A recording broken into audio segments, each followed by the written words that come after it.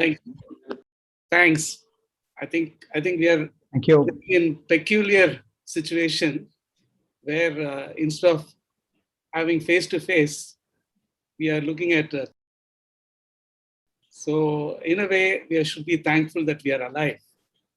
Many people have had a lot of misfortunes, and that's why I think it's appropriate to look to God to bless this event and make it a blessing for others.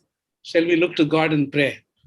Dear God, thank you for this opportunity that you've given to each one of us, the faculty as well as the students, to take part in this Urology MasterClass 2021.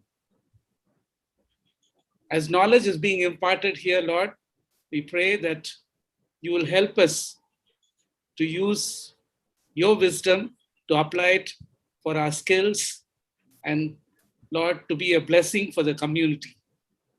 We commit all the teaching faculty and the students and the program into your hands. That will be of immense value, not only to us, but to the patients that we are going to look after. Bless this time for us and enable us to imbibe whatever we need to learn and use it for your glory. In Jesus' precious name we pray. Amen. Greetings to all of you from the Department of Urology, Christian Medical College, Vellore. It gives me immense pleasure to welcome all of you, distinguished faculty and the exam-going students, to this masterclass of this year. A huge amount of effort has gone into the making of this from the faculty and the postgraduates of this department. For the first time ever, this is going on an online platform, and it's going to be over 2 Saturday afternoons. I must commend Dr. Santosh and his core team and the team from IPCA to have put all this together. I hope all of you have a very rewarding experience in this scientific interaction. Welcome to all of you. Thank you, Dr. Lionel and Dr. Anthony, for that welcome and the introduction. And without wasting much more time, we'll go on to the case presentations today. Dr. S.K. Singh from PGI Chandigarh and Dr. Ellen Dorairajan from IPMA will be the faculty to discuss for the first hour the cases. The students who will be discussing the case are Dr. Samarth, Dr. Bhavishya, and Dr. Abhi. CMMP, Dr. D.Y. Patil, and Jaslok Hospital, respectively. And Dr. Abhi will be presenting the first case. So, Abhi, can you unmute your mic and start your presentation? Yes, sir. I'm unmuted, sir. Can everybody hear me? Yes, I can hear you. Good afternoon, sir. Yes, good afternoon to all of you. Good afternoon, sir. Abhik here. Am I audible, sir? Yes, clearly. So, presenting case 1. A 21-year-old unmarried male presented with 1 month history of right-sided scrotal swelling, which he noticed incidentally. There was occasional dull aching pain in the scrotum and right groin region, with no obvious precipitating or relieving factor. There is no history of trauma, fever, abdominal pain or mass, cough, loss of appetite or weight. There are no comorbidities or prior history of surgery.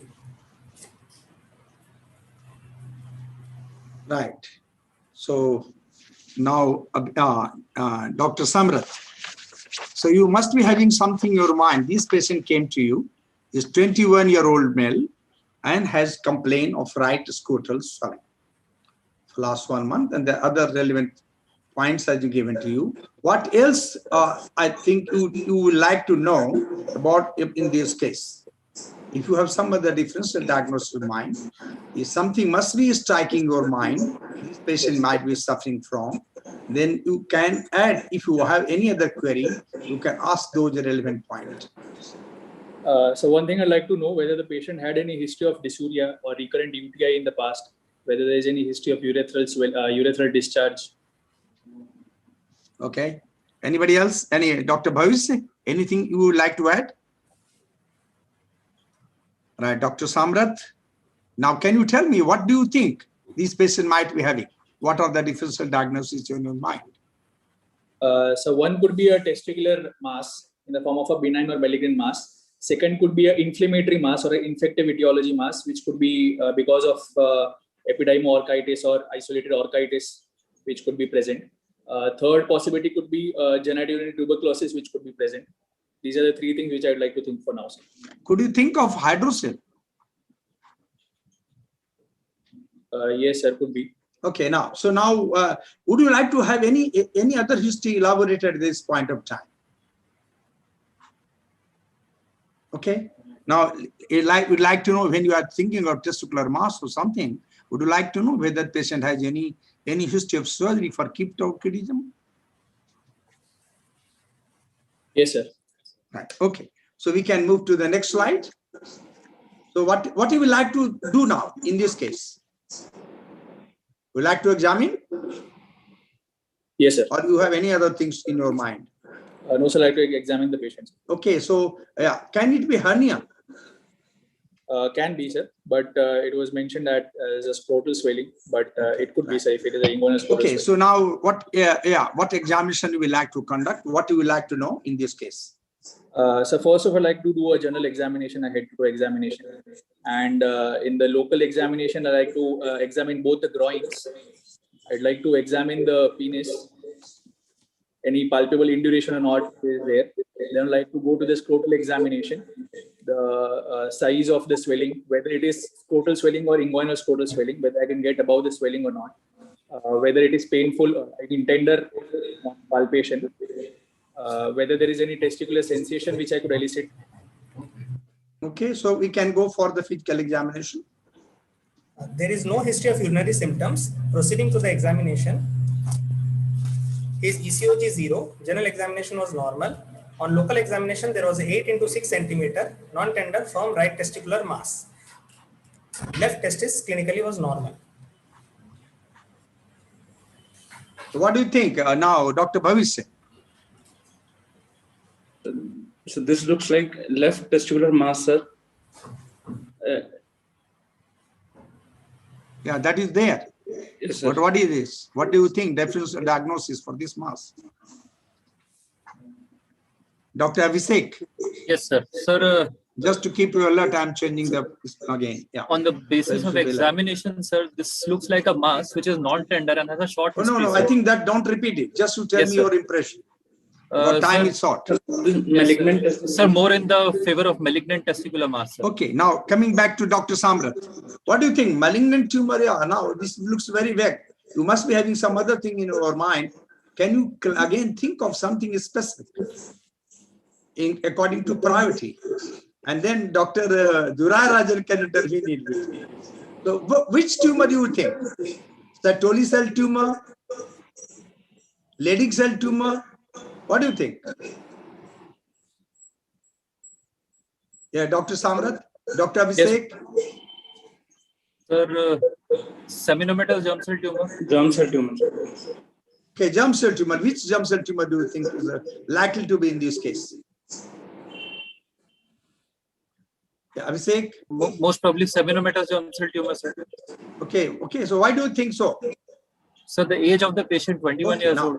So now, do you think any characteristic feature on examination which you will like to elaborate or make that you can't make it out on examination?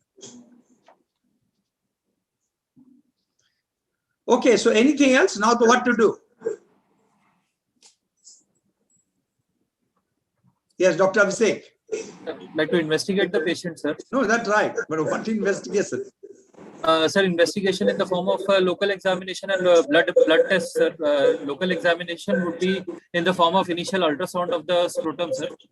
And other than routine blood investigations, sir, tumor markers for germ cell tumors, including alpha fetoprotein, beta HCG, and beta HCG, alpha fetoprotein, and LDH. LDH, okay. Yes, sir. Right. Okay, so ultrasound. So like to get ultrasound done for that testing, right?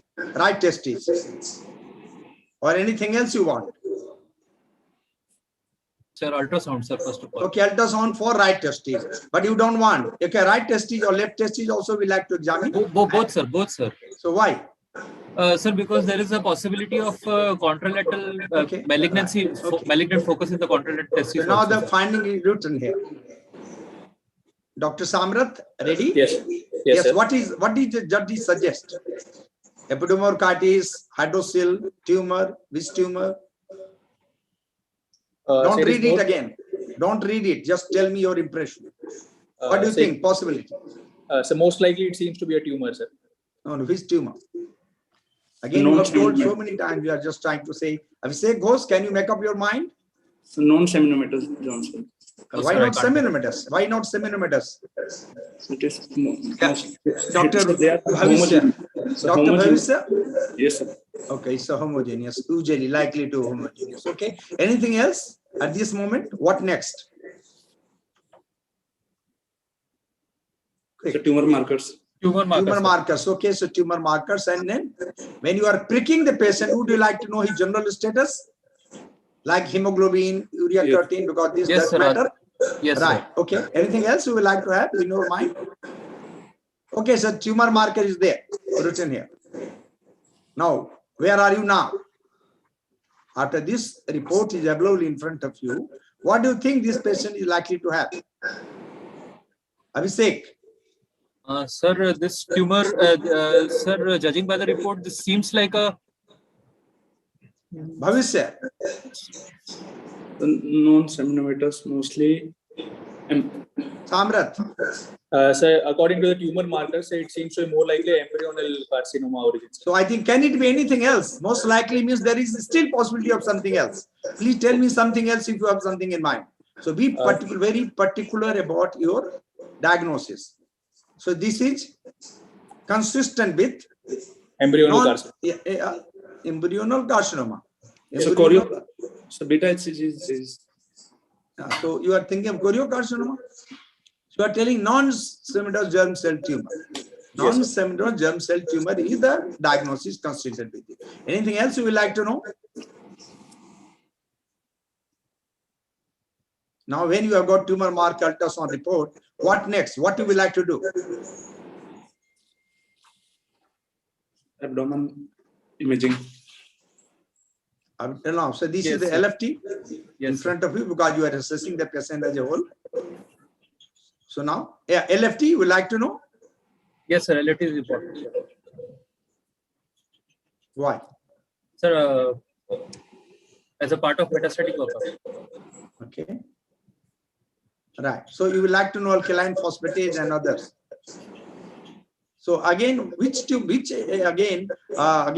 biochemical investigation will lead you think of this is again maybe likely to liver metastasis or anything else or bony metastasis. Which component of liver function will let you know. Okay, ALP, serum alkaline phosphatase. Alkaline Okay, phosphatase. alkaline phosphatase. Anything else you would like to know? So now what to next? What next? Tell me. Because time is limited. It's going to be over 10 minutes. Abdominal imaging, sir. Abdominal imaging in what? Ultrasound you have already had. You would have asked the ultrasoundist to look for. Sir, Kidneys. contrast Contrast enhanced CT scan of the abdomen. Okay, why do you think so? Sir, retroperitoneal lymph node masses. Okay, why do you think And- so? That this is going to be in abdomen because abdominal exams are normal. So at what stage you will like to get CT scan of the abdomen done? Every case of germ cell tumor or there is some marker for that? Okay, so we like to get CT scan done. Yes, sir. Or we would like to get CT again, orchiectomy then followed by CT scan. Anything, chest x-ray? Yes, sir. Chest X-ray as well. For what? Purpose of what? Sir, lung metastasis. For lung metastasis and then anesthesia workup. Okay. Okay. Yes, sir. Right. Yes. Chest CT, yes, Okay. like this. Yes, sir. Chest x-ray like this. It's a cannonball met. Okay. So what do you think? What is this? Bronchial this- carcinoma? Sir, this appears to be a cannonball metastasis secondary to the testicular mass, sir. Possibly arising from the malignant testicular mass. Okay, so what to do now? Sir, abdominal imaging. CT scan of abdomen. Yes, sir. Okay. Now, yes.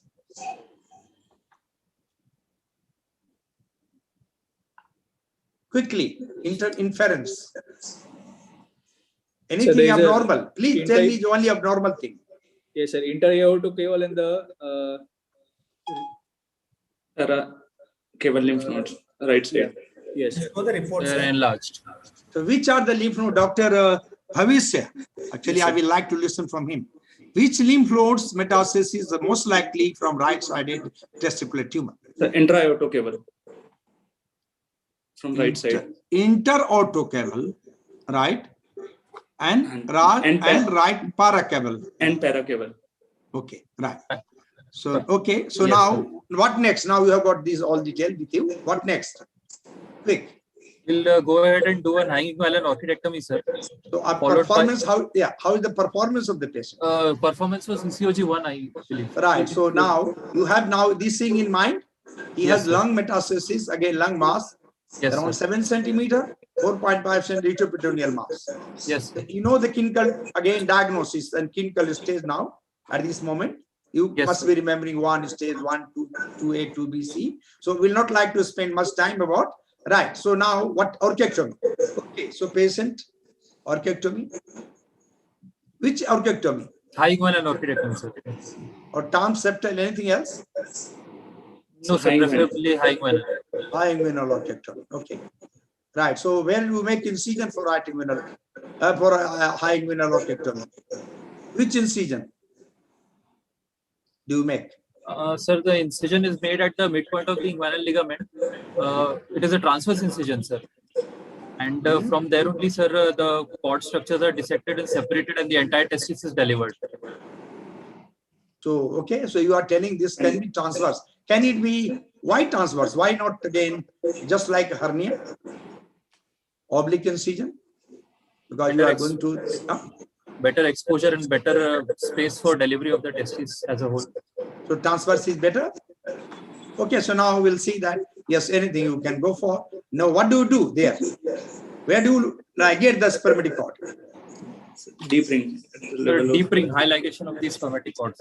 Okay, so these patients are undergoing right high inguinal orchectomy. What now? What do you like to know further? So the type of tumor, So the histopathology. So histopathology of the tumor, what are the things you will like to have in your mind? Okay, the type, anything else? So whether there is a extent of the mixed histology or not, whether there is teratomatous components or not. Okay. So you like to know the histopathological variant types. Okay. One, Yes, anything else? So lymphovascular invasion. Lymphovascular invasion. So how does it matter whether LVI is there or not? Yes, this is one of the marker. Would you like to see if it is stage 1? Yes, sir. Now you know the Yes, lung sir. metastasis. The state changes, sir, if there is LVI. Okay, still you will like to have that idea. Okay. So you like to know histopathology. Anything else you would like to have? So the extent whether the epidermis or the vas is involved or not. Okay, so that is the histopathology. We'll let you know.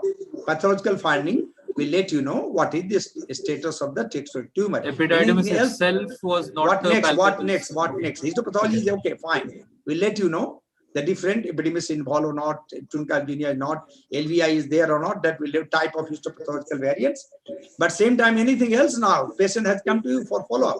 Sir, post-orchidectomy markers, sir. Markers. Post-orchidectomy markers. When? Sir, according to half-life, after 1 week, sir. After 1 week. The Yes, sir. half-life according to 1 week, what is the classical? And why you will like to know at 1 week? So to plan further treatment, sir. Right. So So the- when you will start? So what do you think this patient should receive? He has undergone orchectomy. Now histopathology report we are going to give you just now.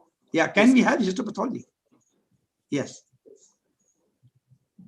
And then tumor marker when? If it is raised, still there is some downtrend, Yes, sir. then what do you do? Yes, sir. Sir, we'll wait for maximum up till 4 weeks, sir. Right. So would you like to get it done at 2 weeks, 3 weeks, 4 weeks? Why to repeat again then? What is the idea? When you are going to start, what do you think the next treatment for this patient? Sir, based on the tumor markers, whether we'll plan the retroperitoneal lymph node dissection or the chemotherapy. Do you think it's good for retroperitoneal lymph node dissection? You have seen the mass. No, sir. And It's here quite a lung big metastasis. Would you Yes. like to go for RPLND? No, the patient has metastatic disease. Right. So what you will give? Now, Dr. Samrat. So first, I'd like to see the markers, sir. What is Okay. the post-orchiectomy markers? What is the If level? the marker is analysis? not available, then what you are planning now? The patient is Histopathological. getting discharged. Patient is getting discharged. You know every status. Do you think chemotherapy is going to be a must in this case? Yes, sir. Must, Yes, must. sir. Right. So don't get confused. Now, Yes, sir. what that will be as a marker, as a mark again, I will tell you the prognostic and something for again resuscitation. But patient requires chemotherapy, systemic chemotherapy. When you would like to give chemotherapy to these patients? So just a reminder, we have 10 minutes for this case. Right. So just I wanted. Okay. So you like to wait till the wound heals nicely. Okay. So can we go for histopathology? Yeah. This is the Quickly. histopathology. So now immature teratoma 65, yolk sac component 25, embryonal 10%. Dimension 8 centimeter, LVI present. Now these are not going to the capsule. There is germ cell neoplasia in situ. What is the chance that other testes will also have germ cell neoplasia? Approximately 20%, sir. No, do you know any marker, Dr. Samrat? Dr. Abhishek? When it's likely to be high? What is the chances of involvement of bilateral testes? Say atrophic Approximate- testis. Atrophic testis presence of microcalcifications have few markers, sir. So those are the risk classification, history of cryptodism, strophic testis, those are the markers. Okay. Now, so this is PT2. Why it is PT2? This is there is no capsular breach. Epidemis is not involved, cord is not involved. Why they have given PT2? Sir, lymphovascular invasion. Yeah, Lymphovascular invasion is right. present, sir. Okay, now, okay, so now, next we can go for now the patient came for chemotherapy to you. But yes, now that marker was like this. This was done at 3 weeks. And then he came to you after 1 month. After 1 month. With this report. Now, can you tell the risk stratification, risk classification for this germ cell, non-germ cell tumor? Now, this is post-orchiectomy. Do you think it is a down? It fulfills the half-life criteria, or it is rising, or it is decreasing? Earlier, the alpha-fetoprotein was around 1,000. Beta HCG was around 5,000. So this would fit into the intermediate prognostic classification, sir, because beta HCG is above 5,000 levels. Okay, And, right. Yes, sir. Yes. So the patient came to you with now, can we go ahead? With bilateral pedal edema that time. When he came with this marker, he had bilateral, again, wound is healed nicely. You call him for chemotherapy. He has no breathlessness and chest pain, but he has bilateral swelling of the limbs. And Doppler has shown it to be DVT. Why? So because of compression by the compression by the retroperitoneal mass. Is it likely when the tumor is on left side and the metastasis in the retroperitoneum? IgG2 lymphatic blockage. Okay, so obviously you have seen that in case of right testicular tumor, the interautocaval lymph node again is enlarged, paracaval lymph node enlarged, and then the IVC get compressed between two masses. And there can be a chances of stasis. There's just stasis and that can lead to DVT. So what should we do now?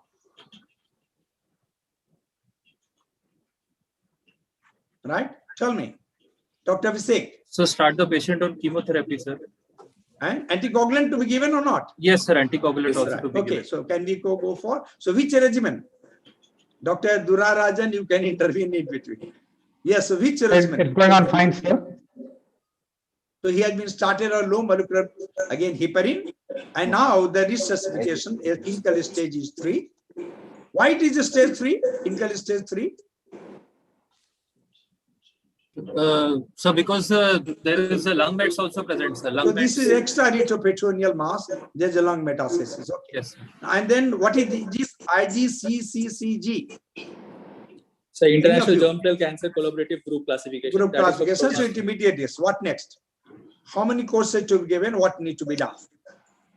So we can give BEP regimen 4 cycles. Okay, so Bleomycin, yes. etoposide, cisplatin, sir. And then when do you do? So you are doing 4 courses. When you do anything else, so you call up the patient after 4 courses of chemotherapy, you will send the patient to a medical oncologist. Yes, sir. For 4 courses. Yeah. Would you like to again suggest something else in between? So like Pulmonary function test. Pardon? Lung function test. Lung function test. Anything else? So would you like to see Sir, whether the tumor, what is the status of scan tumor has been done. marker? What is this? No. Just now, when the tumor marker need to be assessed, whether patient responding or not, would you like to wait or would you like to get serum tumor marker done at 1 month or 2 months or 3 months? Whether patient responding to chemotherapy or not, it's advisable that you can get serum tumor marker done at 1 month. And then yet finally, you will see if the patient is responding to the chemotherapy, yes, then imaging can be deferred if he is responding. If not, then you can intervene in between. You will see whether the patient has got any other lesion, what has happened to those lesions which you have seen earlier. So patient received 4 courses of BEP. Right. Now what else would you like to know now? Now, so 4 courses have been done. Cancer. So now patient responded, again, tumor marker were decreasing, and you will like to again see the tumor markers as well as residual mass, sir. Yes, Residual creatine, mass. and then, Residual retroperitoneal and then mass. CCT of abdomen and CCT chest. Yes, sir. Yes, sir. Both. Okay. Right. So tumor marker. Came down. Now this is the tumor marker. You know the normal range? Yes, so you will try. But otherwise, they are giving in reference value is in the bracket. So what do you think now? It has come down to normal, sir. Yes, and then LDH. Okay, so what next? You ask for chest CT scan and abdominal CT. And would you like to get alkaline phosphatase done? Patient had no bony pain, no pain abdomen. Right, so again, Yes, you have done alkaline phosphatase or liver function test, and then this is the CT scan. Post chemotherapy, you can see where is the IVC. Can you make it out? Yes, IVC just uncleared. See now, it's a floating. Yes. The floating behind is retrocaval lymph node and interodocaval. Again, you can see aorta and IVC is distantly placed. And how is that chest region in the chest had decreased? Now, can we say the dimension to them? Next slide. Yes.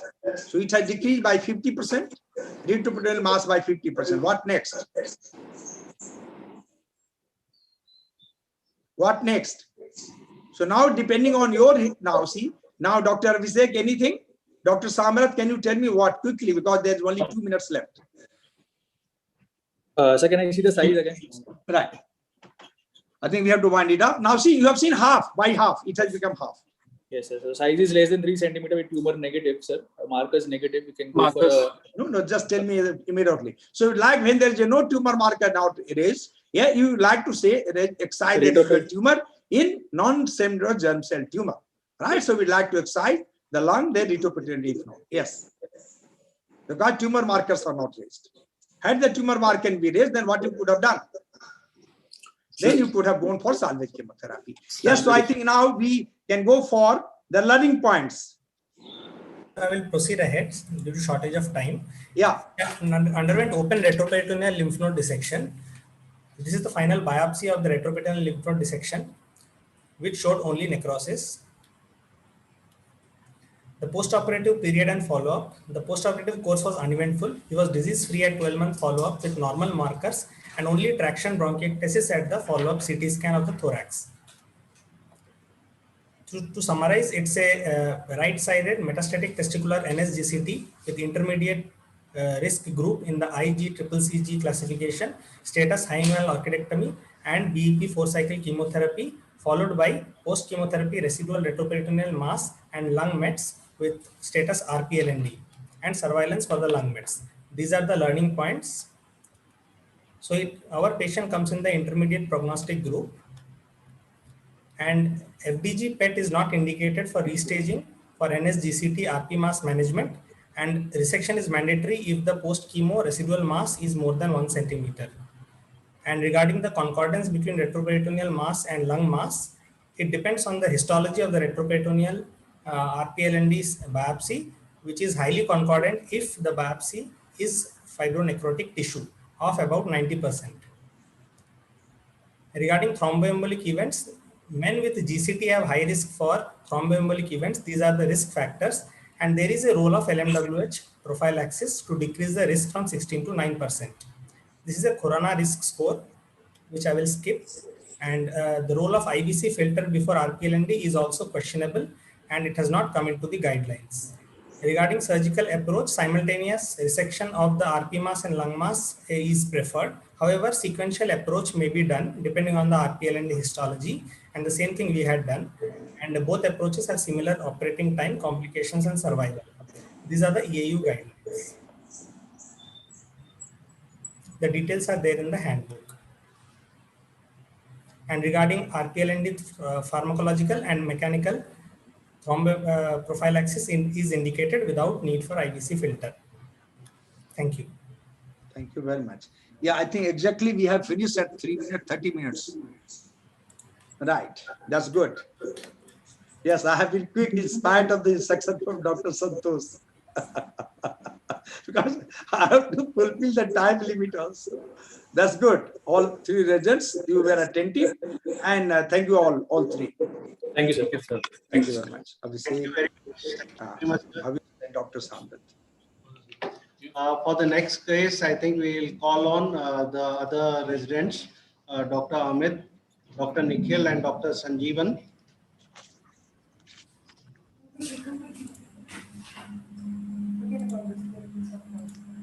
I think Sanjeevan is back now. Dr. Rakesh Kumar will be there, and Dr. Durai Rajan and Dr. S.K. Singh. Are they there? Dr. Sanjeevan? Where is who is Dr. Sanjeevan? Anyway, somewhere there, is it? I can't. Dr. Amit, Dr. Nikhil, and Dr. Rakesh. Yes, Dr. sir. Good Nikhil, afternoon, Dr. Rakesh, and Dr. Sanjeevan. Okay. Good evening, sir. Good evening, sir. Dr. Sanjeevan is not there? No. Is Dr. Amit there? No. Yes, sir. Good. Yes, sir. Good afternoon, sir. So Dr. Amit, Dr. Nikhil, and Dr. Rakesh, is it? Yes. Good. Yeah. Okay. Let's go on with the case. Please. So starting with the next case. Yes. And who is presenting this? Sir, I am Abhi presenting it. Right. Sir is 37-year gentleman, married for 2 years with no children. He presented with a painless penile ulcer for last 1 year, which occasionally bleeds to touch. There is no history of poor flow, burning micturition, or systemic symptoms. There is no history of multiple sexual partners, no comorbidities or addictions. So let's start with Dr. Amit. He's there, no? So what do you think are the possibilities? So the first possibility that I think is penile cancer. What else? Penile carcinoma. Yes, sir. It can be a tuberculosis also. Patient can have presentation with ulcer. Then patient, though doesn't have a history of sexual promiscuity, but patient can have syphilis or any ulcer that from sexually transmitted disease. So these are Like what? Sir, one is that is Haemophilus ducrei causes that ulcer, and then syphilis will also cause condyloma lata. Okay. So what about you said penile cancer? So any type of particular cancer you have in mind, or any other neoplasm besides cancer? Pre-malignant neoplasm can be there, sir. Buskylowski tumor like thing can be there. Is erythroplasia of Coret. Okay. So what would you like to do now? Sir, the history is sufficient, sir. I'd like to examine the patient, sir. So, On examination, his ECOG 0, well built. General physical examination is normal. On local examination reveals an ulceroproliferative lesion over the dorsal glands of 1 into 1 centimeter size with surrounding area of induration. Meatus is uninvolved and there is no groin swelling.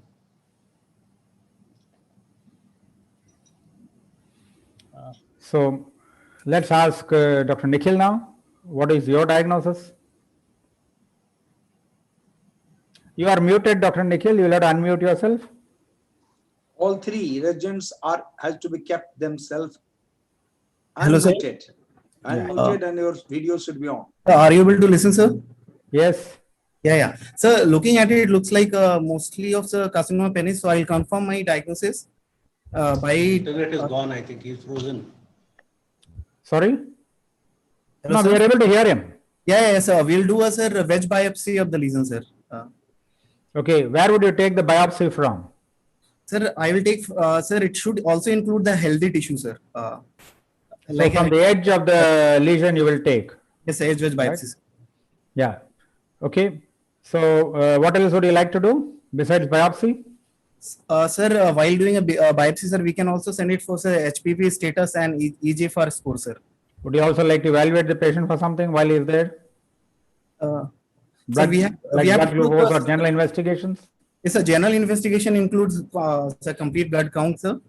So, and also that will include the viral markers, sir. Okay, so can we have the biopsy report, please? So the biopsy report shows moderately differentiated squamous cell carcinoma. Okay, and can is there any what other information would you like? Sir, whether there is an LVI invasion is there or not, sir, PNI is there or not, so that we have to see, sir. Okay, do we have any information on that? And also depth of the lesion, sir. Sorry, somebody else is telling. Please. Yeah, also go. HPV status we should know in the biopsy, sir. And okay. So how does that help us? So the HPV status? So recent guidelines have classified the tumors into HPV associated and non-HPV associated penile carcinoma, sir. Okay. They help in the prognostication of the patient because some are a good risk and bad risk based on this HPV. And so it has also been seen that those associated with HPV, they have a better prognosis than HPV negative cancer, sir. So how do you assess it? Can you tell me from where? In the blood, in the urine, where HPV assess, and how do you do that? Any knowledge about? Sir, we send from the biopsy, sir. We have taken up a chunk. What is being done? Sir, Yes. HPV 16 and 18, sir, we tested for, sir. So what do you do from the tissue? Sir, we take the Staining, or you do fees, sir, or we what? take reagents, sir. Sir, it is taking normal saline, sir. No. How? What is the method applied to detect HPV in the tumor tissue? Okay, so you should have an idea. Is a FISH technique or by immunostaining that you have to say that. Okay. Yes. Now, Dr. Durai Rajan, please. Okay, so they wanted the other lab investigations. So do we have the routine serum chemistry and right? The routine investigation. What is the significant? Yeah. so routine urine and culture also, sir, and calcium for calcium and create for blood investigation. So you have this in front of you. Why were you so interested in calcium? Sir, because penile cancer have a paraneoplastic syndrome which causes parathyroid-like hormone which causes increased level of calcium. Sir.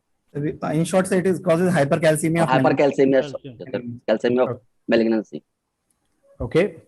So you saw those investigations. They are all practically normal. What would you like to do next? Did we have any information on the regional lymph nodes? It was clinically non-palpable, sir. Non-palpable. Excellent. Okay. Yeah. So that means this is a good risk, sir. So what now? What would you like to do? Let's have this question to Dr. Rakesh. You would like to take it? Yes, sir. Yes, sir. Yeah. We will go through partial penectomy. Okay, I'd like to ask a question to Dr. Amit. Why not something like a glandsectomy or some other organ preserving surgery? Yes, sir. So organ preserving surgery can be offered to the patient if the patient has low grade tumor and TA tumors and small tumors. So in this patient, the So patient is this has, a candidate? Is this patient a candidate for the? Yes, sir. We can offer this patient. What organ preserving surgery would you offer? We can offer him glans resurfacing technique surgeries where we can preserve. But he had a tumor going almost, it said just induration extended up to the coronal sulcus. Yeah. Do you think he would be a candidate for radiotherapy? For radiotherapy. Would Dr. Nikhil like to talk about radiotherapy? Yes, a patient can be given an option of radiotherapy, sir. Is that inferior to surgery or is it okay? Equally good? Inferior to surgery, sir. Really? Sir, it is almost similar, sir. Yeah, I guess you guys have to read it. Okay, read about it. It's a very much accepted treatment.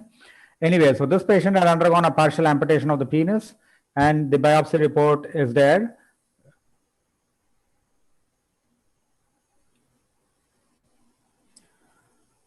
So how would you like to follow up this patient? So this patient has a grade 1, sir. Grade 1, it's a well differentiated, sir. So there we can have both. Either we can go for bilateral modified inguinal node dissection, or either we can wait and follow up the patient. And if he presents, but you can do only one thing with the patient. You can't do both. So what would you like to do? Sir, what is your decision? What is your decision? Yes. Sir, I like to follow up the patient, sir. I keep him under observation, sir. Why? Why not? It's a grade 1, sir. So in that, sir, as per the recommendation, we can go for surveillance, sir. And it is also a T1 lesion. So yes. Anything? Yeah. Any other favorable point?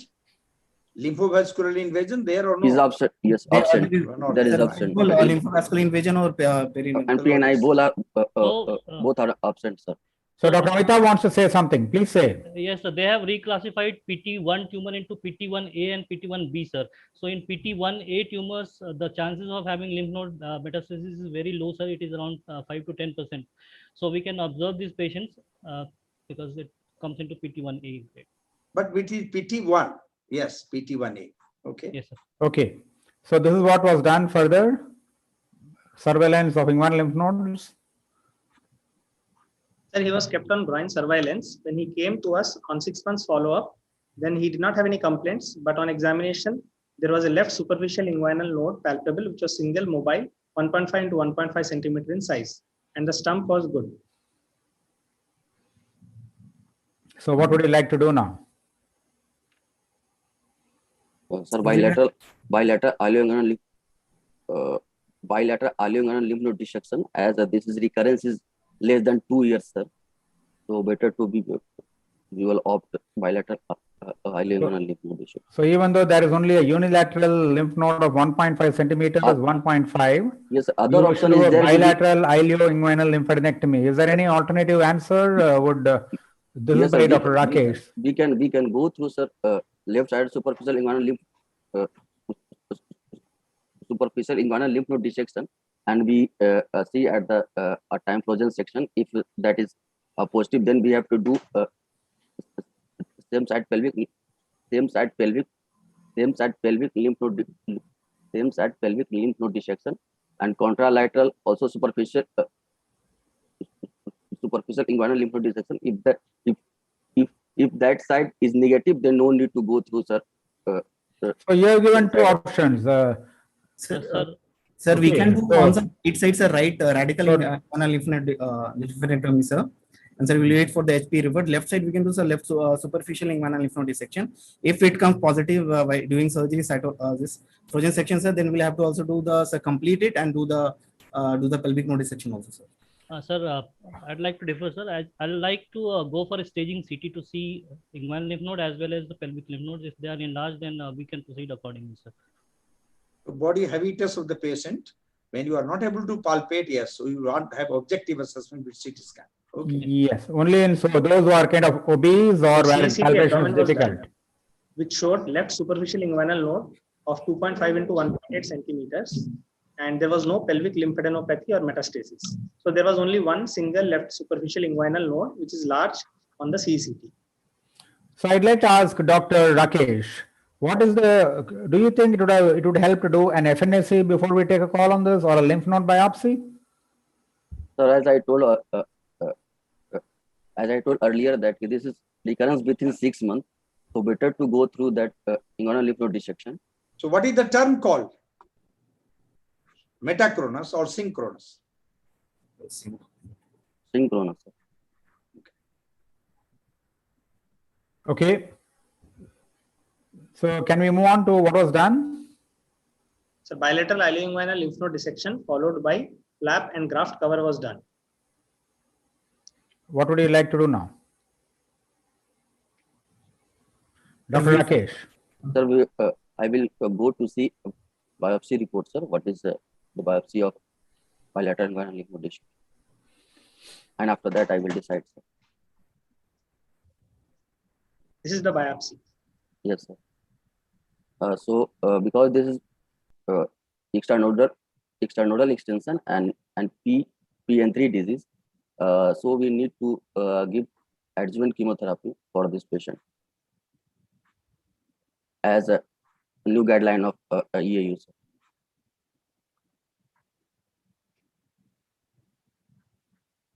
So what chemotherapy would you be giving?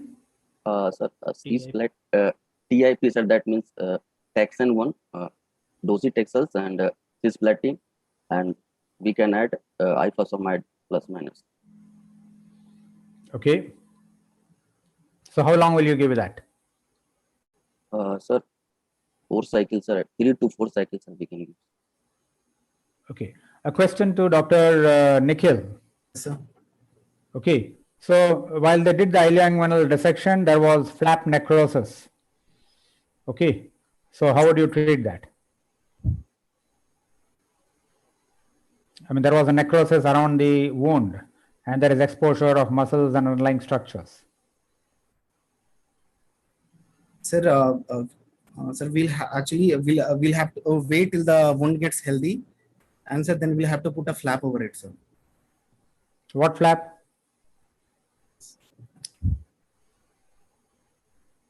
Sir, abdominal flap, sir, can be used, sir. Like what? Does it carry a name? Do you think skin graft will be equally good? No, sir. Skin graft will not be good. Why not? They have already done a sartorius transposition, so there will be a muscle bed out there. What is the use of that sartorial transposition? So that is. Let's have Dr. Amit answer that. That is to prevent the vessels from. Vessels from what? Sir, these vessels will be bare enough. They will be just under the skin. So just to cover that, sir, we have a sir, graft over it, sir. Okay, that's nice. So how would, do we have some more time? Dr. Singh, would you like to ask some questions? Yeah, so can you tell me the flaps? Because when you want your skin to be there and now available to cover the area where you are going to give something, maybe radiotherapy or maybe, so would you like to tell me what are the flaps which are required to cover the raw area after excision? When there's some fungation, you have to excise the skin in the inguinal region then. Now, can you tell me now, just a very favorite question from my side. I think another 2 minutes. When this patient had metastasis, synchronous metastasis inguinal lymph node, should we do total penectomy? Otherwise, there is going to be recurrence. Just trying to misguide you to know your basic concept. No, sir, there is no need. No need, sir. No need, sir. Why? The disease has gone from penis to inguinal lymph node. It has gone through the shaft only. So maybe shaft recurrence can take place anytime. Why not? Because the life, right? Sir, we'll be adding to the morbidity of the patient, sir. Sir, if there is a recurrence, we can do. We can convert it to a total penectomy, sir. No. So now, okay. Let me ask you a very direct question. How does the pelvic inguinal lymph node gets involved in carcinoma pelvis? Sir, you know the mechanism of lymphatic spread. I want to know that. This is the basic knowledge I want to know about the carcinoma pelvis. Sir, actually, yes, sir. So actually, the lymph node metastasis in CA penises in stepwise manner. There is a very few instances seen. Okay, with no. skip Actually, metastasis. I'm just stopping you. Yes, if had it been a case of malignant melanoma of the glands, yes, all things would have been excised in toto, in continuity. Why not for squamous cell carcinoma of the penis? So that is the knowledge. The lymphatic spread you have to know for cancers. In case of carcinoma of penis, it is by way of embolization, not by permeation. Permeation means it goes along the lymphatic channel, such as in case of malignant melanoma. That's called intransit lesion can be there.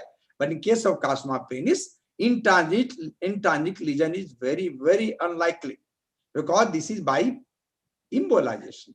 So that is the basic pathophysiology behind doing only inguinal lymph node, both the management separately, carcinoma of penis separately and inguinal lymph node management different. Okay, right, doctor. I think I have done. Thank you, sir. One quick question from Dr. Amitabh. When a patient has undergone bilateral ilioinguinal lymphadenectomy, so what are the measures you will take to reduce the morbidity associated with lymphedema?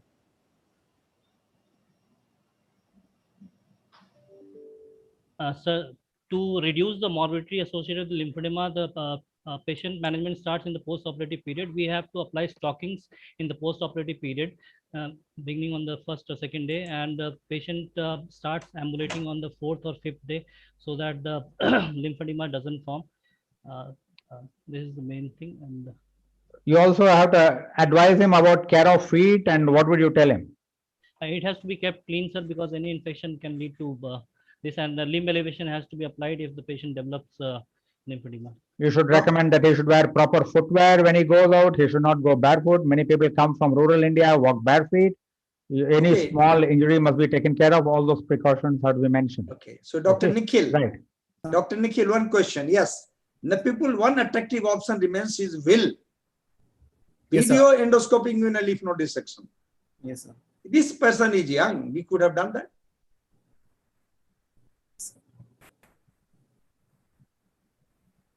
So that depends. So what I wanted to know from you, yes, you should know the indication and contraindication of will. Right? This is not a suitable case for will. Staging okay. I think rest of the thing you just study, and I think now 5 minutes for learning. We'll go for the learning points, sir. The further management, the Vellore team can tell us. Yes, sir. Sir, so after discussion with the tumor board, the adjuvant chemoradiotherapy was given for this patient. And further, on 2-year follow-up, there was a right internal iliac node of 10 mm size, and USG guided FNA was done, which was not contributory. He was reviewed again at 27-month follow-up with a PET CT scan, which showed borderline activity in the same area of right internal iliac region. It was again discussed in our tumor board, and it was advised periodic surveillance. This is like to show the picture post-op. I can see that because of flap cover, in spite of him having radiation also to the groin, one is that we could give radiation prophylactic because the margin on the N3 node is not very evident. We were not very sure whether it is completely clear, so we gave radiation. In spite of the radiation, he doesn't have much of a lymphedema. Otherwise, radiation post groin dissection has very bad morbidity. In this patient, because we have a flap cover, it probably helped in the lymphatic drainage. That's right. So they should know what are the flaps used for this region. That's very important. Like tensor fasciae, tensor dorsi flap, those. So resident are supposed to know that. Yes. Now, yeah, right. Learning point, please. These are the learning points, sir. I'll quickly go through. This is the WHO pathological grading. Any amount of sarcomatoid histology is grade 4. Any amount of anaplasia is grade 3. And this is the prognostic index by Chalks in 2009, which is just a method of predicting the percentage of nodal metastasis based on T-stage and perineural invasion. There is a role of unilateral lymph node dissection in case of metachronous groin recurrence after the dealing with the primary. So according to this series by Horenblas, they have said that contralateral lymph node dissection is indicated if the recurrence is early, where they have mentioned the time as about 2 years, and if there are more than 2 positive nodes in the ipsilateral groin. because in that case, the risk of occult metastasis in the contralateral groin is about 30%.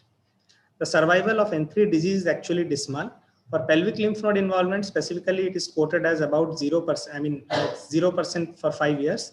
And for extranodal extension, it is about 8%. So pooled analysis has shown that is about 0 to 20% 5-year overall survival. These are the adjuvant chemotherapy options. Role of radiotherapy in CA penis, mainly the role is for the primary lesion.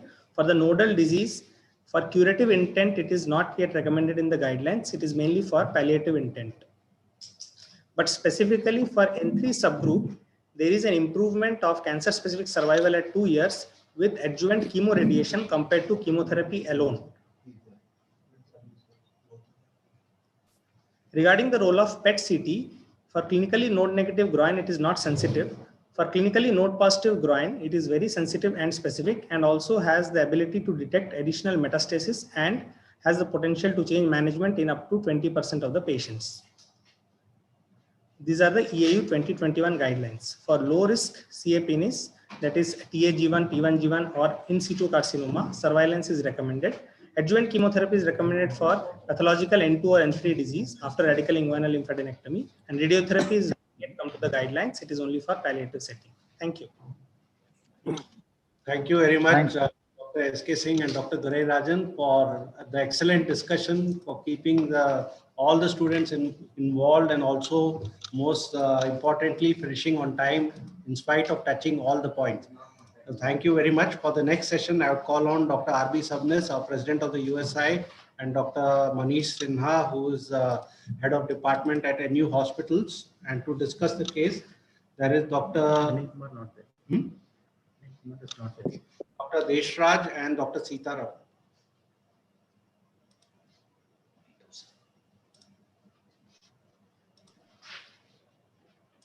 Who are there? Dr. Deshraj. Deshraj and Dr. Sitaram. Dr. Anil, I think, is from Nepal. I think he's not logged in.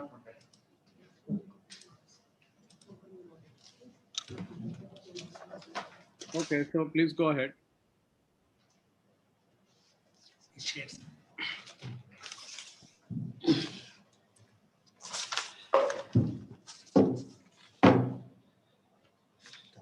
Good afternoon. I am Dr. Chawar. This is a 68-year-old male. He presented with poor flow and incomplete voiding for last 6 months. He had no history of hematuria, alkalia, or fever. He was recently catheterized and 600 ml urine was drained.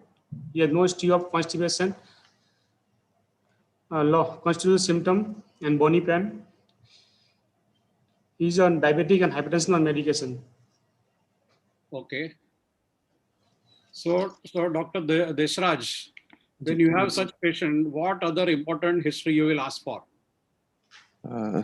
Sir, will ask for this any previous episode of retention. Okay, and, what else?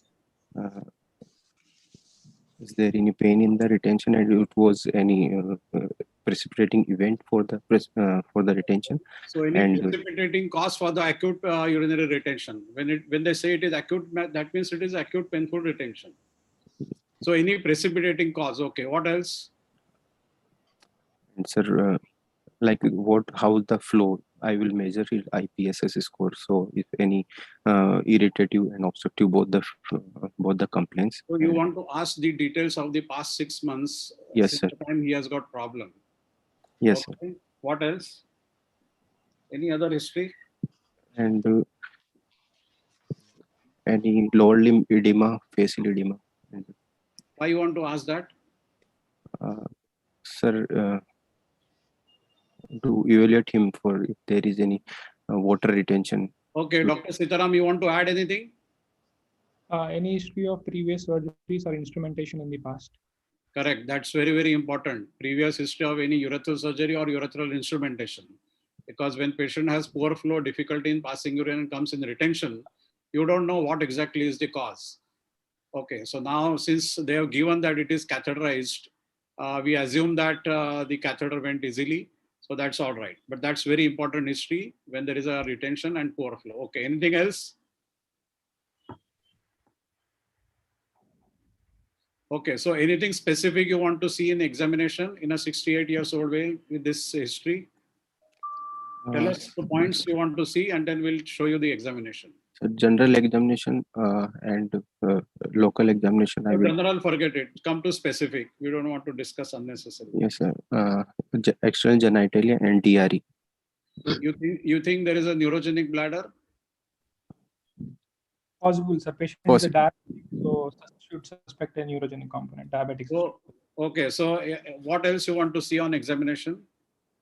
Local examination, I will look for phimosis or any urethral inundation to route any inflammatory pathologies, and then to look for the digital rectal examination first, anal sphincter tone, and then the prostate gland size and any nodularity, hardness, or fixity is noted. Okay, And then bowel is loaded or not? Okay, show the examination findings. So he was ECOG 1. General systemic and abdominal examination was normal. He had a periurethral catheter in place. Rectal examination revealed a hard nodular prostate. All right. Okay, so what next you want to do? Sir, with urinalysis, routine investigation, blood investigation, coagulation profile, and ultrasound. No, you tell us what you want. You want to do ultrasound. Okay. What specific things you want to see in ultrasound? Sir, see, go in a systematic manner. First, you tell CBC, creatinine, all these things. Tell in a very systematic way. Don't just come to ultrasound and this and that. Okay, so these are the blood investigations. Creatinine is normal, hemoglobin is normal, liver function is normal, PSA is 67, and diabetes is well controlled. So now, so what next you want to do? Ultrasound. So what you want to see in ultrasound? Sir, prostate bladder wall thickness and extension of. Once the patient is on catheter, how do you measure bladder wall thickness? You want to clamp the catheter and see? Yes, sir. So what's the logic of seeing bladder wall thickness? Is it relevant? See, in a exam, when you utter anything, remember one thing to all the students, in exam, when you utter anything, it has to have some relevance. Now, if you say that I want to see bladder wall thickness in a background of the case like this, then whole discussion will be completely in a different track. Now, I will ask you further, okay, why you want to see bladder wall thickness? How will you measure bladder wall thickness in a patient who is on catheter? How long you will keep the catheter clamped? Will you inflate the bladder and see bladder wall thickness? What is the idea of measuring bladder wall thickness? So these are all unnecessary questions which will not carry any marks. So utter very, very important. Now you have seen, you have felt the DRE, there is a hard nodular prostate. PSA is 67, is 68 years old male. So your direction of the case is now in a very particular direction. So remember, when you say ultrasound, you say, I just want to see the dilatation of the upper tract. So that's relevant in this case. The bladder wall thickness is irrelevant. Okay. All right. So what next you want to do? See. So ultrasound says normal. Okay. Abdominal ultrasound is normal. Okay. What else? What next you want to do?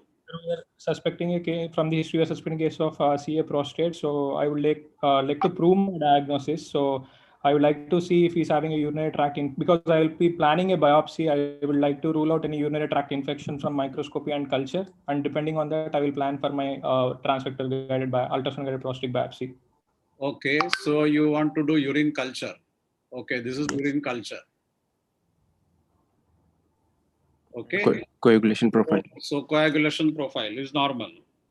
So what next you want to do?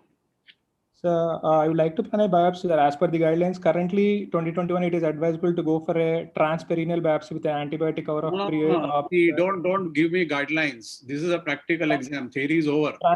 What will you do in this case? Transrectal ultrasound guided biopsy of the lesion. Ultrasound guided biopsy, trust guided biopsy. Okay, good, very good. So trust guided biopsy, how many courses you want to take in this case? Sir, prostate gland size, sir, can I have an idea? I didn't get it. It's a grade 2 prostate, hard nodular, especially on the right side.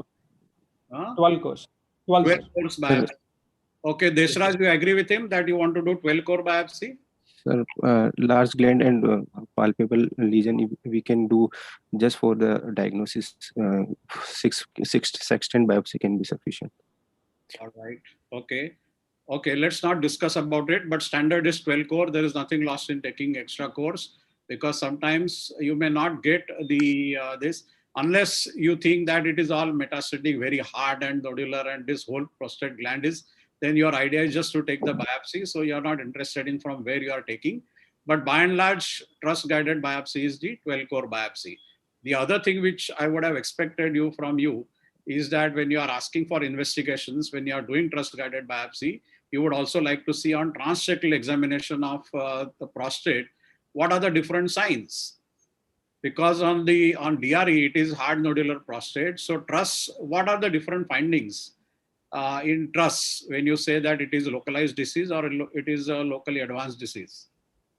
One is the how the appearance of the nodule is hypoechoic, hyperechoic, isoechoic, and then the extent of lesion. There is arbitration of the fat plane between the seminal, with the porosity capsule, and there is an involvement of the seminal vesicles. No, so, what fat plane? What fat plane you said? Sorry, sir. Prostatic capsule breach. Breach. Advancement. Capsule breach. Okay. Capsular breach. Okay. What else? Seminal vesicle involvement and dilatation of the seminal vesicles. Seminal vesicle dilatation. That doesn't give any clue. In a CA prostate, seminal vesicle dilatation absolutely has no significance whatsoever. So fat between the seminal vesicle and the prostate. Yeah, so that is acceptable. What else? What is beak sign? There are many other signs.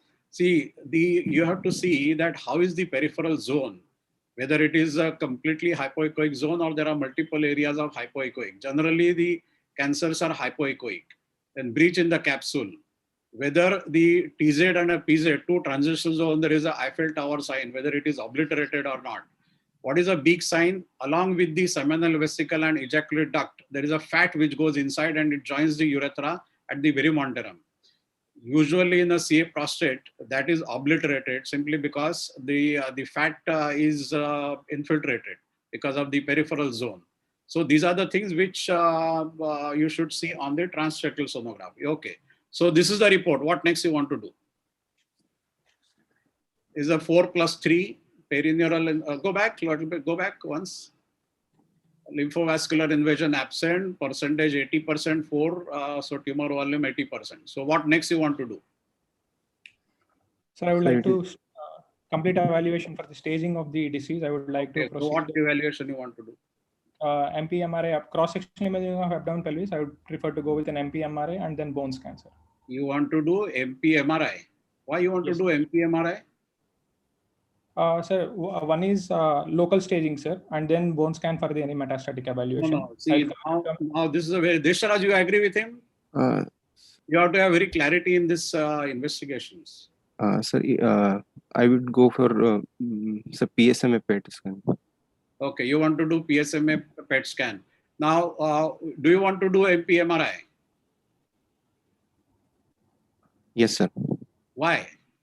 Sir, for the local disease extension, invasion of prostatic capsule, seminal vesicle, and operability. Tell me one thing, Sitaram.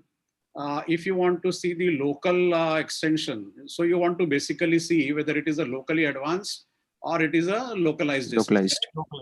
So for that, you want to do MP-MRI or you want to do a simple MRI? MP-MRI would be ideal. Why MP-MRI? To find out the local extension. What is the specific advantage of multi-parametric MRI versus the single parametric or biparametric MRI to find out the local extension? See, here we are doing this investigation after biopsy. Remember, biopsy is already there because you have already done biopsy. And now you are evaluating for the stage of the disease, correct? Yes. So now tell me, what is the benefit of multi-parametric MRI in this situation? So one is MP-MRI has more sensitive, and even this is after a prostatic biopsy also, sometimes the artifacts of the clots can be there. So hemorrhagic will be there. So MP-MRI has more sensitive in differentiating between that and also a malignant lesions. So more precise location and the extent of the tumor can be identified. Okay, what else? What else? it can differentiate between benign nodules and malignant nodules. So now forget that. What is the logic? Once your biopsy report and all this discussion is different when you do MP-MRI before biopsy. After biopsy, when you are advising for the staging, now the whole concept is totally different. Why you want to do certain investigations? Okay, okay. What else? Suppose Dr. Deshraj, you said you want to do PSMA. PSMA. Yes, sir. So do you want to do PSMA PET plus MRI, or PSMA PET is fair enough? Sir, as it is high risk disease and PSA is 67, so more chances of metastatic disease. So Right. I would like to go with PSMA PET scan. Okay, all right.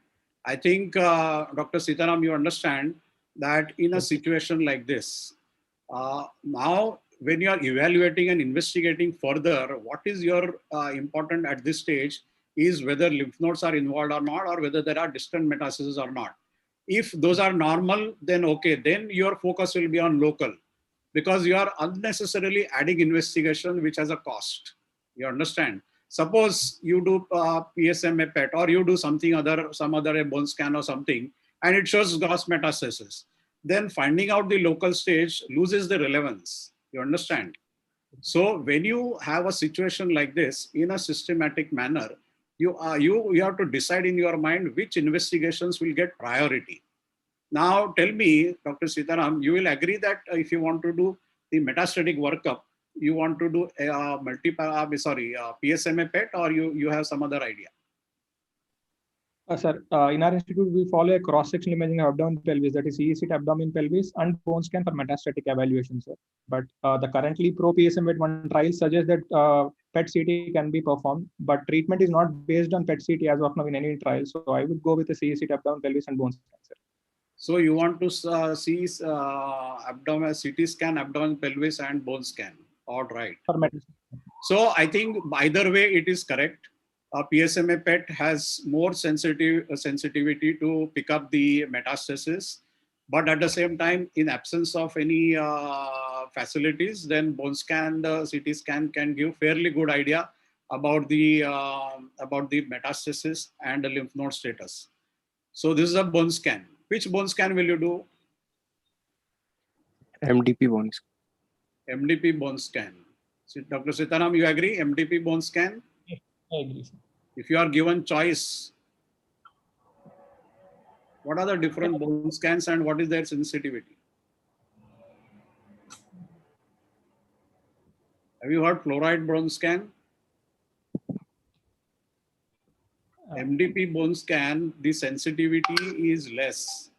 So there are lesions which you can miss in your normal bone scan. Why all these advanced investigations have come? If there are some minor, this can be missed on the bone scan, MDP bone scan. So fluoride bone scan is more sensitive and PSMA PET is still higher sensitivity. Okay. Anyway, so here bone scan is already done. Foci of increased stressor activity, lateral aspect of thoracic vertebrae, bilateral inferior pubic rami. SPECT CT co-registered images show increased uptake in the bilateral inferior. So thoracic vertebrae degenerative and osseous metastasis is confirmed. So now on bone scan, he has got a bilateral inferior pubic rami metastasis, and the rest of there is no other involvement of any metastasis. CT scan, have you done CT scan for any visceral metastasis or anything? Good. So CT abdomen and thorax, very nice. So post TURP, it's undergone TURP. So anyway, let us not go into that thing. So there is nothing in the for practical purposes, consider that PCT abdomen thorax is normal. And there are two lesions in the inferior pubic rami. So what next you want to do? So there are 13 minutes remaining. Now we have to go for management. So now you have fairly good idea about this case. He's in retention, he's on catheter, and he has got 2 metastases in the inferior pubic rami, and he has got a grade group 3. 4 plus 3, 4 is more. So how will you manage this case? So he's a case of metastatic CA prostate. I would like to advise him androgen deprivation therapy along with a chemotherapy, sir. What androgen deprivation therapy you want to advise him? Sir, he's a 68-year-old, sir. So I will advise him I will tell him the options that are available. One is bilateral orchidectomy. Other one is a pharmacological, that is LHRH agonist or LHRH. Okay, Deshraj, you have any other idea or you agree with him? Sir, after discussing with the local or medical androgen deprivation, I will add abiraterone for the complete suppression of the. You want to add abiraterone. Okay. Yes. So both of you agree with androgen deprivation therapy, and Deshraj wants to add abiraterone also, and Sitaram is certainly not agreeing for the abiraterone. So why you don't want to add abiraterone?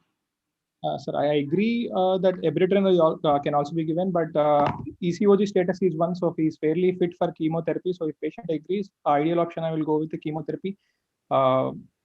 Other than, so you have to have a very clear idea about all these things. There are 2-3 things which we want to discuss with you about the management. Now, yes. If you want to give abiraterone, which are the cases in which you will start abiraterone with with hormonal therapy? Is it the very few metastases or oligometastasis, or it is a gross metastasis? In which cases it has benefit? Intermediate group, and docetaxel is more in favor of so large, if there are disease very few metastasis, abiraterone has not shown to be adding any benefit. Abiraterone adding is more benefit when the metastases are multiple, metastases are visceral, metastases are number of metastases more. This classically fits into oligometastatic stage.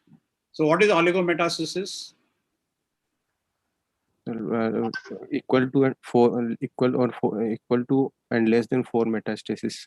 Now, what are the new things about the oligometastatic CA prostate management?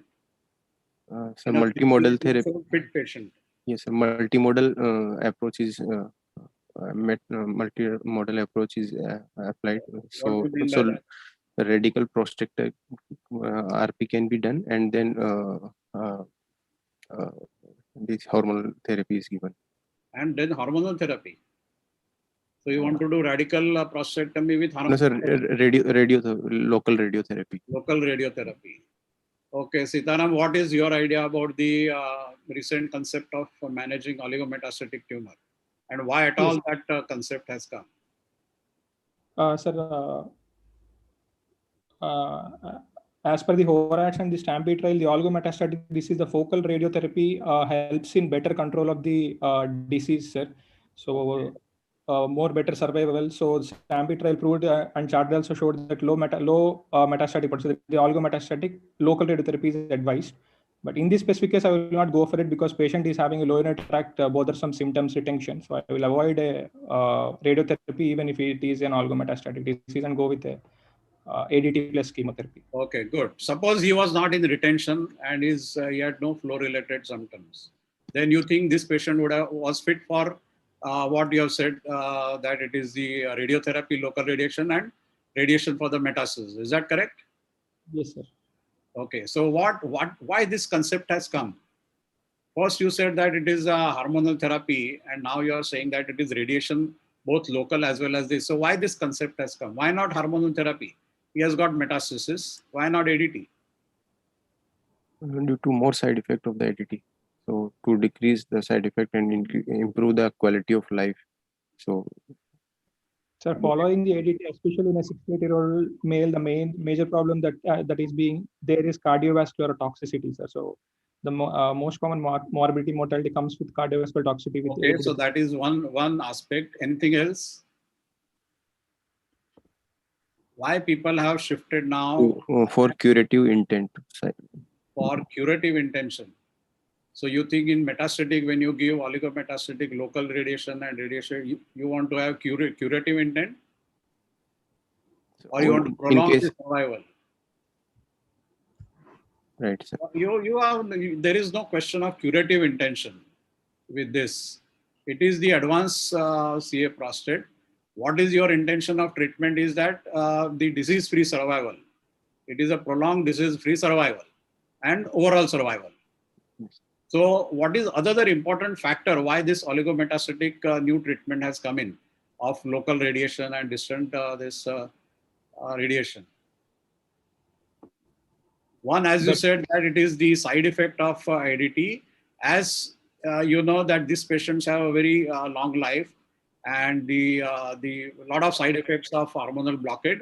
And secondly, if you start hormone therapy early, then you are going to give hormone resistant stage will come earlier.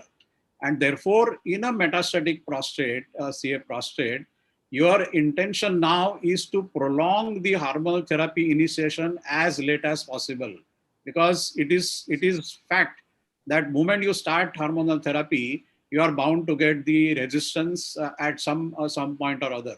So you want to delay that treatment. Okay, so these are two basic concepts why this treatment has come. Now, have you heard of MDT? What is MDT in oligometastatic CA prostate management? What is the full form of MDT and ADT you said? Metastasis directed therapy. Correct. So it is a metastasis directed treatment. So here the treatment is given to the local prostate, either in the form of a radiation or in the form of a surgery.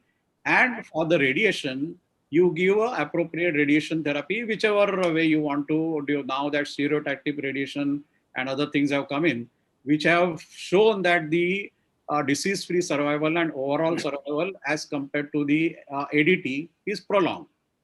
All right. Okay. So how will you follow up this patient?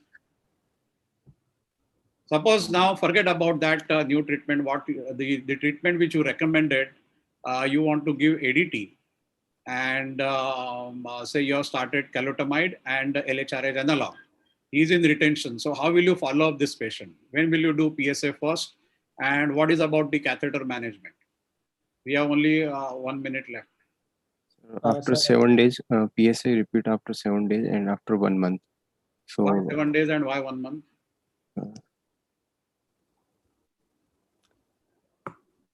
So you agree, Sitaram, for 7 days first PSA repeat? No, sir. We are giving LHRH agonist takes approximately 2 to 4 weeks to act, sir. So I will repeat a serum testosterone and PSA after that 1 month period of acting of LHRH agonist, sir. Okay. So how will you manage his catheter? Sir, generally once we start LHRH agonist therapies, the prostate should shrink. It should the symptoms should improve with the medical management. So we can remove the catheter after 4 to 6 weeks and see if he's able to void or not and manage conservatively. So there are 2 ways to do. First is you catheter-free trial. And in spite of that, if he is not voiding, then you can consider for TURP. Okay, I think at this stage, we'll stop. Dr. Santosh, you can have the learning points. There are only 5 minutes remaining. So this patient underwent bilateral channel TURP and bilateral oblectomy. Okay, good. Biopsy. So in summary, it is oligometastatic adenocarcinoma, Gleason 4+3 with bone mass to bilateral infiltrate. Learning point. So there is not a standard definition of oligometastatic prostate cancer. In general, it is considered to be when the number of mets is less than 5. There are varied descriptions of this condition as shown in front slide. The most practiced definition is one put forward by chartered and latitude studies, which have stratified metastasis prostate carcinoma according to metastatic burden. The chartered study stated that low risk are those with fewer and equal to 4 bone mass, including fewer than and equal to 1 deposit outside the vertebral column and pelvis, with the absence of visceral mets. Now coming to the management of oligometastatic prostate cancer. So current modality for treatment include the 3-tiered approach is systemic, local, and metastasis directed therapy.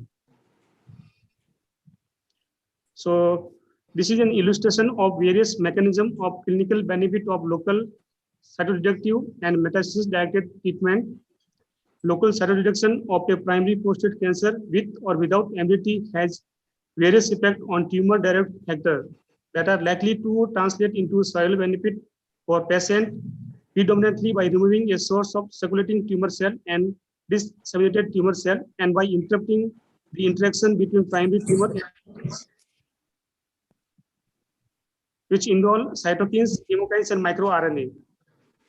These effects would be expected to limit the growth of existing lesion and or delay or prevent the outgrowth of new mets, and might be enhanced by suppression of angiogenesis in tumor microenvironment as a result of ablative RP.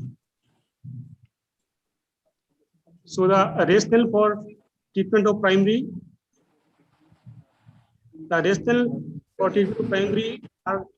is less on the local effect and can be associated with the abscopal effect, which is defined as a shrinkage of lesion located outside the field of treatment by reducing the burden of pre-metastasis other than reducing the source from which cascade cell can arise.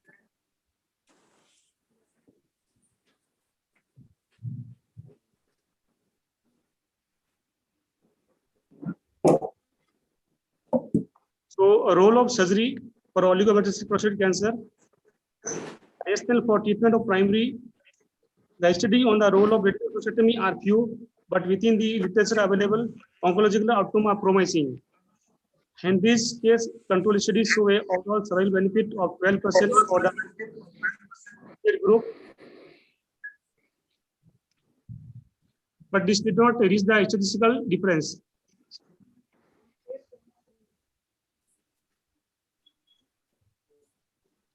So, role of RT for oligometastatic prostate cancer. So, this was a stop cap meta-analysis to include the 3 studies, including the PEACE trial, which is ongoing at present, and other one is Varad and HR.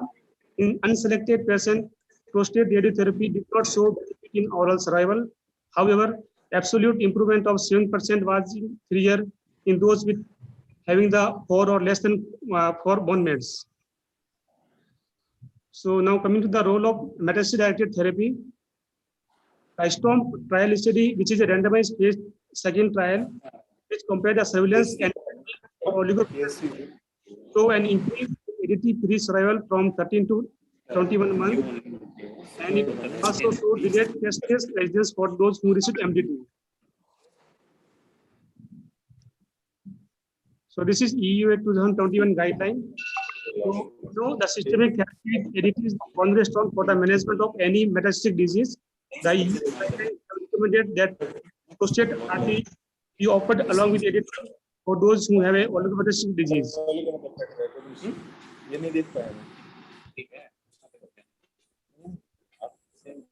Thank you. Okay, good. Thank you very much. Good learning points. Lots of new points have been put forward. So thank you, Dr. Deshraj. Sitaram, you are quite well. Thank you. We'll move to the next case. Thank you, Dr. Sabnis. And then I call on Dr. Manish Sinha. He will be the primary discussion. Dr. Sabnis will stay on for the next case. The students who will discuss this case, please can you put your mics on? Dr. Rishabh Handa from IKTRC Ahmedabad, Dr. Parth Shah from Rajkot, and Dr. Karthik Dandapani from NUH Singapore.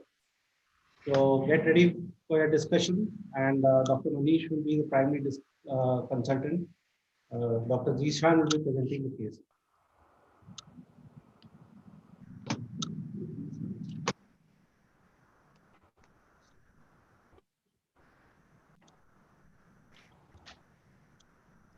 Good afternoon, Jishan. We can start, I think. Yes. Are the students there? Yes, sir. Just 1 minute. The students can unmute themselves. Yes, sir. Just upload. Karthik, are you there? Okay, we'll go ahead.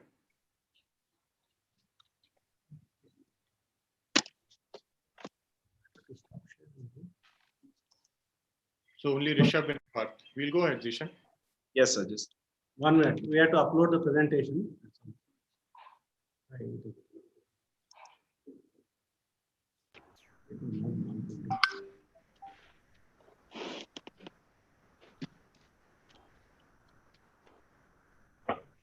So Rishabh, don't look so worried. It's not an actual exam.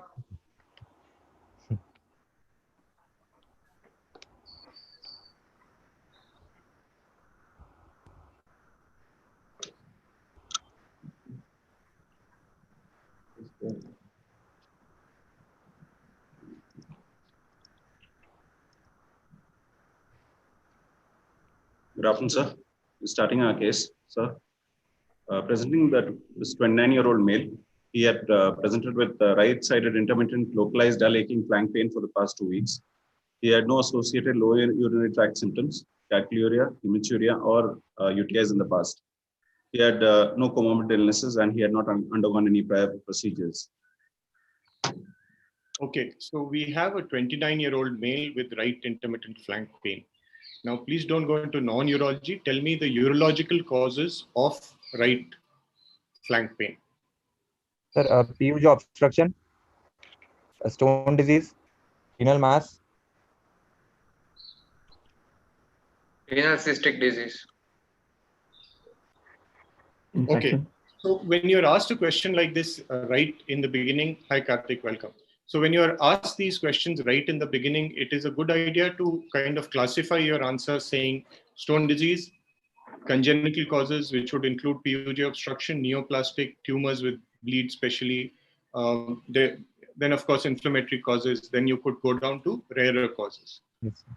Of this, your first choice was PUJ obstruction. What do you think is the commonest cause of right flank pain? Probably stone disease in this age group. Yes, Karthik. So it is the commonest, I would say, is stone disease. But we would keep all this in mind. So now what would you like to do after this? If you have this? We'll take further history, sir. In the form of any history of fever, anorexia, weight loss.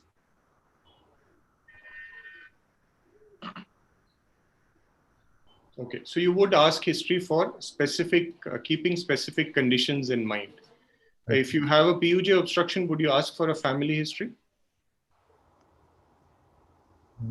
Is there any role of family history when a patient comes with PUJ obstruction? Okay, so there is an increased incidence in siblings, and if parent has, there is a higher incidence. You could go up and read the numbers. If there is stone disease, would you think family history counts?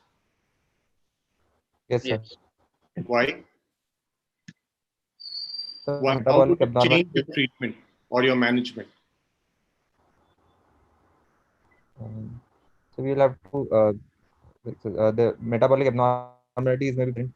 Puts these patients at high risk of recurrence, and you would want to do a comprehensive metabolic evaluation. Yes, sir. Okay. So let's say that there is no family history. Now we could proceed to the next slide. Yes. On examination, his general examination was unremarkable. His basal metabolic index was 26.2.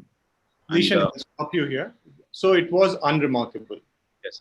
He is a little overweight, but there is nothing else that is positive. So what would, at this point, have you ruled out, or do you have anything that you think is not a cause of pain in this patient now? In your list of causes that you gave me? We're unable to rule out anything at this point in time without further information. Okay, so at this point, at least with no flank tenderness, I wouldn't think of acute pyelonephritis as a cause of pain. The history is also not very suggestive, I agree. But at this point, I'm not thinking of inflammatory causes. It could be any of the other causes. So how would you, what would you like to do now?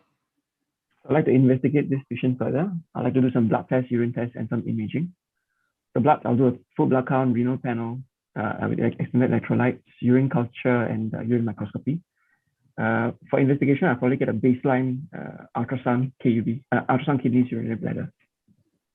Okay, so can we show him all that?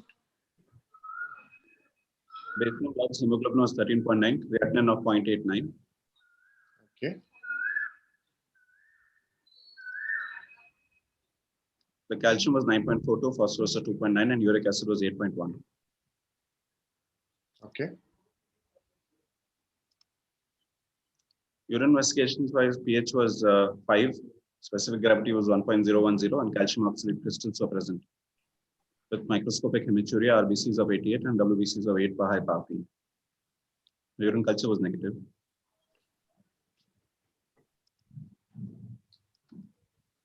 This is the X-ray. He's asked for an ultrasound. We did not do an ultrasound. Ultrasound. Okay, so you leave the slide on, but I have some questions related to the investigations. If somebody gives you a serum calcium report, how would you qualify it? Would you ask for something? So if the calcium is elevated, we'll go for a serum PTH. No, this calcium is normal. Why would you go for a PTH? But so you need albumin to have a corrected calcium level. yes, so you want to be sure that this is the corrected calcium you're looking at, especially if you have patients with renal failure with altered calcium levels very often. That becomes very important. What was the other problem here? Something in the investigations, in the blood? Uric acid level was raised. Yeah. So what do you do if you get such a patient? You ask history of any previous gout attacks, any family history of gout. All that is not there. So The what would you do with this patient? Didn't take about non-vegetarian food. So, Yes, the usual practice is to repeat a serum uric acid after 15 days after giving them advice to avoid foods to cause a rise in uric acid. Okay, so they've done an X-ray KUB. Parth, you've been a little quiet, so I'll ask you to take over. Please describe this image. This is a plain X-ray KUB. The X-ray is well centralized, well exposed. The bony landmarks appears to be normal. There is a radio opacity. There are three radio opaque shadows seen in right renal fossa region.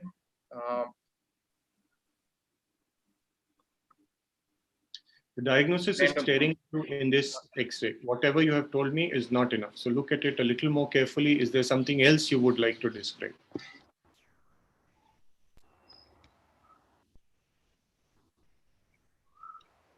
Is this? There are multiple. There is a one major radio opaque shadow with multiple tiny radio opacities. Radio opaque shadows. Forget about the radio opaque shadows. It is seen. I agree. It's obvious. Anything else? So if you describe an X-ray KUB very systematically, you will not miss this. You describe, of course, the radio opaque shadow, then the bony shadows, which in this case appear normal. Then you describe the soft tissue shadows. Can you see the kidneys here? Kidneys here, yes. What? Prominent, the right side kidney soft tissue shadow is prominent compared to left side, yes. Okay. It's a horseshoe kidney. And yeah, so do not come. Yeah, it is. I would agree with you, Karthik. Your diagnosis is correct, but you have to describe the findings. So there is the soft tissue outline of the kidneys are made out. They appear to be closer to the midline than normal. They appear to be a little lower down here. The rest of it, you really cannot make out. But you have to describe that the renal outlines are seen and they don't appear normal. Okay. So what, Rishabh, are you there or can't see you? Okay. Rishabh, what is the next investigation you would like to do? Sir, since the creatinine is normal, I would like to go for an IVP. Okay. So which IVP? See, this is the answer which is now not acceptable in exam. When you say IVP, it is not acceptable. Whether you want to do conventional IVP, you want to do CT IVP. Conventional IVP. So what do you want to do? A conventional IVP. Okay. Why? Sir, because to CT IVP, the radiation exposure is more. And in this case, the stones are clearly visible. Stones are radio opaque. So I would like to go for a conventional IVP. Okay. So I hope you can see the IVU images.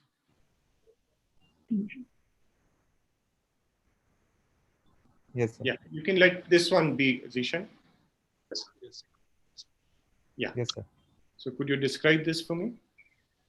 So both kidneys are promptly excreting, but so the left kidney appears to be malrotated, and the kidneys, they appear to fuse at the lower pole, probably horseshoe kidney.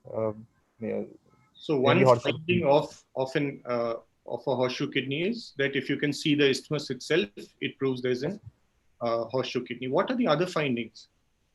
So the lower calyces are medially directed and anterior than the upper pole calyces. IVU, you cannot say anterior or posterior. Here on this image, what else is telling you? Parth, any other findings that are very obvious in a horseshoe kidney? Making it a spot diagnosis here. So again, even in IVU, I don't think you see too many now, but in an IVU, you're supposed to describe the size of the kidney, the axis of the kidney, the shape of the kidney. So what do you think is the axis of the kidney here? So it's directed outwards. Outwards, yes, sir. Exactly opposite of what it is normally. Yes, sir. So, in addition to these, a low-lying kidney. So these are the findings which on an IVU, they tell you that this is a horseshoe kidney. Yes, sir. Okay. So what else would you like to tell me now about the stones?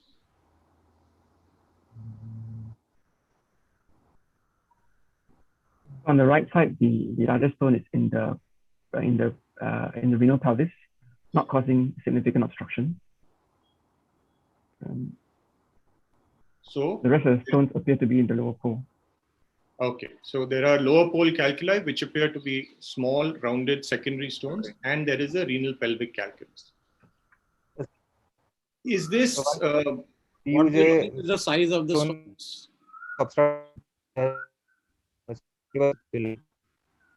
We lost you, so you'll have to repeat yourself.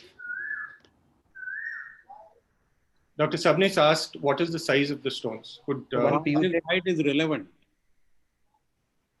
So the formal report shows that there was a well-defined calcification measuring 19 millimeters with other smaller calcifications up to 4 millimeters, with both kidneys medially rotated, and features were likely to represent a horseshoe kidney with non-obstructive calculi in the right moiety. So thank you, Zishan. So now, now that you have the size of the stone, why is it important? Will it help your management? Yes, sir. So our plan of management options, size is important in deciding our management options. So what are your management options at this stage? Would you like to investigate any further, or are you happy with this much investigation?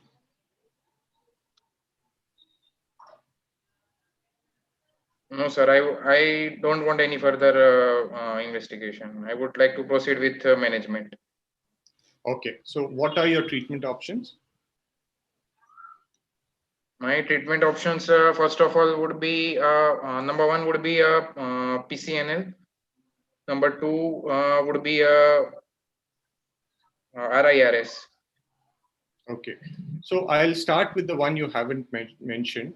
In horseshoe kidney is, or in a stone of any size, is lithotripsy contraindicated? No, sir, not contraindicated. Okay. It was. If I have to give lithotripsy to this patient, will it be different from a normal kidney? So it has to be given in the prone position. Very good. So it has to be given prone, otherwise the bony shadows will come in the way. Has anybody heard about the blast path technique of lithotripsy? No, sir. Yes, heard, sir. Okay. So suppose the stone is too far off beyond the focal point of the lithotripter, then there is a technique where you can give it beyond the focal point of the machine. So now coming to your first choice was PCNL. Okay. So is this PCNL puncture going to be the same as a normal puncture, or will the location of the puncture be different? Yeah, sir. My puncture choice would be a upper lateral calacial puncture, and it would be rather medial than normal upper calacial punctures. So it would, the puncture would be very medial. Anything else that you would have different from a normal PCNL? So it will be subcostal because the kidneys are. So it would be lower down, medial, lower than usual. And what about the tract? Tract length will be. Tract length will be more. Okay. So in this particular patient, would you like to do a modification of PCNL or just a standard PCNL? Sir, mini PCNL would suffice. I wouldn't go for. Why would you prefer mini PCNL in this patient? Sir, the 19 mm, the major stone burden is of 19 mm, and rest all are secondary small stones. So my 14 French dilatation would be enough mini PCNL. I would Yes, be able to the remove the stone stones. size alone does not decide your approach. Please remember, this is an undilated system with long, narrow infundibulate. If you try to go with a standard 30 French track, you will cause trauma, which is why probably in this patient, a mini perk PCNL would be preferable. Okay. Do you expect to get into all these calyces easily if you go through an upper pole puncture? Does the lie of the kidney help you or does it go against you? It goes against. Okay, so the difficulty in a horseshoe kidney is usually not the lie. The lie is just perfect for an upper pole calyceal puncture. You can go all the way down to the pelvis. The lateral calyces may be a problem, yes, but the problem is that the kidney is not mobile in this situation. So you cannot twist and turn too much. Yes. Would you injure the adrenal gland if you go through the upper pole?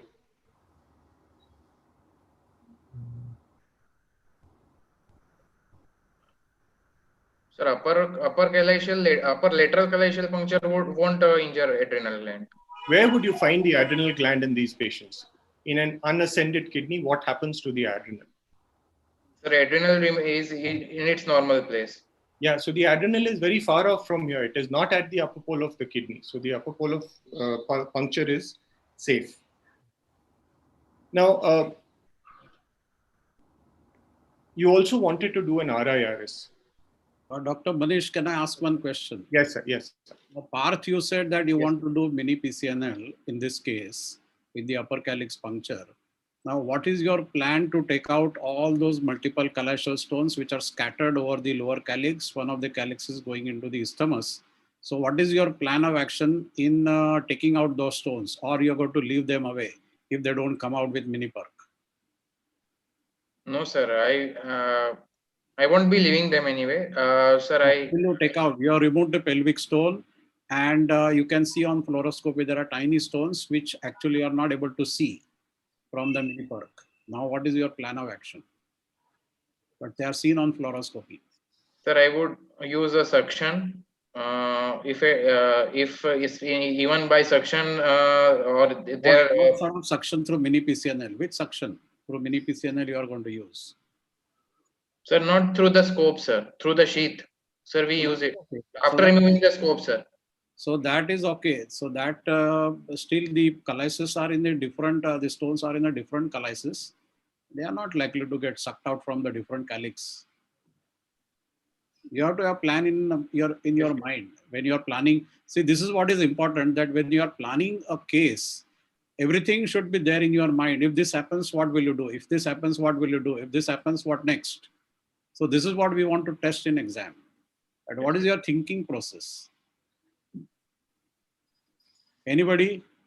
So we can use a flexible scope to try to access the local calyces. Mini perk, which flexible scope you will use? The flexible ureteroscope. Flexible ureteroscope. Okay. Or a second puncture may be required separately. Okay, Dr. Santo, who was the other one? Sir. Rishabh. Yes, sir. Rishabh. So you agree? Yes, sir. So separate puncture or the ureteroscope? Second puncture, sir. Or we can combine. If we are, we can use the supine PCN approach and combine it with ECRIS. So that is all in the beginning. So that cannot be said at the end. When you are already done puncture with medial, he is saying medial puncture on the near to the spine, and now you are saying it is supine PCNL and ECRIS. That's not right. We can use Dormia basket in collecting the few stones if they are independent calyces and not coming out. We can use that. Okay. So suppose I say that this is a difficult PCNL. I want to do a CT IVU. Have you done a CT IVU, Zishan? Yes, sir. Okay. So now you didn't want to do it, but what are the additional pieces of information that I will get if I do a CT IVU? Hounsfield unit I will get. Very good. So that will decide whether I give lithotripsy or not. This stone bulk overall is more than 2 centimeters. So first choice I agree will be PCNL. What other information? somebody wanted to do a second puncture into the lower pole. The calicial anatomy. Proper PCS anatomy with yeah, including the vascular anatomy as well. So vascular anatomy is usually not posterior in a horseshoe kidney, but in other malrotated kidneys, you would need it. Do we have another film? CT IVP doesn't show vascular anatomy. Then you have to do CT angio, which is Angiographic films. Yes. So what you would also need to look at is where is the colon located. The lower pole usually has a bowel behind it, so you cannot make a puncture into that most of the time. So one last question is the horseshoe kidney more prone to forming stones? Yes, sir. So the incidence of stone 20%. Why? Why is a horseshoe kidney more prone to forming stones than a normal kidney?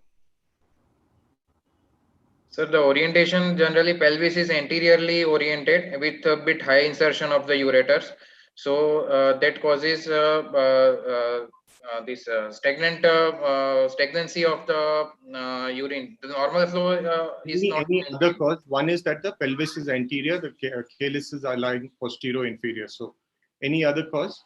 Any other site of obstruction in a horseshoe kidney? PUJ, sir.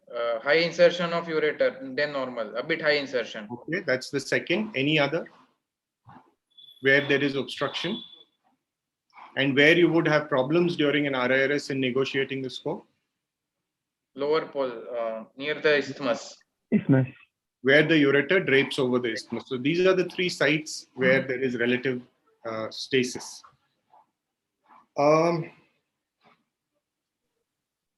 So that's all from my side, Santosh, Zishan. Yes. Dr. Sabnis, anything you would like to add? I just wanted to ask one question, that in a case like this, if you are planning RIRS, what specific problems other than what Dr. Manish highlighted you can face in a given case? He said that there is a isthmus which will obviously cause problem. The lower calyx angle is going to cause problem. What else? What other problem you will face in So RIRS? the infundibular length.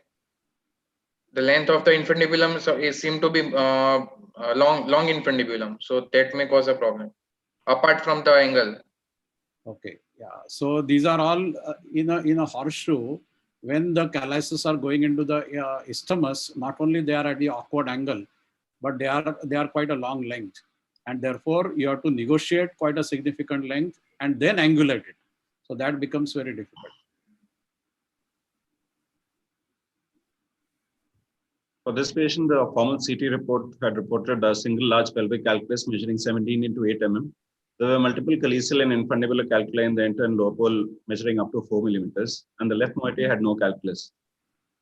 And one more thing, when you are asked in exam, when the stone cases are very common in exam, and this question is extremely familiar, and you have to be ready with the answer that what will you ask for, whether it is a conventional IVP or CT IVP. So this question is going to come in any case of a stone, and therefore you have to be very clear in your mind. When will you ask for the CT IVP? When conventional? What is the justification? Not just the radiation. In a 32 years or a young man, radiation of IVP versus CT IVP doesn't make any difference. It's not a 2 years old child where it is going to make a lot of difference, and you have to think how much is whether you will do CT IVP or not. So radiation vis-a-vis, what are the benefits which you are going to get about the information, especially when you know on the X-ray and ultrasound that it is a horseshoe kidney. There are many things which you want to see, and therefore these questions and these answers you have to be ready in your mind. So this will be helpful all the time in every case, wherever there is a stone. Okay, go ahead, I think. So just touching upon the learning points, we're talking about embryology and anatomical variations of the horseshoe kidney, the aberrant vasculature, the challenges and modifications needed in PCNL and horseshoe kidneys, and the stone-free rates and complications. So horseshoe kidney, the incidence is 1 in 400 cases and are more common in males. It's the inability of the kidney to ascend above the IMA, as we all know. The anatomical variations in the horseshoe kidney, the most common one is the lower polar fusion, which occurs in 95% of cases, and the isthmus is usually bulky. The calyces are normal in number, but atypical in orientation. There is a high insertion of ureter with PUJ occurring in 15 to 35% of patients. The lifetime risk of stone formation is 20%, as said by Dr. Path, but it is now said to be metabolic factors more than anatomic factors which have seen to play a role in stone formation. The aberrant vasculature has been described into 5 different types. I'm not going into details, but the most common type is the type 2, which has one separate renal artery for each side and an isthmic branch from the aorta for the isthmus. The challenges that PCNL in horseshoe kidney pose are because of variation in anatomy. There's a difficulty in puncture and access and the aberrant vasculature and blood loss in these patients. It's extremely important to do a preoperative CT or an MRI to assess, one, the possibility of a retrorenal colon, and second is to assess vascularity and relationship of calyces to the anticipated puncture site. The anatomical implications of horseshoe kidney is that there is a tilt of the kidney anteroposteriorly, which is very prominent, which makes upper pole more superficial and posterior. And the upper calyces being more posterior and lateral and often subcostal result in usually a subcostal puncture. The lower pole calyces usually are anterior in the coronal plane and angled medially and usually are inaccessible. The lower abdominal position of the horseshoe kidney necessitates an upper or middle calyceal puncture. There is a failure of axial rotation and hence the base of calyces are more posterior and hence requires a more posterior and medial puncture. The renal pelvis is deep and longer nephroscopes or flexiscopes are often required for clearance. And the aberrant renal vasculature usually leads to the superior and lateral calyx being the most optimum calyx for puncture. The stone-free rates in stones more than 15 millimeters size in PCNL is shown to be 89%. It almost nears 87% in RIRS, but it requires multiple sittings for the same. In lithotripsy, it's very poor when the stone size increases to more than 15 millimeters. The complication rates of PCNL, the major complications are around 16.7%, the minor complications are 12.5%, and the rate of transfusion is 20%. Which is not very different from a routine PCNL. In summary, PCNL horseshoe kidney is technically demanding, but with excellent stone-free rate, acceptable complication rate, and knowledge of anatomy is essential for these patients. There is a need for preoperative cross-sectional imaging, and the treatment needs to be tailored on a case-to-case basis. Thank you so much. Thank you, Rishi. Thanks, Manish, to Dr. For doing the discussion and again finishing on time. We are right on time. And thank you, Dr. Rishabh, Parth, and Karthik. For the next case, I had request Dr. Shivam Priyadarshi from Jaipur and Dr. Arvind Panda from Hyderabad to please come and take over. There are 4 students for discussion. Dr. Vikrant, Reddy, Dr. Mihir Pandya, and Dr. Rohit Kapoor. So I'll request the students also to put their mics, unmute their mics, and Dr. Shivam and to unmute and take over. The first case will be discussed by Dr. Shivam. Just give us a minute and we'll get the case up.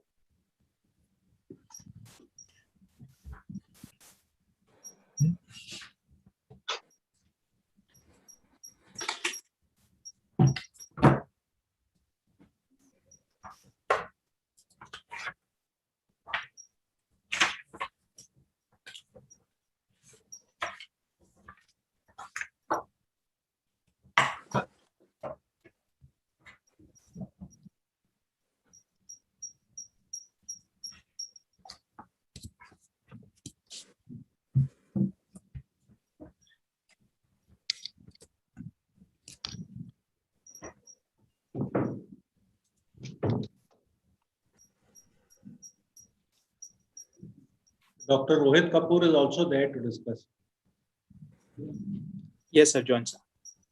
On to the next case. So we have 3 students, right? Vikrant, Mihir, and Mohit.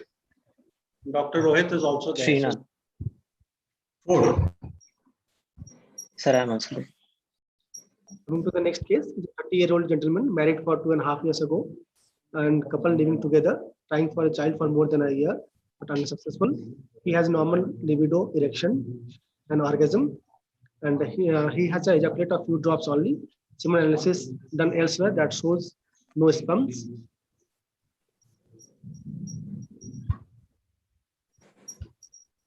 All right. Yeah. So are we completing the history? So I will complete. Okay. Yes, complete the history. He has no history of lower tract symptoms, hematuria, calcaria, or prior operations. No history of pneumorhinitis or tuberculosis. He is having a hypothyroidism on levothyroxine, 75 microgram once daily. He is an occasional smoker. Right. So Vikrant, you are there? Sir, I'm here, sir. Right, Vikrant. So when would you call a couple infertile? The couple is called as infertile after 1 year of regular intercourse, intercourse on the regular cycles, and still they are not able to conceive, sir. So when this rule is, are there any exceptions to this rule? That means that you would call the couple before 1 year and do the investigation. Are there any exceptions to this rule? Second is Mohit, please. Mohit, Mihir. Yes, sir. Do you know any exceptions to this rule when you would call the couple maybe after 3 months or 6 months after and just try to investigate them for fertility? So if the age is higher, Pardon? female age is higher. Right, very good. And, so the female is suppose more than 35, the ovarian reserves goes down, right? Anything else? Female and the couple wants to go for, they don't want to wait for 1 year. They want to go So for the couple is very anxious. Yes. Yeah, in those Anything cases- else? Anything else? If there is a family history of infertility, if the male has supposed cryptorchidism or some other congenital abnormalities which can result in infertility. So all these are cases where you would investigate these patients before 1 year, right? So now tell me in this history, what do you think? What is the main problem here?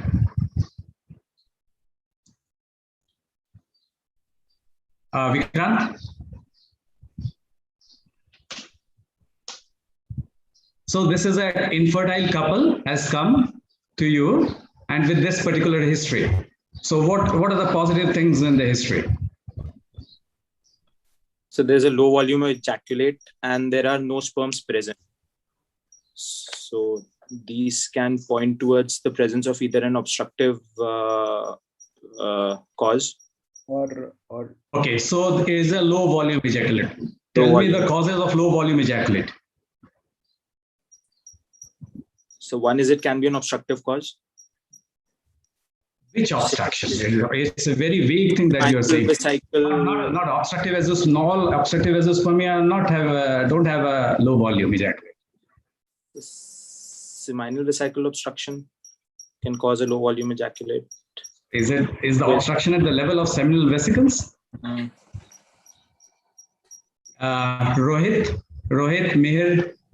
Sir, ejaculatory duct obstruction can be there. Retrograde ejaculation history may be there. You have to elicit the history. Right. Anything else?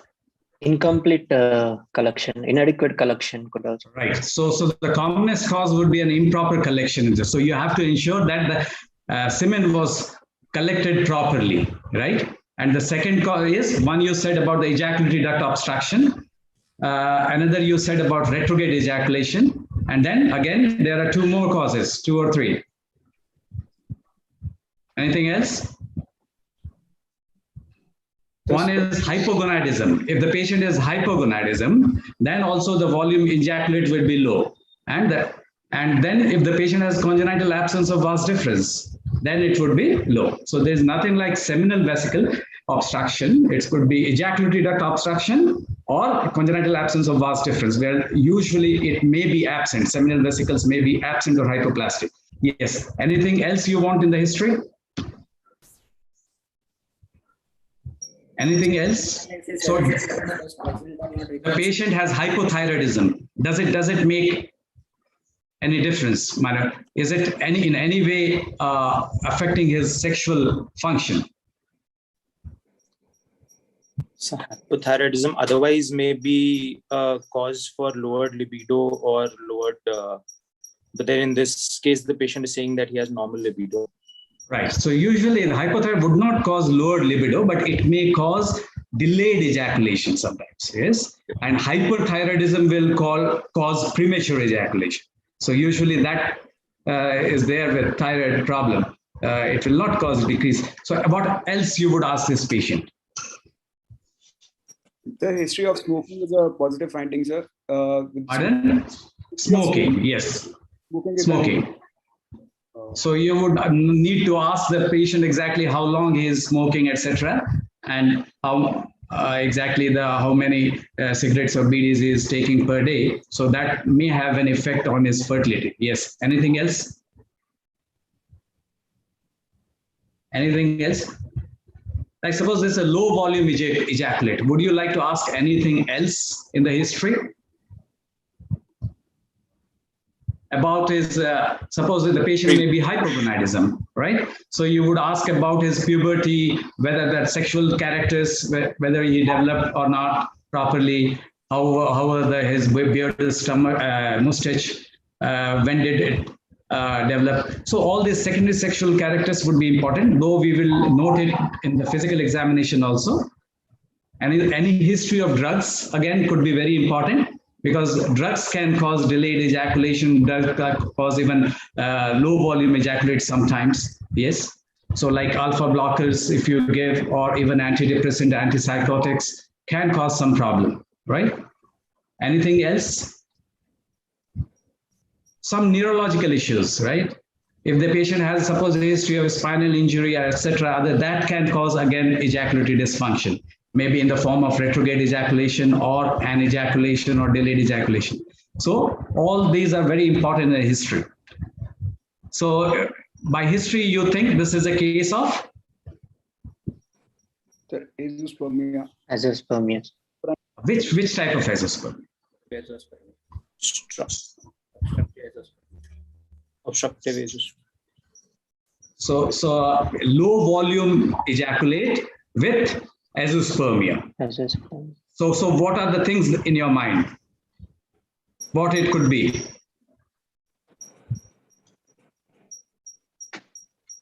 First of all, do you think that only one semen analysis is good enough?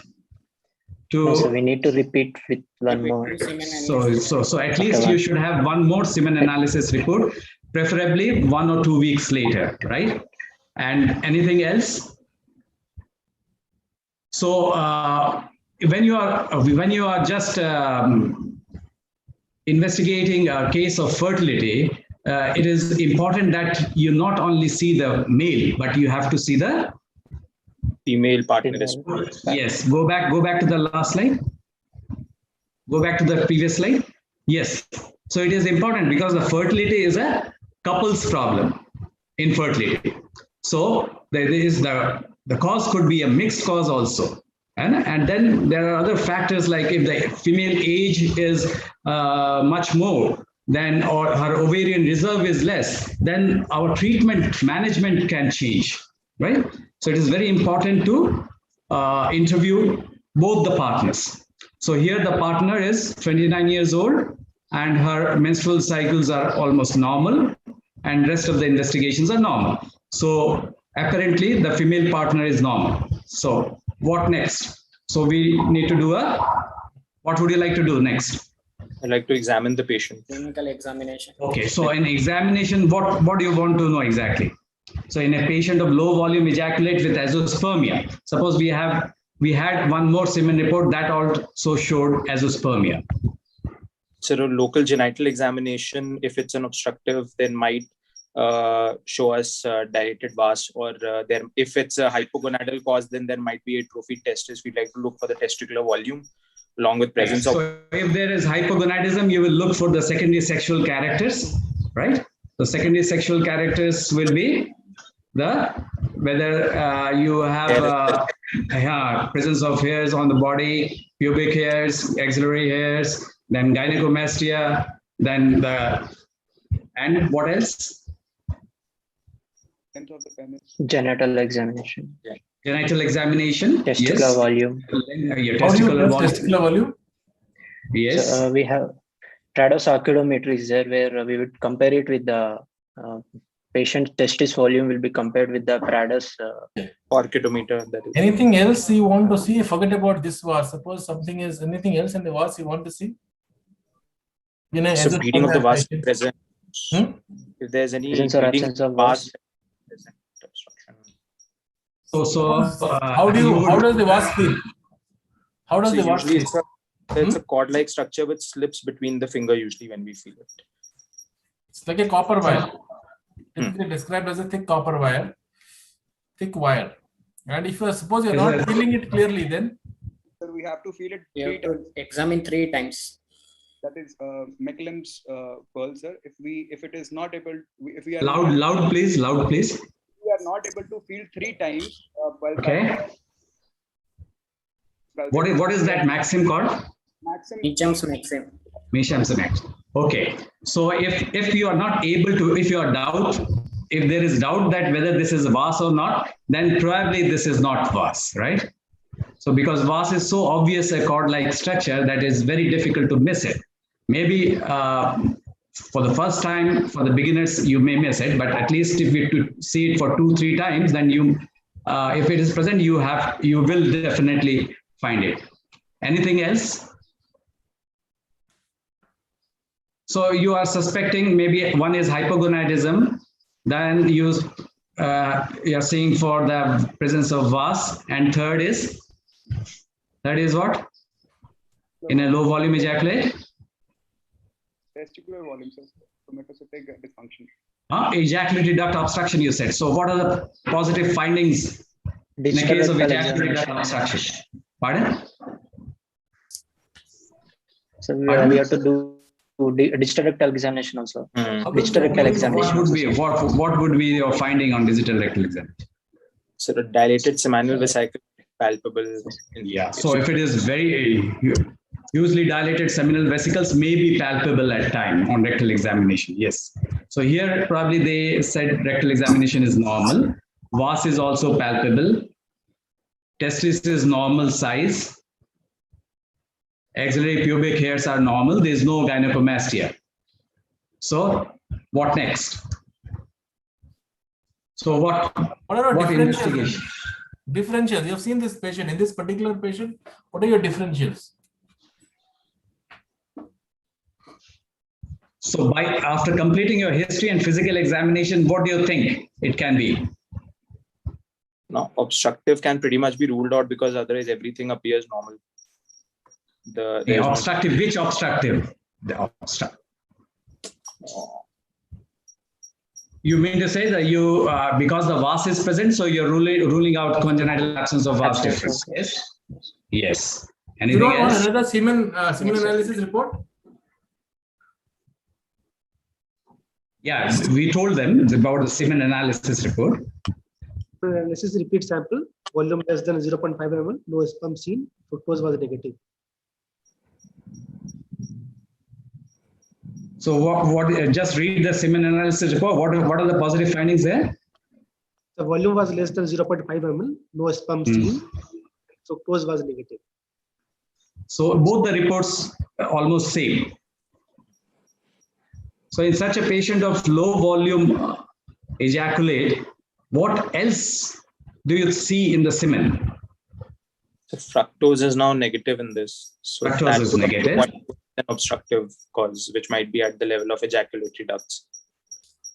How do you measure the fructose? There is a test called Sullivan's test. But there's sometimes the semen is so little that the lab will tell you that they are not able to do that test. Then what do? It's a modified Sullivan's test. When you dilute that and then you do that, then you can usually get whether the fructose is present or not. What else do you get in semen? In a case of, suppose if the patient is ejaculatory duct obstruction. What about the pH? What about its liquefaction? What happens to the pH? pH becomes acidic, right? And it loses the coagulating enzyme, so it's almost always liquefied. So what do you think it is?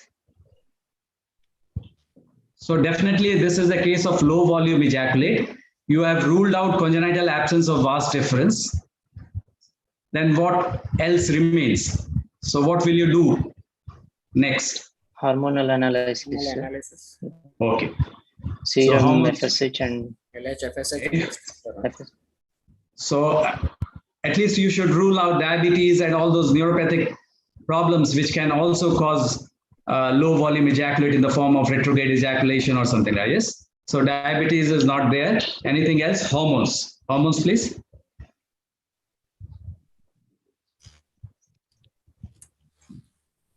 Hormonal assay, yes. So testosterone, what do you think? Is it normal or abnormal?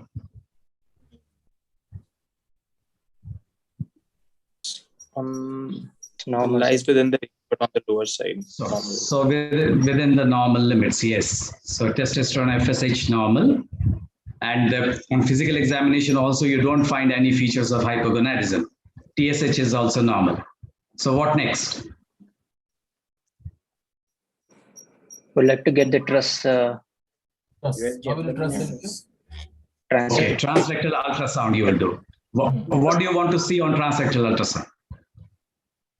Look for any midline cyst, enlargement of the seminal vesicles. Okay. So here on the transrectal ultrasound, what do you see? Those two images, hypoechoic? Seminal vesicles, sir. Enlarged or dilated. When would you call the seminal vesicles enlarged? So usually they're not visible, and if visible, they're just visible as streaks on the easel. You mean to say on transrectal ultrasound they are not visible? No. So they're visible. Visible, sir. Then who said not visible? I said, sir. So not visible. He said they're visible. Okay. So they are visible, but it will depend upon the size. When would you call it enlarged? When the width is more than 1.5 centimeter. And what will happen to the ejaculatory duct? So seminal vesicles are dilated. It's 29 into 24, 23 into 32. So they are more than normal size. So definitely they are dilated. What else? What about ejaculatory duct? When would you call it as a dilated ejaculatory duct? Usually if it is more than 2.3 mm size, right? But usually in such a case, you might get a cyst, a midline cyst or a paramedian cyst. What are the different types of cysts that you can find in the prostate? Mohit, Meher, what are the different types of cysts that you find? They could be congenital cysts, it could be acquired. What are the different congenital cysts? Mullerian duct abnormalities, sir. Yes, it could be a Mullerian duct cyst, it could be a Wolffian duct cyst, it could be a prostatic utricle. Yes. And what are the different acquired?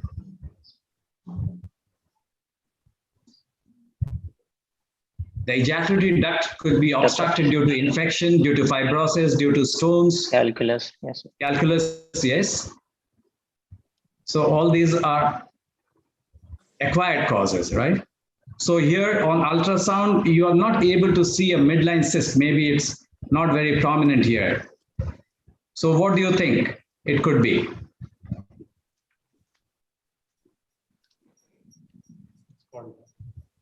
So what are the varieties of ejaculatory duct obstruction?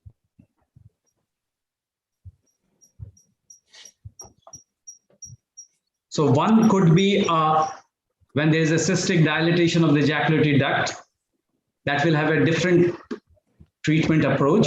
And one is a fibrous variety where you don't get dilated ejaculatory duct, or sometimes even the seminal vesicles may not be dilated, right? Yes. So in that case, the treatment would be totally different. What is the commonest cause? Yes. How do you Yes, Arvind? differentiate that? How do you know? Which side would you go to? How do you decide about the variety? Yes, that is your question, Arvind? Yes, sir. Yes, sir. How do you decide about the variety? So how would you know that this is a fibrous variety and this is a cystic variety? Sir, in cystic variety, the ducts would be dilated, whereas in fibrous, they will be smaller in diameter and along with dilatation of the seminal vesicles. Yeah. So seminal vesicles may or may not be dilated in a fibrous variety, but you would definitely not get a dilated ejaculatory duct or cyst in the prostate. So, right. So this diagnosis here, it is a primary infertility secondary to bilateral ejaculatory duct obstruction. Though on ultrasound, we didn't find a dilated duct, we might have missed it, or it could be a fibrous variety of ejaculatory duct obstruction. Right. So what would you do next? Suppose this is there is a dilated ejaculatory duct, right? What would you do next? So I would like to go for a cystoscopy, and then I can plan for a transurethral guided resection. So before going for cystoscopy, is there any procedure or any investigation that you do? Investigation you would like to do? Sir, I can do a trans-guided aspiration of the seminal vesicle, see whether there is presence of sperms in it. So you would do a percutaneous aspiration of the seminal vesicles, right? Yes, sir. So when would you say that, yes, it looks obstructed? And more, at least 3 sperm should be there. Sir. So more than 3 sperms per hypophy, at least. So then you would say that it is probably obstructed. So what else would you do? So you have aspirated the fluid and just found out that it is positive for sperms. What else would you do? Can you do something else to know the site of obstruction? Yes, sir. We can do dye study. Okay. So what is that called? What is that called? What are the other options? One is contrast. Other option? Yes. Any other option? Like indigo carmine dye. Okay. So what is that called? Blue. What is that called? So it's called chromotubation, ductal chromotubation. So you can do both, right? So you can inject dye, that is called seminal vesiculography, right? And then you can know whether there is an obstruction or not. How would you know that there is obstruction or there is no obstruction? If there is an obstruction, there will be no contrast won't be visible in the like prostatic urethra or bladder. Sir. Right. So the contrast will not be visible in the urethra. It will not go. And if there is obstruction, it will be there at the ejaculatory duct only. And what about chromotubation? So why it is important and why it is done? So one is it can help whether it's draining. If it's draining into the urethra, then we can know that, okay, there's not a complete obstruction. Second is also that if we find a cyst and we are resecting, then it can help us in finding the correct So part. that will be possible when you do a cystoscopy. And on cystoscopy, if you see that, yes, the dye is coming in, that means it is not obstructed. And tell me, if suppose there is no obstruction, but still could it be a ejaculatory duct obstruction? No anatomical obstruction. There is a condition called functional duct obstruction, right? Where like spinal lesions, neurogenic lesions, diabetes, all these, or even drugs can cause functional obstruction of the vas, seminal vesicles, and ejaculatory duct, and they may cause low volume ejaculate sometimes, right? So what would you do in this case? So you do a cystoscopy. Go ahead, next slide. Do we have any imaging of the ejaculatory? Do you have any image of a cystoscopy? So the treatment, they go ahead with the transurethral resection of ejaculatory duct. If the ejaculatory duct is dilated or cystic, then only you will go ahead with transurethral resection. Right. If there is distal obstruction. Yeah. Pardon? Yes. So what do you see here? Bilateral seminal vesicles are visible upon. So how did of the dye? So what have they done? So they've done a turette and post that they've instilled a dye to see whether. Right. So after the resection of the ejaculatory duct, they have put a ureteric catheter or something, or put a dye inside the ducts, and then they have seen the seminal vesicles, and you can see the vast difference also.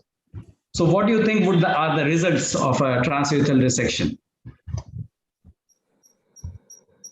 So in an obstructive cystic cause, usually it's successful. So almost we can repeat after, if there's no primary hypogonadal cause otherwise, then. Now, what is the spontaneous pregnancy rate after a transurethral resection? Any idea? 40 to 50%. It's not very high. It's 13 to 30% pregnancy rate. And sometimes what happens, once you do it, maybe after a year, it can again obstruct. So it's always better to do a cryopreservation in these patients.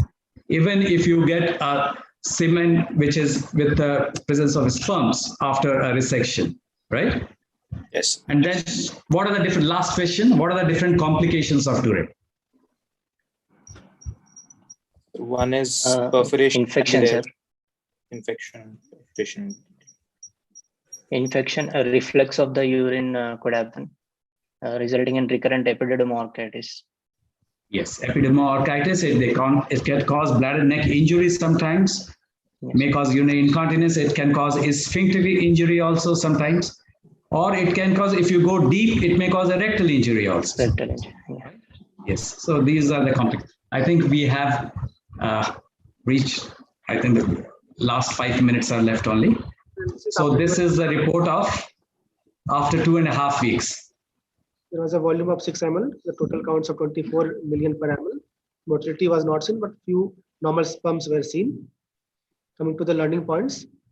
So infertility is defined as inability of a sexually active non-contraceptive couple to achieve spontaneous pregnancy within a year. This is 30 to 40% male infertility are idiopathic.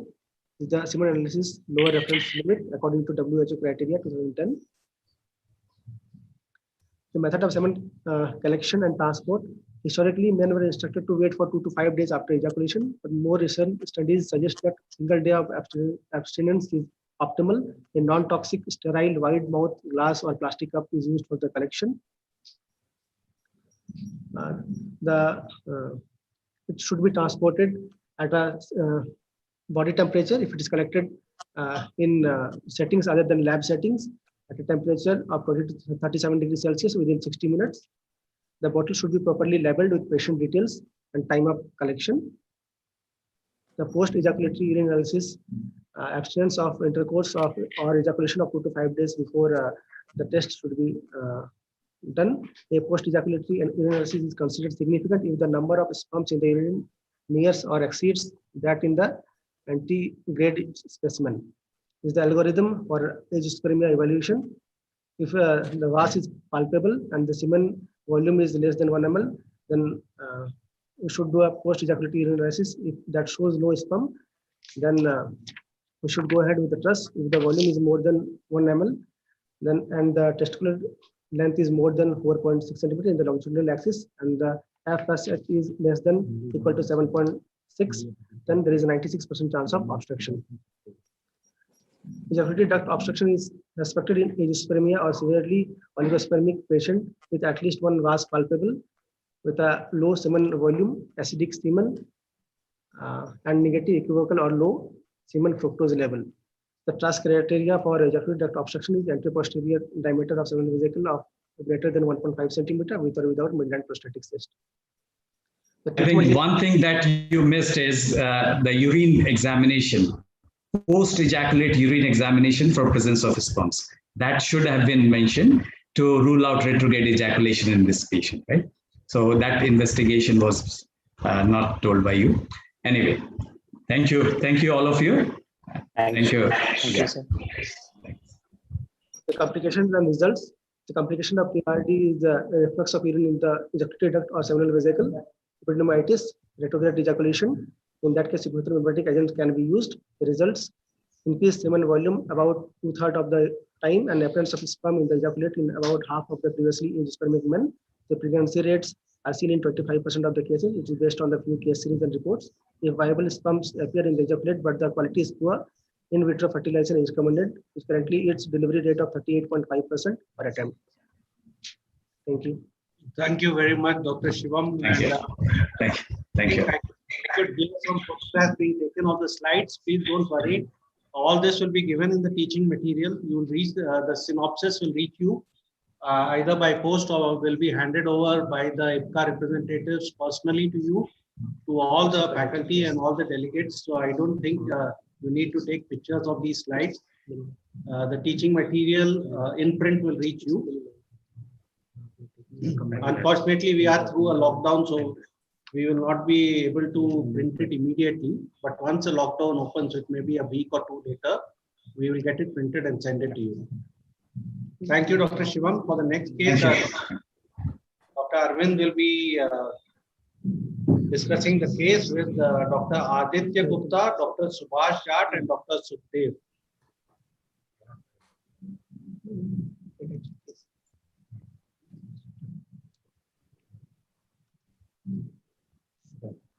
Slide as I had over the press that we go to next case.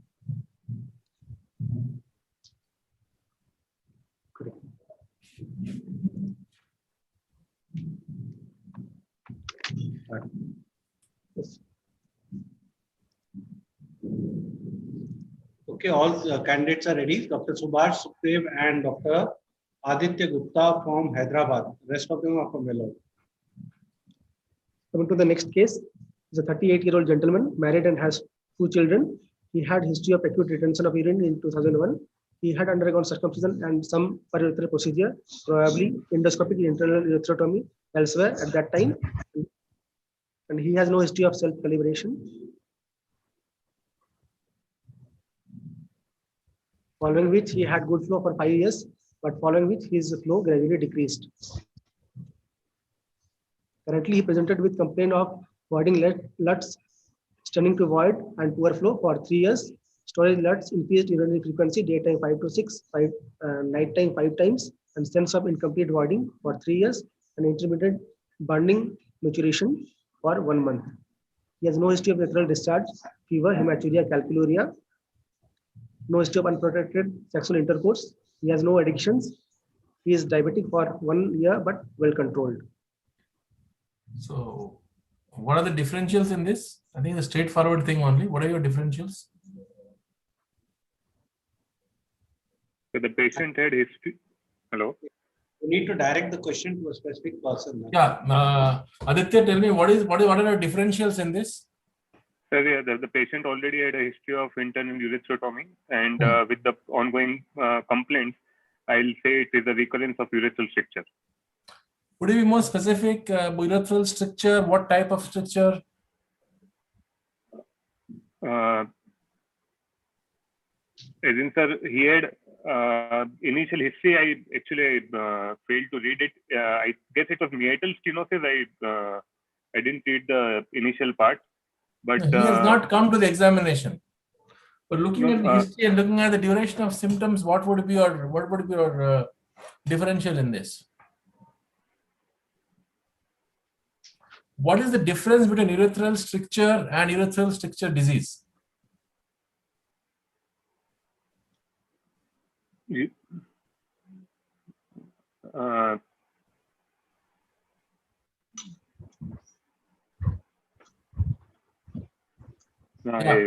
Dr. Subhash, would you like to try? The difference between urethral stricture versus urethral stricture disease. You have to switch on your mic.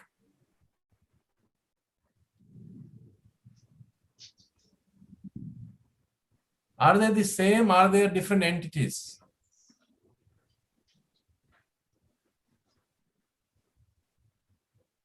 You can just say what are the causes of a urethral stricture and what are the causes of urethral stricture disease. When does a urethral stricture occur and when does urethral stricture disease occur?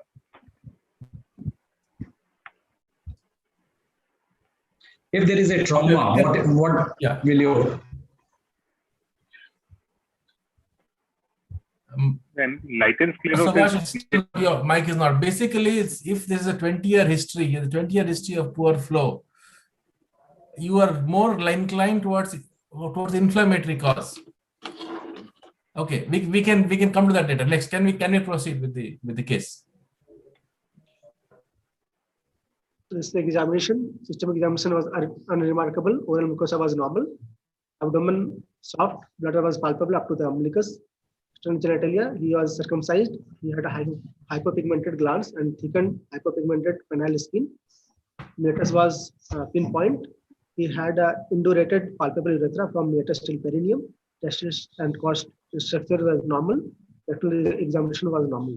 What does it strike you? What strikes you in this particular examination? Sir, in this, sir, that there is a hypopigmented glands that could be due to the BXO, sir, lichen sclerosis, and other is that meatal stenosis, that is pinpoint, sir, and indurated that palpable urethra, that could be that because of long duration of the stricture, sir. How many times have you felt indurated palpable urethra and in urethral stricture? Sir, in case of chronic long duration, sir, in that case, Have you felt? 1 or 2 cases I felt, sir. It's very rare. It's extremely rare to feel indurated palpable urethra. But in this, if you look at it, he has hypopigmented glands, probably lichen sclerosis atrophicus, that is the new term, and there is meatal stenosis. So it probably points to a disease that's involving the entire urethra rather than only a short segment. So this will probably come into the category of urethral stricture disease with a short segment urethral stricture.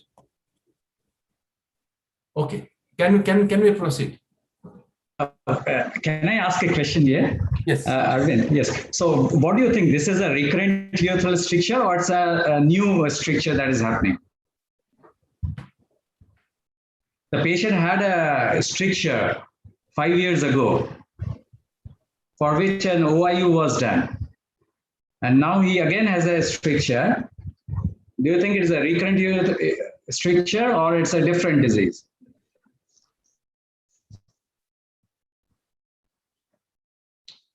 So if there is a stricture, if you do a OIU, when do you expect the recurrence to occur?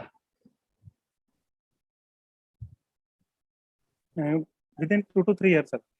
Usually within 2 years, right? And that is usually when it's a bulbourethral stricture, you will do a OIU, not for a penile urethral stricture, right? Yes.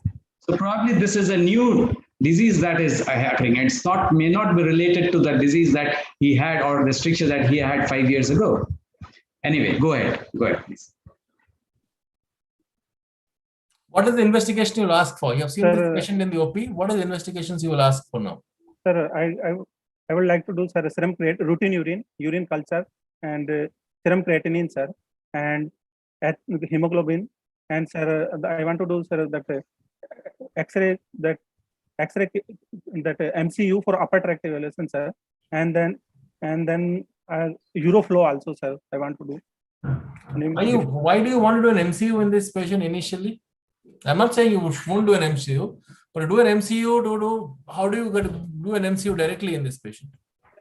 Sir, he has already history of, sir, that one EIU, sir, and then the. So what is the difference between an RGU and MCU? What does the MCU visualize? What does the RGU visualize? RGU for the anterior urethral anatomy of anterior. So are you expecting this to be a posterior urethral distraction defect? No, sir. He has no history of trauma. Okay, okay, that is one point. Second point, would you do a urine culture in this patient? Yes, sir. You would? Yes, sir. You have a culture? Would you do it before a MCU or a RGU? Sir, before MCU. Okay. MCU process. So you have a culture here which is showing, a lot of WBCs on urine microscopic, and then it's E. coli, significant counts. Mind you, this is a patient who is already circumcised, and it has come with carbapenem resistant organisms. Yes. Okay, so now before you proceed, would you like to treat this culture before you proceed? If so, what would be your drug of choice, or would you ask a microbiologist to give you some options, where some options to test? Okay, in this, sir, that patient is asymptomatic, only lower urinary tract symptom, no fever, this thing. So I would like to give one culture specific, one single sort of antibiotic, and then go for procedure. Which is the culture specific single shot antibiotic you will give? Which antibiotics are going to be? Sir, we used to give, sir, meropenem and colistin, sir. But in this particular patient, you are saying it is carbapenem resistant. You will give colistin. Sir, both meropenem and colistin are added effects, sir. Why not colistin alone?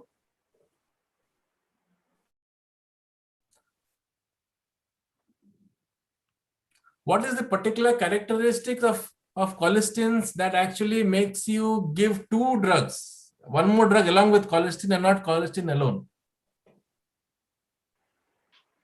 Because of that additive effect, sir. It's not additive. Colistin itself is bacteriostatic. How does it work? What is the mechanism of action of colistin? Colistin is that cell wall synthesis inhibitor. Correct. It will inhibit the cell wall. It's bacteriostatic. So you need another antibiotic that will actually penetrate inside the cell and kill it. And this antibiotic might be anything. Once you are giving it colistin, you need not give meropenem. You may also give any other antibiotic.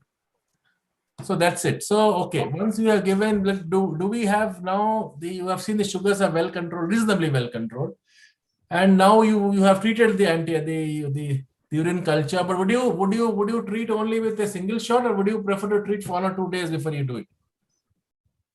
Sir, if suppose patient has a fever, this thing, if patient has no history of fever, sir, and no history of burning micturition, also he has only that frequency and poor flow, sir. In that case, we can go for single shot. And if a patient has symptom, then we can treat for 3 to 5 days, sir. It's a debatable thing. But anyway, what does you have to do? Do you have RGU first and then the MCU?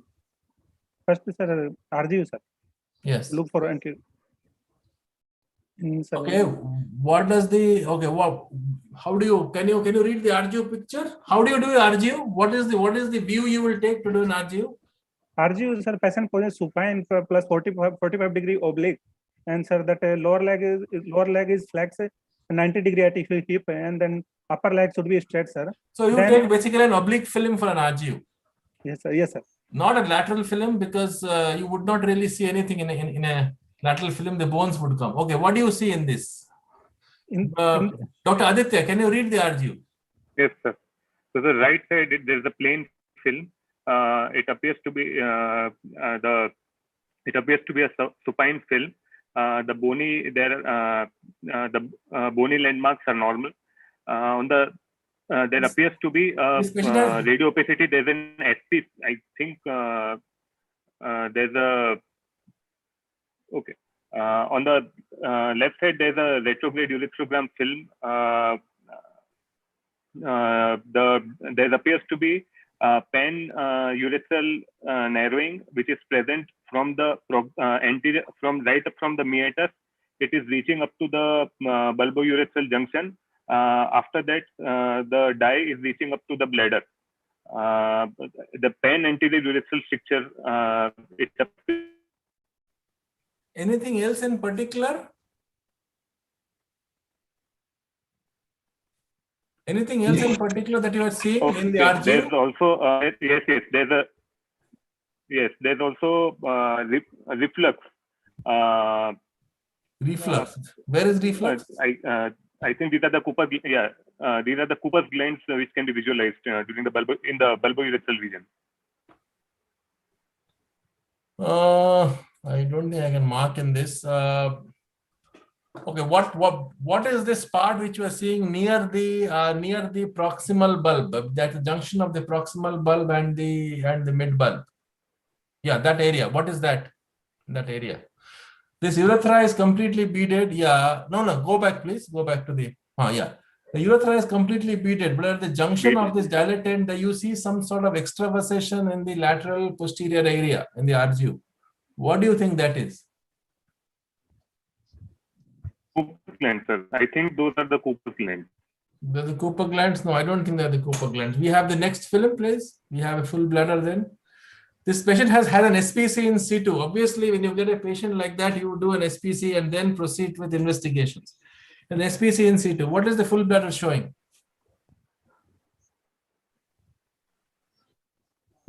Full bladder showing, sir, that trabeculated bladder, sir. Extremely trabeculated, small capacity, because the whole bladder is within the true pelvis. Small capacity. And probably thick walled. We can't really comment, but probably thick walled also. And okay, and then there is some sort of contrast which is left. You can see in the. Can we have the next film? The voiding film. Okay, now would you read it, Dr. Subhash? Sir, there is a possibility of then false passage that contrast outside that parallel to the stricture segment, sir. So would you call it a false passage or would you call it a diverticular? Diverticulum. It's a diverticular, but also it is extending into the soft tissue. So obviously there is a long-standing one extending into soft tissue. It's not well demarcated. You can see in below that the contrast has gone even a little bit into the soft tissue. On physical examination, will such a diverticular be palpable?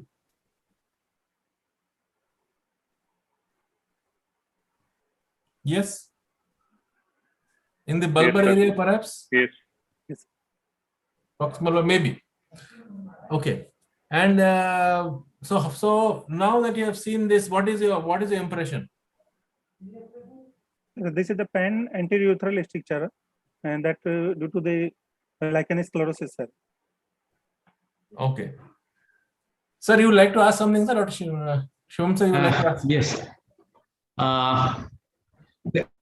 Can you see something? There is some dye in the posterior urethra. What is that? The soft tissue shadow in the posterior urethra? The dye is refluxing into the seminal vesicles, probably. Not seminal vesicles. Prostatic ducts. Prostatic ducts. So if they go into prostate, then it will give an appearance of the prostate. Yes. All right. Okay.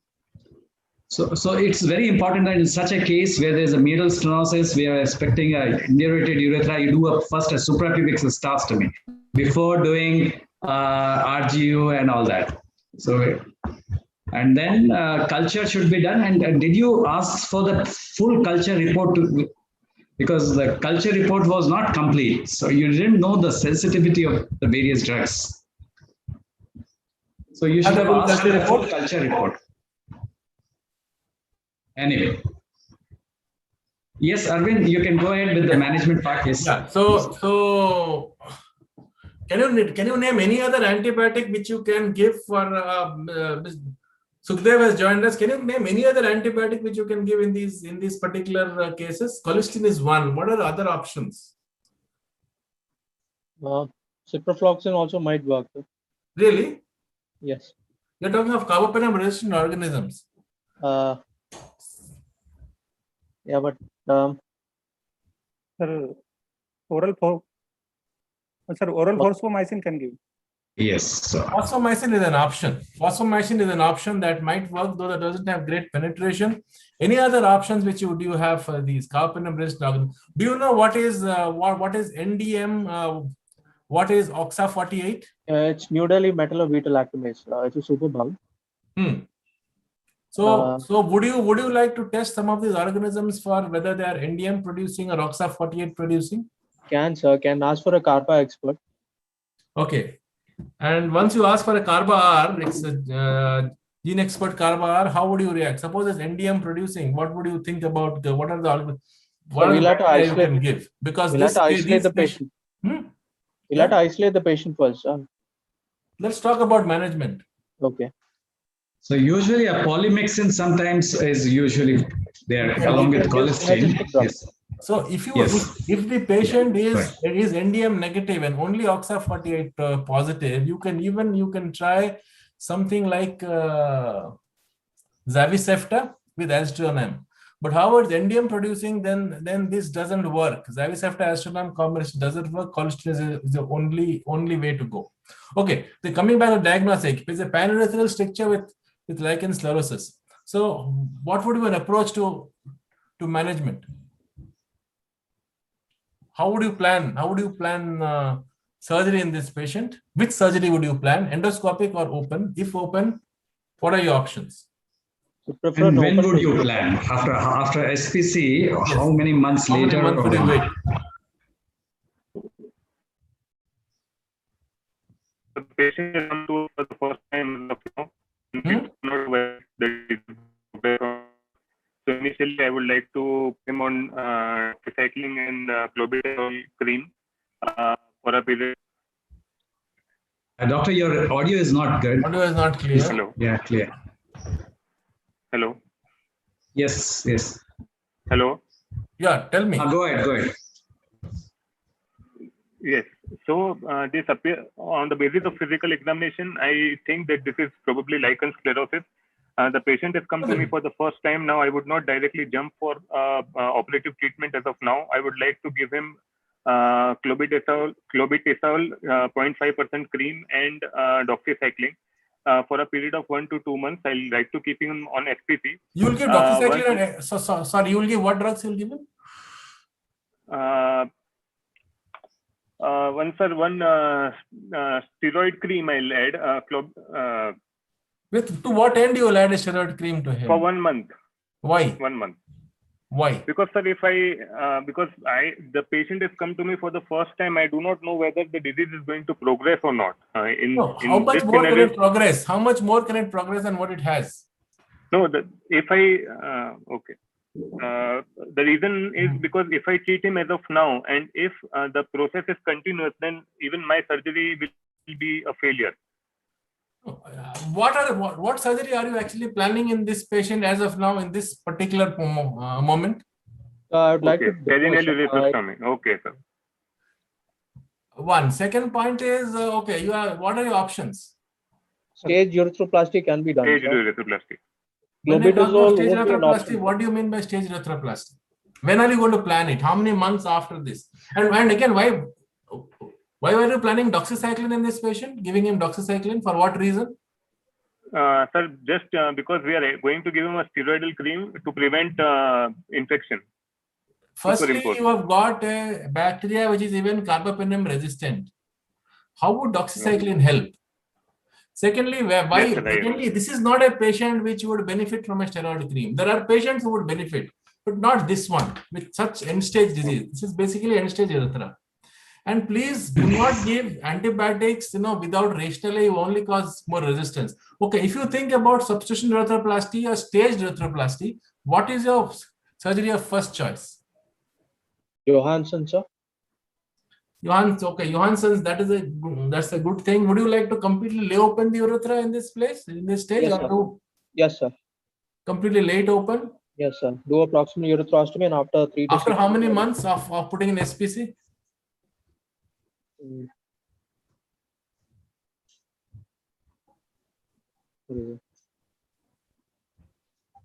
I think you should wait at least for about 4 to 6 months at least. Sir, what do you feel, sir? Yes, 3 to 6 months, definitely. At least. I don't think before that you should plan this. And then Johansson's is a good option. Lay the urethra open completely, including that segment with a false passage. Then we should repeat a RGU after waiting for 3 to 6 months, because many of things would resolve. Many of these cavities and whatever you are seeing, that may resolve this. And would you like to put a buccal mucosa right away when you do a staged urethroplasty, or would you wait? Can, sir, to increase the caliber of the urethral plate, we can buttress the edges of the incised plate with mucosa so that the second stage might get a better caliber. So you are planning to put it on both sides, or you're planning to put it in the center? Flanks, flanks, both the flanks of the urethral plate. So don't you think in the presence of a diabetic gland and possible infection, the chance of graft take is less? I'm not sure, sir, but if it's done after 6 months, might have a better chance of success, sir.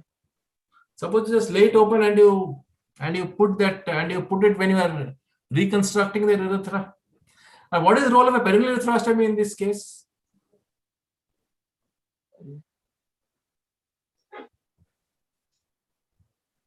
You do a urethrostomy, right? When you lay open? Yes, sir. Proximal urethrostomy. So there are two ways. One, you can put a buccal mucosa before, But usually the more preferable is you just lay it open, and then when you're doing a tubularization, then you put a buccal mucosa and then tubularize. It's much better, and we've got some evidence for that. So when you do that, are you yeah? You have any more slides after this? What was done? Okay. So the best way in this particular patient would be to go ahead with a staged urethroplasty. In this case, we have done a suprapubic catheterization followed by perineal ureterostomy. Yeah. Both the options were discussed with the patient, and this was done.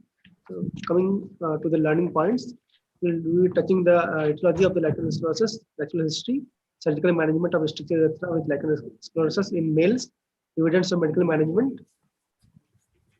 The potential etiological factors of lichen sclerosis are genetic. In that case, HLA, DR11, 12, and DQ7 involved. Autoimmunity can be a cause.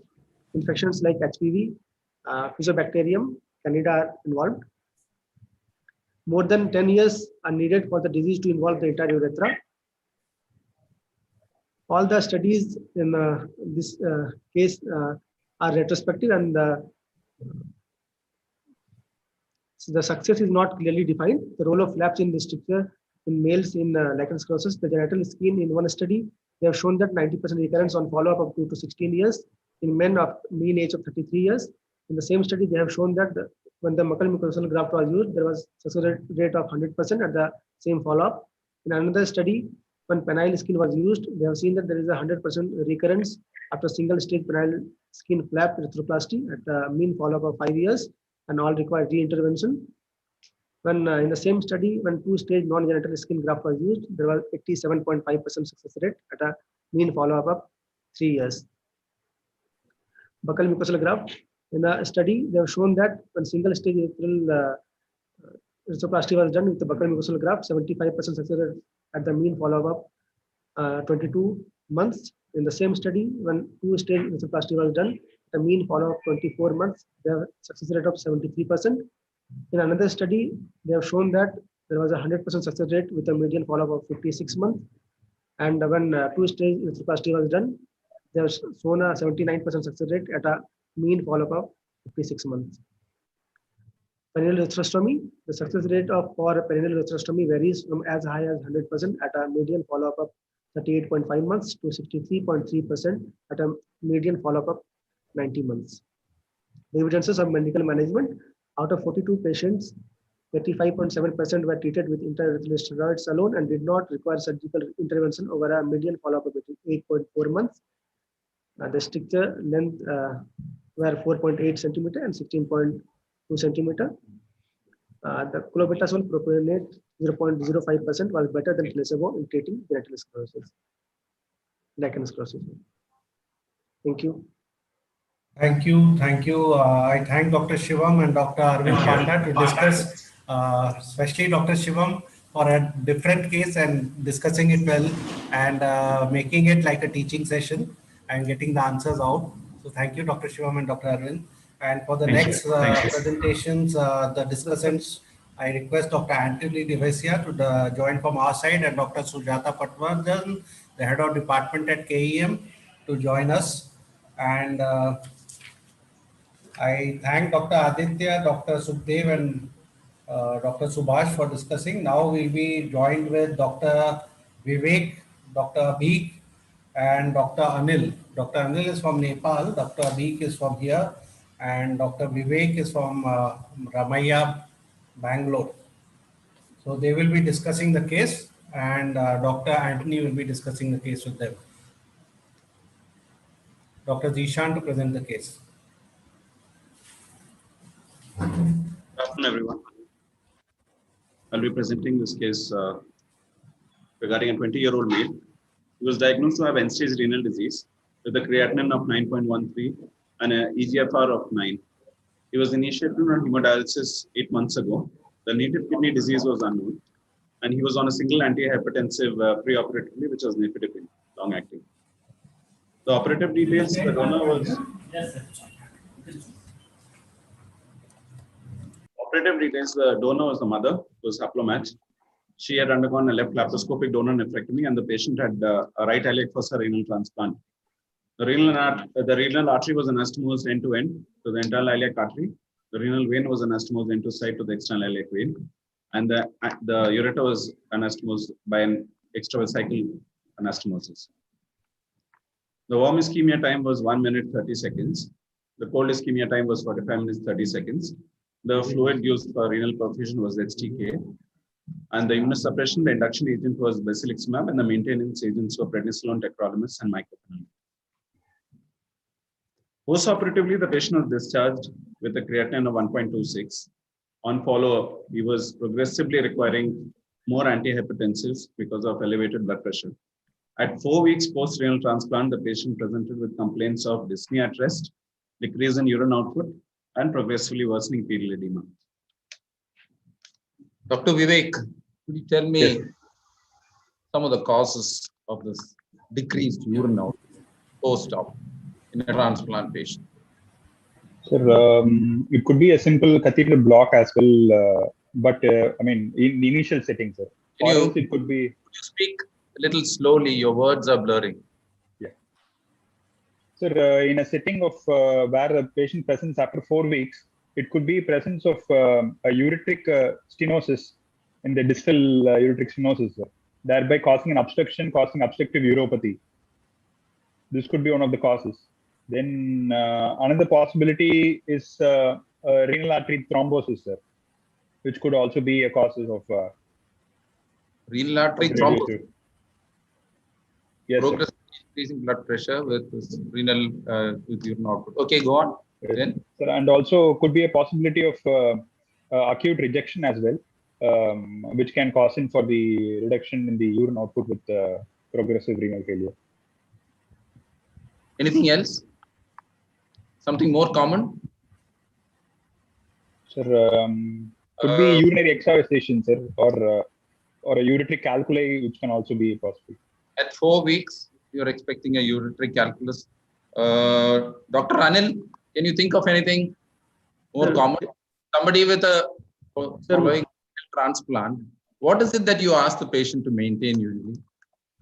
Sir, we need to take some history related to the infection, sir, whether he has developed any type of infections and the patient is recently in acute kidney injury that may lead to the dyspnea and decrease urine output of the patient. So that might, whether the patient is in sepsis or not, we need to exclude that one too also.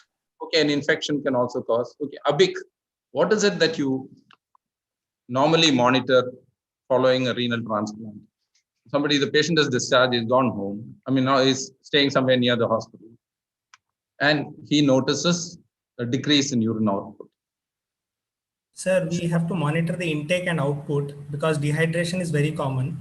First things first, intake output is very, very important, right? So it could be a dehydration, could be. Could be a dehydration. All the possibilities.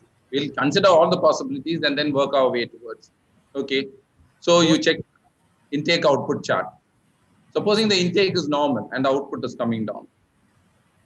Sir, then we will check the vital parameters, which includes BP, if he is on the saturation, the auscultation of the chest, and the blood pressure. Okay, okay. Dr. Mayappan, back to you again. Now this patient got a decreased urine output and he is dyspneic and his blood pressure is going up.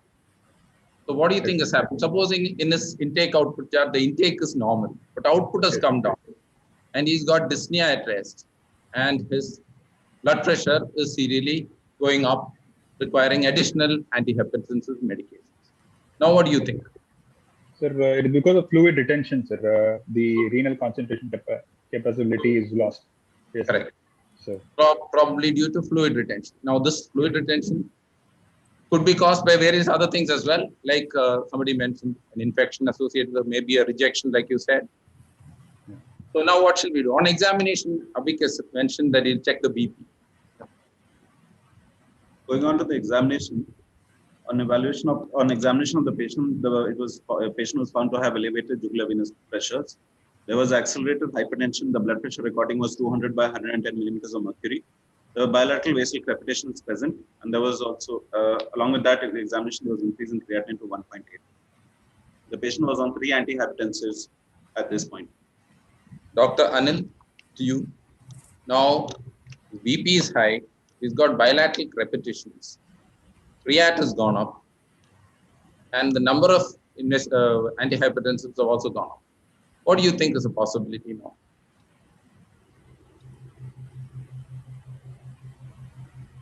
But it's not a trick question. He is presented with what are these a sign of? He's got basal cardiac failure, sir. Correct. He's got probably pulmonary edema, probably pulmonary edema. Fluid overload has occurred. The BP is high. He's got creps. The creat has gone up. Now, what are the possibilities now? Why has he developed this pulmonary edema? What are the possible causes? Just name one cause and then we'll ask the others. We've already enumerated, but with these findings, what more are you thinking of?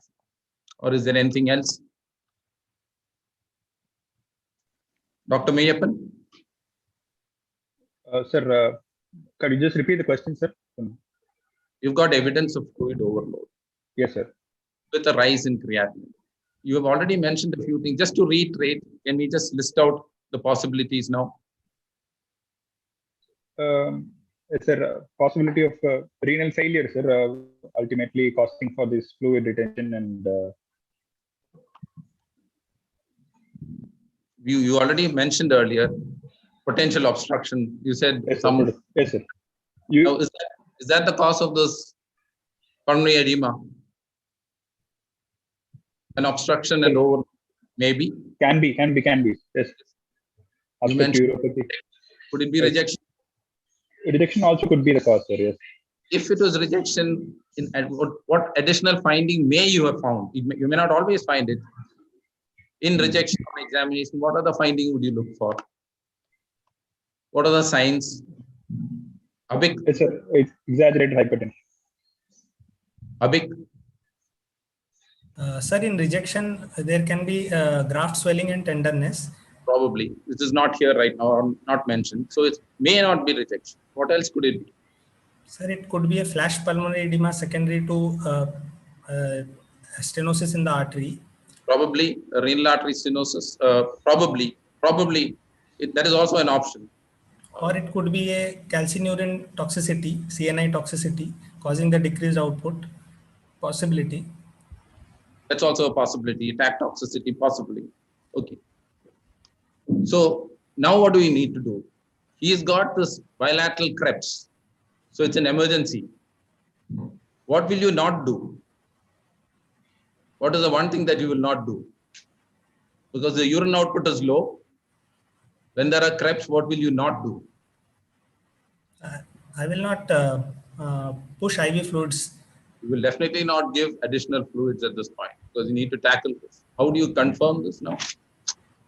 I will look at blood tests, sir, like creatinine, electrolytes, and tacrolimus level.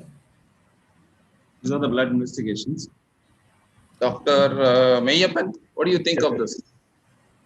Sir, doesn't look like rejection, sir. The tacrolimus levels are much less, 3, and also it has to be elevated, sir. It doesn't look like tacrolimus levels has to be in optimal range, and it is much less. Dr. Mayappan, when the tacrolimus levels are low, that means, what does that mean? There is inadequate immunosuppression. Inadequate. It has to be increased, sir. No, hold on. So when there is inadequate immunosuppression, is it likely to be a higher chance to cause rejection when there is inadequate immunosuppression? Not rejection per se, sir. The immunosuppression is not enough. Not adequate. So when the immunosuppression is not adequate, what usually happens? What can happen?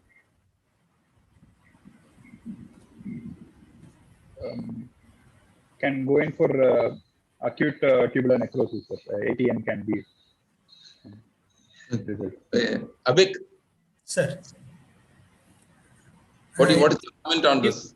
If tacrolimus level is low, there is chance of rejection. Potentially. I mean, we're not saying this is rejection. The levels are low at this point in time. Okay. We must keep in mind that. Yeah. What is the other investigation that you would want to know? This patient has got bilateral Krebs. Sir, chest X-ray I would like to. This is the X-ray of the patient. Dr. Anil, are you able to see this chest X-ray? Yes, sir. Is there a chest infection? Is there a consolidation? We can see bilaterally in both lower lobes, sir. We've heard bilateral Krebs. And this X-ray is suggestive of pulmonary edema. Okay, now what do you want to do? So this is a patient now who's got pulmonary edema.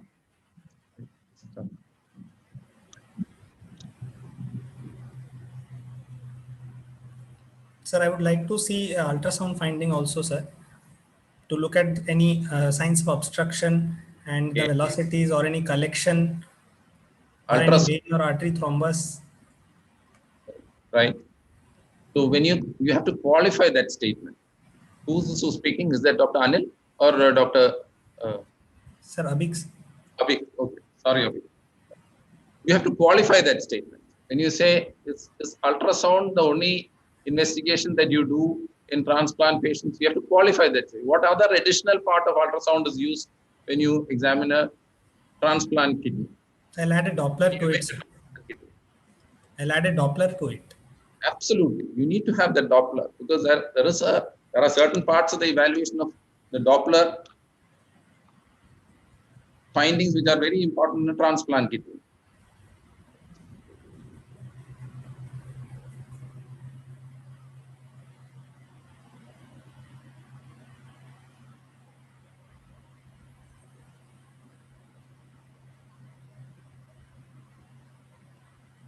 And we have the Doppler. This is the image of the Doppler. The report shows elevated peak systolic velocities of 405 centimeters per second at the mid and anastomotic segment. The RI values are 0.41 in the upper pole, 0.46 in the mid pole, and 0.48 in the lower pole. Dr. Mayappan, so this ultrasound does not show any hydronephrosis. You had thought of possibly obstruction. This is an obstruction, which is one of the causes for renal output coming down, creatinine going up, all those. And so this doesn't show any hydronephrosis. So that is one thing that is ruled out, hydronephrosis. So now, what is your take on this peak systolic velocity? Do you deal with transplant? Yes, sir. When you have a high peak systolic velocity at the anastomosis, what does it suggest? It is going against resistance. Could be any narrowed pathways, as in stenosis. Possibly a stenosis. Although it has been shown that this peak systolic velocity is very high. So this is definitely significant. In the region of 200, 250 and all that, it may or may not be significant if not associated with all the other symptoms. But this patient's got pulmonary edema, he's got hypertension requiring that many number of extra drugs, obviously progressive hypertension, decreased urine output, rise in creatinine. So this peak systolic velocity in a patient like this is significant, suggestive of renal artery stenosis. Abhik, what about the RI values? Sir, the RI values are low, suggestive of again decreased blood supply to the graft, which is also in favor of probable renal artery stenosis. Decreased perfusion. This indicates decreased perfusion to the graft. RI values have had a very controversial kind of picture in renal artery stenosis. Some people have put significance to it. Some people have found it not very significant. But there are other aspects of color Doppler which have shown more promise, like what is called a spectral broadening, presence of spectral broadening, or acceleration time, etc. Acceleration time and velocity ratio, peak systolic velocity at renal artery and divided by to that of the interlobar artery. That is very sensitive. Anyway, this is considered significant. This peak systolic value is considered significant in this case. So what should we do now? Sir, any to know the amount of narrowing in the segment, a cross-sectional imaging will be beneficial. What kind of imaging? Sir, since the creatinine is high, after consulting with nephrology for post-procedure dialysis and also with regards to the pre-procedural hydration, also considering the fact that he's in fluid overload, we'll like to do a contrast enhanced CT angiogram or MR angiogram. If you had a choice, what would you do? Any other, Dr. Mayappan, any other thoughts? Sir, a CT angiogram can be done, sir. Or a Doppler. A Doppler might show the flow, sir, but then we need to localize the problem. Now we know that with this we have an idea that there's possibly a renal artery stenosis, and it is obviously a significant renal artery stenosis because it has caused him all these problems. He's got pulmonary, he's getting pulmonary edema, all these. So we need definite imaging to find out where this is occurring. A CT angio can be done, sir, subsequently followed by dialysis. We did an MR angiogram. Okay. The report shows focal narrowing at the site of anastomosis of the graft renal artery to the internal iliac artery. There was no visualized thrombus present. Dr. Mayappan, what is the significance of this? Narrowing at the anastomotic site of the artery. Sir, surgically induced cause, sir, probably the technical failure which is costing for the necrosis, ischemia, sir. Or Dr. Anil, any thoughts on this? A focal lesion at the anastomosis. So Dr. Mayappan says it's probably a technical problem. What kind of technical problem can cause this, Dr. Anil? Abhik? Sir, right from donor graft harvest to perfusion injury caused by the during perfusion the injury to the endothelium caused by the cannula to the surgery, while doing the surgery raising an intimal flap or very tight anastomosis can cause. So early changes in the technical, what Dr. Mayappan said is correct. Possibly it is a technical problem, and at that time a small intimal dissection may not have been picked up, and then fibrosis occurs and narrowing occurs. Right. So now what shall we do? Supposing this angio had shown, supposing this person was, say, an elderly person, a 60-year-old person, can something else mimic this kind of a renal artery stenosis? We'll come back to this patient again, but just to think out loud. Supposing this recipient is 65 years old. Any atherosclerosis can precipitate the cause. And this problem occurred, say, 2 years down the line or 3 years down the line. This right now we are seeing an early problem. Supposing it is seen late. Is there anything else that could happen other than at the anastomotic site? In patients, atherosclerosis can happen, sir. Sorry? Atherosclerosis can precipitate the cause.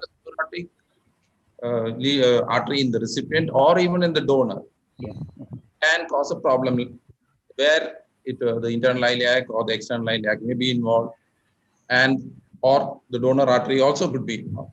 So this at the junction suggests that it is early. So this means that it has happened post surgery, and this is the after effect of that. So what shall we do, Dr. Mayappan? Anything more you want to know? Normally in a transplant kidney, before you dive in and do an MR angiogram, is there something else that we usually do to assess what kind of flow goes into the kidney? Something indirect to see how the kidney is perfused.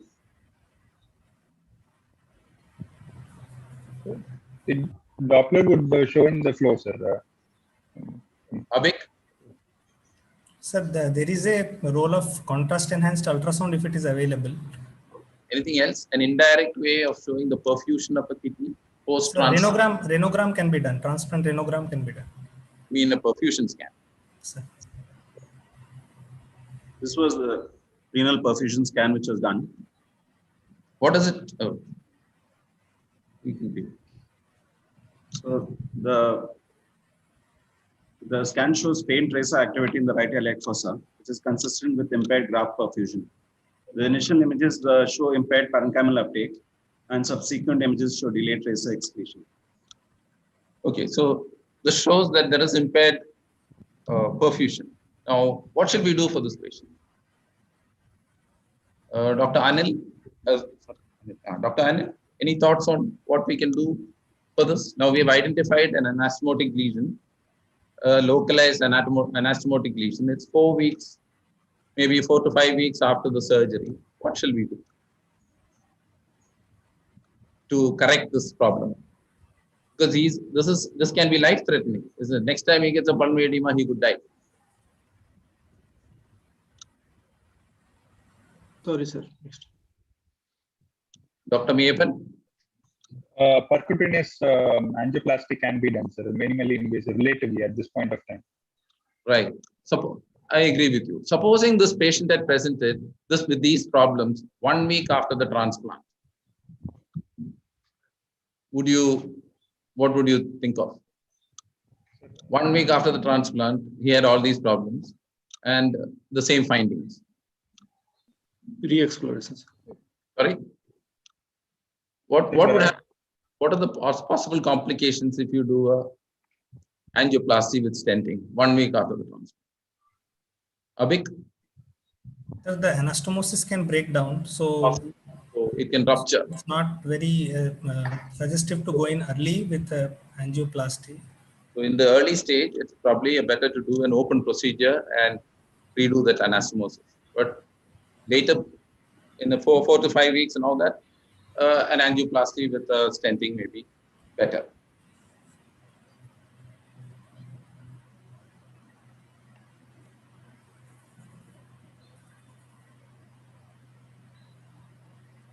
The diagnosis for this patient was transplant renal artery stenosis with graft dysfunction.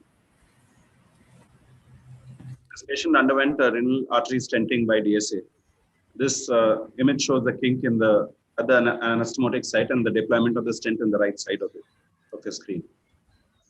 Post-procedure, his blood pressure was well controlled and required a single antihypertensive only. He was advised dual antiplatelets for 6 months, followed by aspirin lifelong, and his nadir creatinine was 1.21, 1 month after renal artery stenting.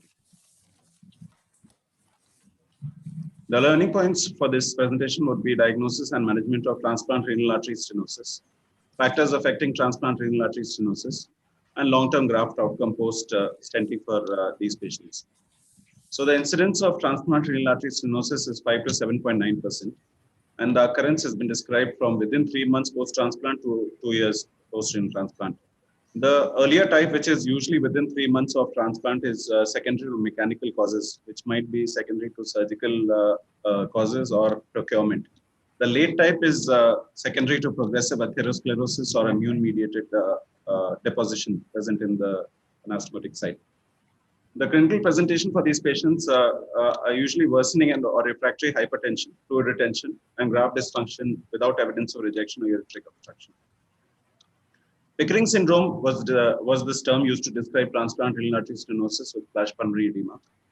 These patients, they mimic the Goldblatt one kidney, one clip hypothesis, and it is usually secondary to hypovolemia and sodium retention. There is worsening of fluid overload state, resulting in flash pulmonary edema in these patients. So the risk factors for early transplant renal artery stenosis, as I had described, was predominantly mechanical, and it usually arises close to surgical anastomosis and is secondary to trauma of donor vessels during operation, malpositioning of the kidney at the time of operation, a local endothelial injury from the perfusion catheter tip, or faulty operative technique. The risk factors for late transplant renal artery stenosis, which is usually more than 4 months post-transplant, is presence of delayed graft rejection, CMV infection, and it's also seen in deceased donor graft recipients with prolonged cold ischemia time. The logic behind this was deposition of immune complexes secondary to CMV infection, as well as in patients with delayed graft rejection, leading to late transplant renal artery stenosis. The screening investigation of choice is duplex ultrasonography, and it's diagnostic when there is elevated peak systolic velocities of more than 200 to 300 centimeters per second. And if there's an elevated ratio of the peak systolic velocity in the transplant renal artery to external iliac or internal iliac artery more than 1.8. There is also other parameters which have been used to describe the transplant renal artery stenosis, and the ratio of renal artery peak systolic velocity compared to the interlobar artery is supposed to be 100% sensitive in diagnosis of transplant renal artery stenosis. Other than that, the peak systolic velocities of renal artery more than 300 is significant. Acceleration time of more than 0.06 and resistive index of less than 0.5 is also sensitive. Diagnostic criteria for these patients is de novo or refractory hypertension, which is defined as arterial blood pressure more than 140 by 90 millimeters of mercury, despite 2 or more antihypertensive drug usage. If there is loss of renal function, which is defined as greater than 20% increase in serum creatinine compared to the baseline, and if there are Doppler ultrasound anomalies such as peak systolic velocities of more than 200 centimeters per second, or more than 50% increase in peak systolic velocities. The management can be either medical management, endovascular intervention, or open surgical intervention. Medical management is usually employed for patients who have stable renal function and no hemodynamically significant stenosis on imaging. It's usually managed by antihypertensives. The percutaneous transluminal angioplasty is considered to be the first line of intervention, and these are best for short segment lesions distal from the anastomosis. The timing of intervention is usually 4 to 6 weeks post-transplant. Although it's considered first line, it is also associated with its own complications, which include renal artery dissection, stent restenosis, thromboembolism, hematoma formation at the site of puncture, pseudoaneurysm at the puncture site, as well as potential for rupture of the anastomotic segment. Open surgical revision is considered in very specific cases, such as if there is early transplant renal artery stenosis within 7 days of transplant, if there is a focal narrowing at the site of anastomosis, or if angioplasty has failed. There is a related graft loss which is quite high of 30% and a recurrence of transplant renal artery stenosis of 12% in these patients. The options of surgical intervention include resection and revision of anastomosis, saphenous vein bypass graft of the stenotic segment, or localized endarterectomy and excision or reimplantation of the renal artery. The success rate post percutaneous transluminal angioplasty is 93.1%. Incidence of restenosis is 23 to 29%, and the incidence of acute rejection is supposed to be high in transplant renal artery stenosis. This was a study that was done in our institution, in CMC Vellore, and it was a study to identify factors on Doppler that predict clinically significant transplant renal artery stenosis. So a total of 43 cases of transplant renal artery stenosis was identified on Doppler. And of that, 11 cases had undergone active intervention. And the findings were that isolated high peak systolic velocities did not alter the blood pressure or graft function, and they usually might not require additional intervention, as was seen in our study. The high peak systolic velocity, along with other Doppler abnormalities, are more suggestive of transplant renal artery stenosis, and the decision to intervene has to be on a case-to-case basis. Early identification was also seen to improve outcome of these patients.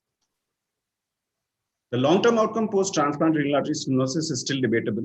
There are some studies which have shown no effect on long-term blood pressure control, renal function, as well as patient or graft survival.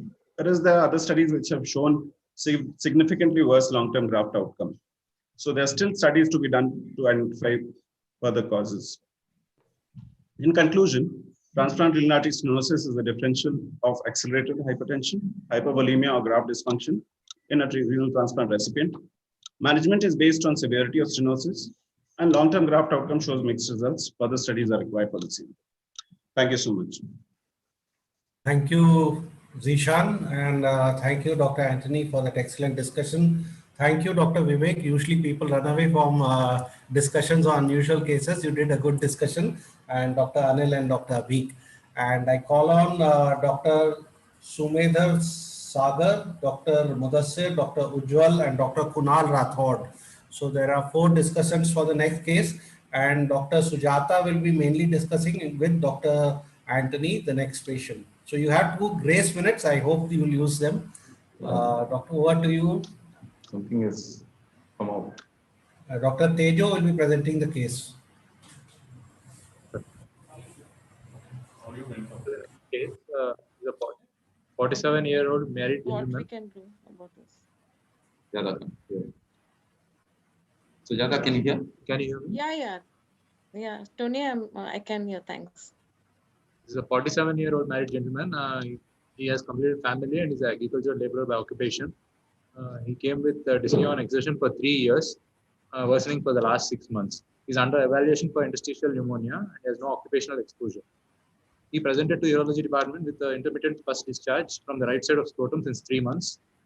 He has no scrotal pain or bloods except for nocturia for 2 times. He has no hematuria, calicuria, or flank pain. Yeah, so Kunal, can you please tell me the causes for pus discharge from the scrotum? Ma'am, as he's a chronic smoker as well as he's having history of yeast infection, which could be a tuberculosis. So this would be the case of tuberculous epididymitis. Okay, one. What else? It could be this not related to it could be a bacterial or any other form of epididymitis. Yeah, but this is pus discharge from the scrotum, not epididymitis. Means, we have not yet palpated the patient, so Yes, about we are that we not require sure whether it is from the epididymis or from somewhere else. Yes, ma'am. So we could put a testicular abscess also we can put as a differential diagnosis, Okay. which could be a bacterial, which could be a viral also. Okay, Sumedh, then can you also think of some more causes? Anything you know more? That, ma'am, it is most likely pointing towards the tuberculosis of. Yeah, that I yes. agree. Something more can come in the differential diagnosis. Ma'am, it could be a malignant. Ma'am, yes, ma'am. Maybe, ma'am, it is a chronic. If it is a chronic discharging sinus, then maybe it is malignant in etiology. Okay, so when you see whenever the patient comes with a history of pus discharge from the scrotum, you need to also think that is it coming from the scrotal skin. So there are lots of sebaceous glands and other glands. So they are hidradenitis suppurativa could be a differential. Then is it coming from the intrascrotal contents? There the patient would give a history of some heaviness in the scrotum or something he can palpate, because scrotum is a thing which could be palpated very easily. So then tuberculosis is a thing. In India, you have to think of leprosy also. And very rarely it could be from related structures, like it could be an urinary fistula, it could be even an anorectal fistula, and in a child it could be even congenital. Okay, so these are little unusual differential diagnosis, so I'm telling you the answers. So now coming to this slide where they're saying that he was given tapering doses of steroids and antifibrotics, or it probably antibiotics for 2 months. Yes, ma'am. Was given antibiotics for interstitial lung disease. Okay. So that was for his interstitial lung disease, not for his pus discharge in the scrotum, any antibiotics. So what would you like to ask? Some more history? Yes, ma'am. I want to elaborate more over the urinary history also. Whether he's having any voiding or they already voiding or mentioned that he doesn't have any pain or LUTs except nocturia, which is 2 times. Any past history of. We also like to know about the B-type symptoms of the patients. May have evening rise of temperatures, weight loss. Okay, constitutional symptoms. Yes, ma'am. Yeah, Farooq, would you like to ask something more? Yeah, I would like to ask about this any history of weight loss or anorexia. Okay, that has already been asked for. Anything else? So see, you both of you, or rather all of you, and even I would me. like to ask about the hemoptysis history, or any history of any swelling elsewhere in the body, or any urethral discharge, or any history of UTIs. Okay. Would you ask for something he has palpated in the scrotum? Yeah, I will ask them. Yeah, to so know that is that the it's most a obvious scrotal. thing, that whether he has palpated a lump in the scrotum, or he feels that the scrotum doesn't feel like his previously normal scrotum. Okay, then you both of you, or rather all of us, are thinking it could be tuberculosis. So suppose it is tuberculosis, then what other history is important to be asked apart from LUTS? Any personal history of tuberculosis? He has taken any history of anti-tubercular drug or any family history of tuberculosis? We would like to ask. Okay, symptom wise. First discharge is from anterior or posterior side? Yeah, Usually can well or people tell us where is the pus discharge, anteriorly or posteriorly or midline raphe?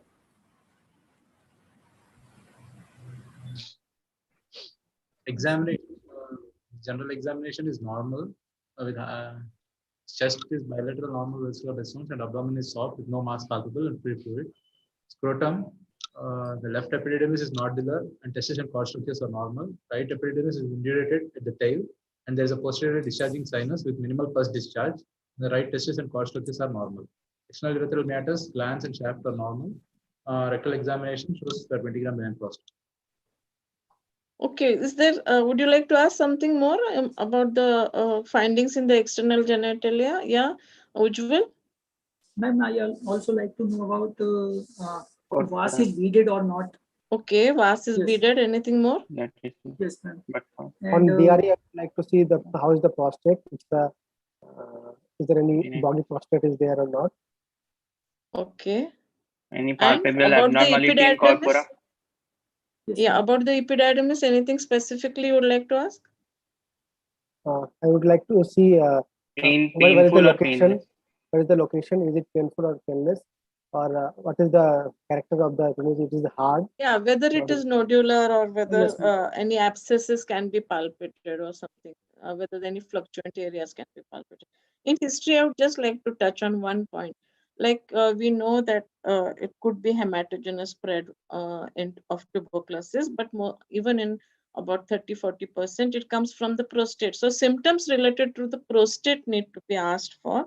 And here, hematospermia is one symptom. Okay, any pus discharge per urethra and any dysuria or the other symptoms related to the bladder or upper tract need to be asked for. So we have finished the examination findings. So now what investigations would you like to? I like to go for the urine routine and culture, then urine for AFP for 3 days. If possible, then can be extended up to the 5 days. Then KFT and serum electrolytes and ultrasound of scrotum. But you have a pus discharge from the scrotum. Why don't you want to examine that? Yes, Kunal? When pus culture we can send. We can send for Yes, gene ma'am. expert also. Okay. So, Dr. Sagar, you feel apart from the urine, we have something more there, Yes, right? ma'am. Discharging Yes, pus. Yes, So don't forget that. Yes. Yeah. So would you like to do a smear, or would you like to go ahead for further better tests? Better test. Like- Gene expert Ma'am, test gene would be expert the can be. Hey, why are Gene you jumping to gene expert? Why don't you want to do a smear? Ma'am, we go for the urine pus smear and culture for AFB. Yeah, that they told you that Yes, urine is showing no growth and there is pyuria. Yes, ma'am. Ma'am, pus for AFB culture. Pus for AFB culture and not for any smear. Yes, ma'am. Gene That Nansen also staining AFB. for yes, AFB staining, ma'am. So do you know the cost for gene expert? 2,400. So it's around in the range of 3,000 to 4,000. So so I would definitely think in terms of going in for a smear first. Yeah. And then if it is not seen on a smear, obviously you can go ahead and do a diagnostic test like a CPNAT or a PCR. Okay. So can we have the results, please, for the pus? So this is a normal. Blood tests seem to be normal. CRP. Routine urine shows a WBC of Sterile 40. pyuria. There is Yeah, sterile yeah. pyuria, yes, ma'am. Yes, sterile pyuria and sterile acidic pyuria. Yes. pH is 6. Can we see the pus? Okay. So the pus was sent for gene expert and it is positive and rifampicin sensitive. So now that the pus is positive and your diagnosis of tuberculosis is confirmed, would you like any other test to, in addition to this, or you're happy and we can go ahead with the treatment? I would like to. Ma'am, I like to go for the ultrasound, KOV and ultrasound whole abdomen. Yeah, and we'll go to radiology. I just want to complete microbiology first. So would you like any urinary we would, tests? yes, ma'am. The solid culture we have to send for. But you that have pus is culture must has been according to sent. guide. Reports are awaited. Why do you want urine culture? we have gene expert, so we go for Somewhere around 50% of the cases, there is associated urinary TB also with the genital tuberculosis. So I would like to exclude that also. Apart from that, I would like to do upper tract imaging. Yeah, we are coming to imaging. So in addition to genital tuberculosis, you feel that there could be urinary tuberculosis. Yes, ma'am. So in how many percentage is this seen? Around 50% of the cases, tuberculosis can be seen. Which part of the genitourinary system is involved in epididymal tuberculosis? Lower urinary tract, ma'am. Lower, can you be specific? Prostate. Okay, and kidneys? Bladder can be involved, kidneys can be involved. Yeah, but percentage? Yes, Dr. Farooq. I hope we are not leaving you out. Around 30 to 40% kidney urinary TB. Yeah, so upper tract can be involved in 30 to 40%, prostate in about 60%, and the bladder also in similar incidence. Okay, so you want to know the urinary AFB status also. What would you do? A smear or a culture or a gene expert? Smear and I will smear test. So what is the gold standard? Is it CPNAT or gene Culture. expert is the gold standard, or smear or culture? Culture is the gold. About culture, what can you tell me? Which culture would you like? I will send MG LJ media. as well as LJ medium. Can you be a little more specific? The What is MG8 LJ media culture? What is it called? It's a solid media. Solid media, ma'am. And Yes, we also so there is a solid media culture and there is a Exactly. liquid media Liquid culture. media, So yes. what is the recommendation? Ma'am, one solid and one liquid. Yeah, so one solid and one liquid. So which would you prefer? Means Yes. like we select one solid, you said LG. Liquid, which would you like? Ma'am, MGIT. MG8. Okay, why? Ma'am, it is more sensitive and Will specific. give 10 days. And it will And result is it will be available in 10 days. 10 days, yes, 14 days. And for LJ? Ma'am, it 4 to takes 6 around weeks. 4 It would weeks. be- 4 to 6 weeks. Ma'am. 4 to 4 6 to weeks, ma'am. 6 6 weeks, weeks. ma'am. And for negative, it is required, ma'am, extended 3 up to 12 weeks. So what is the added advantage of biometric culture or non-radiometric culture over this solid media culture? Advantages, ma'am, we can have the sensitivity of basic rifampicin isoniazide. Okay. So you said it can be, you get the results earlier, you can get the sensitivity. Sensitivity as well. Sensitivity is applicable to both the tests, right? Yes, ma'am. It is Yes, ma'am. culture sensitivity, so it's applicable to both. What else? You can follow the growth. If it's MD or TB, then further testing it may not be possible on this MGIT. Yeah, And- Farooq? Yeah, if it's sensitive to the first line drugs, the tubercular bacilli, on LJ medium, it can be further tested. Further sensitivity of antiviral tubercular drugs can be tested on LJ medium. While as on LJ medium, that's not possible. Okay. What else? You can What follow else the is- growth. You can follow the growth in the liquid medium. Ma'am. One important thing, just because of lack of time, I'm telling you the answer is you would know the species of the tuberculous bacillus, which we are dealing with. So now you tell me what are the species which cause genitourinary tuberculosis? Most commonly Typical and Mycobacterium tuberculosis and Mycobacterium bovis. Okay. What is the percentage? Ma'am, 40 to 50% around Mycobacterium tuberculosis, and bovis is 30%. Yeah, and the other ones? Ma'am, they are. Can you name them? Ma'am, maybe Smegmatis, Mycobacterium Smegmatis, and Smegmatis is not tuberculosis. yes, ma'am. Mycobacterium africanum. Africanum, yes. Yeah. So where are these seen? All these other species, in which countries are they seen more common? In India? India, M. bovis is seen. It's through the milk mostly. It's intestinal tuberculosis. Up to 20% can have M. tuberculosis. M. bovis also, but the spread is through the intestine, unlike M. tuberculosis, which is hematogenous and through pulmonary as the primary.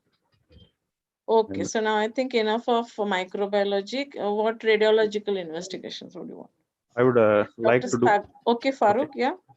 Yeah, to see the ultrasound abdomen KUB. Why ultrasound abdomen KUB? He has come with a scrotal sinus. Now since I have the diagnosis, I will upper tract. And we need to know the upper tract as well as the upper tract. How is there any hydro or not? And yeah. So you want an ultrasound of the abdomen, of the kidney, ureter, and bladder, and a chest X-ray at least. Scrotum you don't want? Scrotum. Yes or no? You can opt. Yes, ma'am. Huh? Yes, ma'am. Yeah. So what are the Scrotum features also. you think you'll see on ultrasound of the scrotum? You can see the abscess formation. Okay. There will be hypoechoic area. Hyperechoic area. Hyperechoic. Hypoechoic area. Suggestive of. So you need to know the radiological features of epididymal tuberculosis, which can vary from hypoechoic heterogeneous areas to an enlarged epididymis to a thickened fibrotic wall, or it can be multiple caseous areas. There may be simultaneous involvement of the vas, of the testes. Okay, so I think there are 4 types, so you can read on those. So do we have an ultrasound of the abdomen? We don't have ultrasound. Yeah, so we don't have an ultrasound. So what else would you like? I would like to do intravenous urography in this case to look for the upper tract. All of you agree intravenous urography? Ujjwal, Krunal, Farooq? CT urogram is also another option. Ma'am, I like to go for CT urography. Why you changed your stance? Ma'am, actually, IVP is best for the early changes in the genitourinary tuberculosis. Hence, via CT, we can also get about the peripheral nephric shadow and not peripheral nephric, perinephric. Yes, ma'am. Perinephric involvement. Yes, involvement. Yes, ma'am. And also get the periuretral thickening or fibrosis, and also get the contrast drainage is up to the bladder is adequate or not. Yes, Krunal, want to add? CT urography, I would like to do because there is sensitivity and specificity more than IVP. And we could, in that cuts, we can have the idea of epididymis and prostate also. Okay. Ujjwal, want to add something? But it can miss the early changes in the kidneys. So if we want to see both the things, then you can also order MR urography. In that case, we can find the early changes also and the other positive findings for the CT urography. Okay, so IVP is definitely more sensitive for early changes of tuberculosis, but a CT would tell us about parenchymal lesions. It can tell us about caseous lesions there in the parenchyma, which may not be seen on IVP unless there is a communication between the calyx and that abscess cavity. Then you can see extrarenal features. If the infection has spread beyond the kidney, you can see for abdominal tuberculosis, sinuses, fistula. Again, if there is pregnancy or high creatinine, A plain CT will give us more information. It can also give us differential renal function. Okay, so it's like it tells you quite many more things than an IVP, but we have done an IVP. So can we please see the IVP? Yeah, who would volunteer to read? I think Farooq, you didn't answer for long. Yeah. Yeah, this is a plain X-ray KUB, properly exposed film, and Yeah, see the rest of the films okay. first. Yeah. Yeah, this is a on the right side. There is no renal shadow. I mean, left side. So what is it described as? Do you say it is no renal? It's a prone film showing prone drainage film of IVP film taken at 20 minutes, showing the drainage, pelvic calyceal system. There's contrast in the pelvic calyceal system as well as the ureter and as well as the bladder. Okay. So yeah, so right What side. else do you want to comment on? Bladder capacity is low. Okay, bladder capacity. There is Yeah. no uptake and drainage from the right All of side. us were talking about prostate. What are the radiological signs of tuberculosis in the prostate seen on IVP? Calcification. Calcification in how many percent? And 30 to 40% cases. Okay, and other features?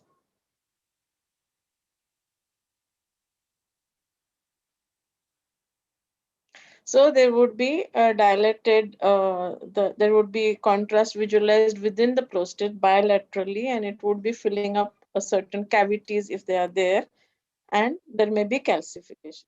So IVP is reported as absent contrast uptake on the right side, left kidney is reported as normal uptake and drainage and small capacity bladder. So now tell me, what are our problems at hand? What all things do we have to deal with now before we go to management? We have right side non-functioning, most probably yes, non-functioning kidney. Yes, non-functioning kidney and small bladder, capacity bladder. and abscess in the epididymis, sinus in the epididymis. Yes, so, yeah, like how would you manage it? Ma'am, I like to go for the DTPS scan of this patient. Okay, DTPS scan. Okay, just to cut short because we are just 8 minutes, there's no function on that side. Yes. Okay, so management? To start with AKT, ma'am. Yes. Okay, which line AKT? Only I think you know the types of AKT and what AKT to be given and what test to be done before starting AKT, right? Okay. Category 1, ma'am. Yes, ma'am. Oh, okay. So Category surgical, what is the surgical management in this case? In this case, we plan for the right-sided open nephrectomy with. Why? Ma'am, I am comfortable more with the open surgeries, and yes, ma'am, and also requires augmentation cystoplasty for. But you have not. They have just reported it as small capacity bladder. Where do you know the capacity, exact capacity of this bladder? MCU. Yes. They have not mentioned how many ml. In this case, I would like to do a bladder diary also. An ultrasound has told you how many. What is the capacity? No, so in each patient, you would augment the bladder, small capacity bladder. No, ma'am. Ma'am, first we check for the indication for augmentation. Less than 100 ml. 100, yes. So the patient only has nocturia 2 times. So is there any better way of finding out what is the capacity of the bladder? We can get 2 ways. One is bladder diary, second is examination. There are 2 ways. One is the bladder diary. The second is examination under anesthesia. Bladder capacity assessment we can do under anesthesia. But in this case, so his bladder capacity on an average is 200 ml. You want to augment? He is not bothered about his storage symptoms. His bladder capacity is around 200 ml. I will not advise augmentation at this point. Yes. Okay. So what is the indication of nephrectomy in this case, Farooq? Yeah, there are 2 indications for nephrectomy in TB. One is the recalcitrant tuberculosis, ma'am, and second one is if there is hypertension, uncontrolled hypertension. So if it's a small non-functioning kidney and he's treated with tuberculosis, there is no infection, then we can leave it as such also. And if he is not having secondary hypertension. You agree with him, Sagar? No, ma'am. Ma'am, there is more chance of recurrence of the tuberculosis after Why is that completing. so, Krunal? This tuberculous bacilli could be remain dormant inside that kidney and that could cause a recurrence elsewhere in the body also. Yeah. So you need to And as remember well as that tuberculosis is an ongoing progressive thing. When it would get reactivated, when it is in the latent stage, and all depends on many other factors. Okay. So if it's a non-functioning kidney, there's no point in keeping it there. What would you do about the scrotum? Because we hardly have 30 seconds. that would be covered by AKT. If there is not, Suppose, so what are, tell me the indications. Tell me the indications for either removal of the epididymis or the epididymis with the testes. Chronic sinus formation or acute abscess in secondary infection, bacterial infection. Okay, what that else? Could cause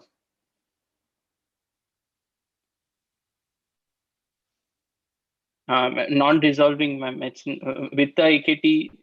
So okay, non-resolving or persistent pus discharge or continuous pain or multiple sinuses or a epididymal infection involving the testes. Okay, and a doubt of malignancy. So I think we'll hand it over to CMC so that they can tell us the management points, learning points. Learning points for this case are epidemiology of the genitourinary tuberculosis and management algorithm for genital tuberculosis and ATT therapy guidelines. Epidemiology is that 20% of cases with pulmonary TB have genitourinary involvement and 53% of renal tuberculosis is associated with genital TB.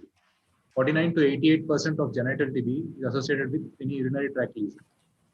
The management after the examination, it's necessary to evaluate for the urinary tract for a genital TB and also to evaluate for HIV. If there is a microbiological evidence of TB, then directly ATT can be started. But if there is no microbiological evidence, then the imaging is highly suspicious of TB. FNAC has to be done, and ATT has to be started based on that. Response should be assessed after 3 to 2 weeks post starting the antitubercular therapy. If there is no response, then the evaluation should be directed towards malignancy or whether there is a multi-drug resistant bug or a evaluation for any abscess formation requiring surgery. Microbiological diagnosis, culture is a gold standard, but the sensitivity of culture is very variable and it also takes a long time. So Gene Expert, the sensitivity is around 89% and specificity is 95% when compared with culture. The advantage of Gene Expert is the information of rifampicin resistance, which we get within 2 hours. And also the disadvantage is it cannot differentiate between the viable and dead bacilli. So treatment may be a possibility. The treatment guidelines for a new case of genitourinary tuberculosis. The intensive phase consists of 4 drugs for 2 months and 2 drugs for 4 months. But in India, due to high INH resistance, that is 11%, the continuation phase only consists of 3 drugs, including etamic. Longer therapy of 9 to 12 months is indicated in immunocompromised or HIV co-infection individuals, and also inadequate clinical response and high bacillary load. So to summarize the ATT therapy, a person with normal immunity with expert positive and isoniazid and rifampicin sensitive with smear negative requires 2 months of intensive phase and 4 months of continuation phase. A person with expert positive and his immunocompromised status, or a person with smear positive TB should require a 3-month intensive and 6-month continuation phase with 3 drugs in the continuation phase. And a person with expert positive with rifampicin sensitive and isoniazid resistant requires 3 months of intensive phase where isoniazid is replaced by levofloxacin and 9 months of continuation phase. Isoniazid replaced with levofloxacin. If expert is unavailable and culture is negative, but the clinical suspicion is high, 2 months of intensive phase with 4 drugs is given and response is assessed after these 2 months. If the response is good, the 4 months of continuation phase is given. Thank you. Thank you. Thank you. All the students were very Thank you, ma'am. nice and you answered very nicely. And thanks, Santosh and Tony. It was a very nice session. Thank you very much. Thank you. Thank you, ma'am. Thank you. Thank you, Dr. Sujata. There were many aspects in the patient's treatment and evaluation, and you touched it all. And thank you for finishing on time. Thank you, Dr. Anthony. And thank you, Dr. Sagar, Dr. Mudassir Ujjwal, and Dr. Kunal Thank you, for sir. participating. Thank you. Thank you all. And I'm very glad to tell you that we have finished our first session on time with all these cases to be discussed. I want to inform you there were 425 attendees at present. I thank all the faculty who have taken the time, the pain, and finished most importantly on time and help us keep the program going as per schedule. I think you would have got the mail, but I want to let you know that we were able to give BJUI access to BJUI free to the first 150 participants who registered before 27. So all of you who have registered before 27, you have got a BJUI knowledge free access, and they will contact you directly on your emails, the email with which you registered with us. Please look at that email. They will contact you, and you may have to look at the spam mail either in the last 2 days or in the coming days. They will contact you, and then they will give you the access to BJUI knowledge, which will continue for 1 year. I also want to inform you that the lectures are opened at 12 noon today, and a lot of topics like the oligometastatic, the evaluation for genitourinary tuberculosis, and some of the topics which are not covered in this, because there was a lot of demand. Around 75% people wanted didactic lectures. We could not fit it into the time frame of this online thing. The lectures will be available after 7 p.m. today. It was available at 12 noon also. And from 7 p.m. today till your next master class, it is available. You can see them once, twice, how many times you feel like, but you will not be able to download them. Again, 95% of the students wanted an operative session. I am very thankful to Dr. Nainan Chako, who was part of our faculty, presently working in Dhaka, and he agreed to make these videos at such a short notice for you all. And we have, in constraints of time, split it into two sections. So most of the lower track we'll be doing today, and we'll be doing the upper tracks tomorrow. So over to our team to play the videos for the operative session.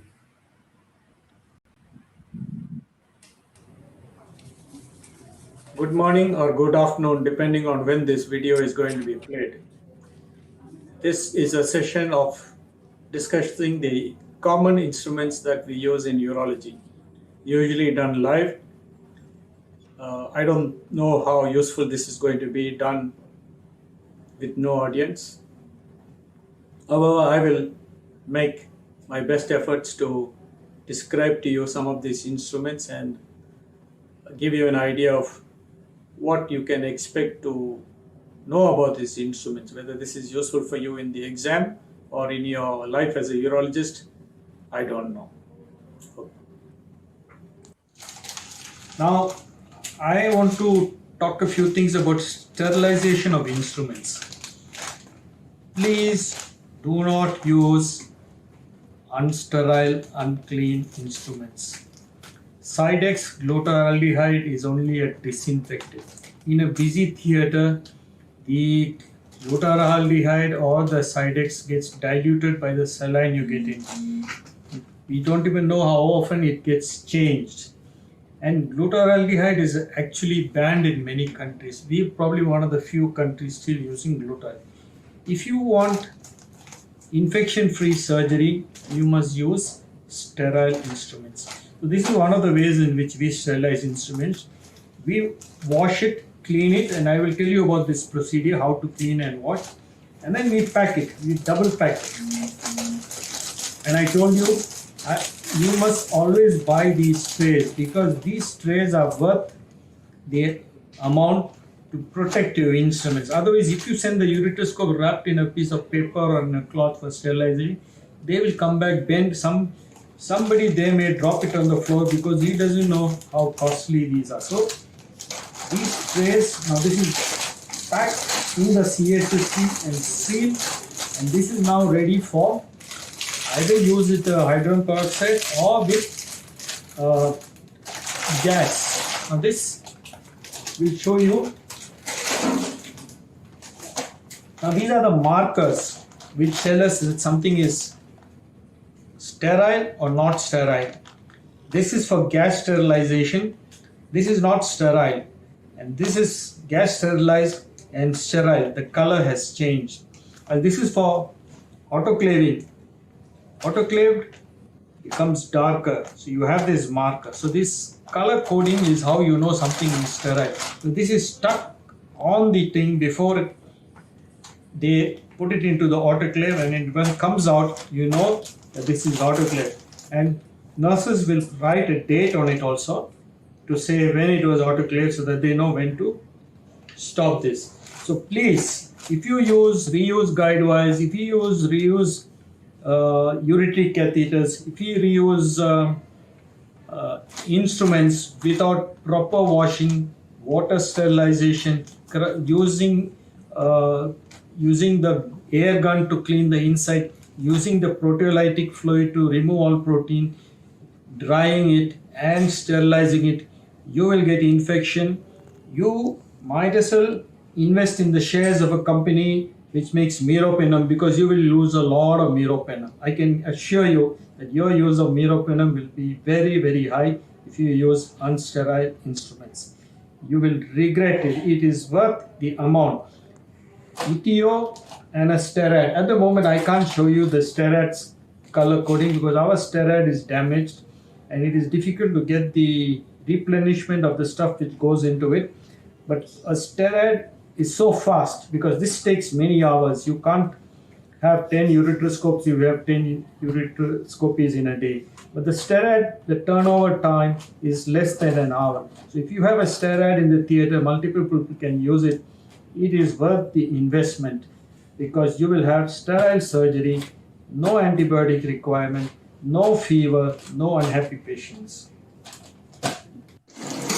First, clean the outside using the gauze piece, rub off all the protein outside it. Then take the brush,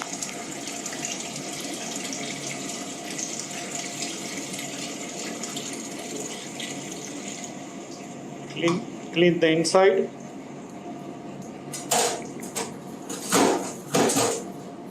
And clean all insides. This is done for all instruments that you need. You have to clean all this stuff inside, outside.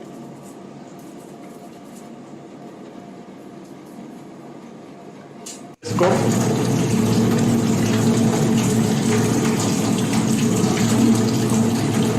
This is the initial cleaning. If it is really dirty, we will soak it in a protein dissolving liquid. The same procedure with the brush.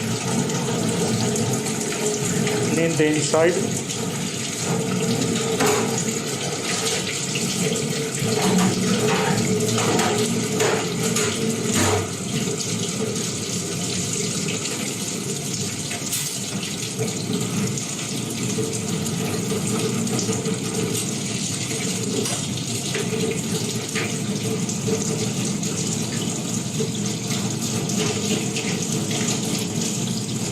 Everything must be clean. After this, everything must be dried.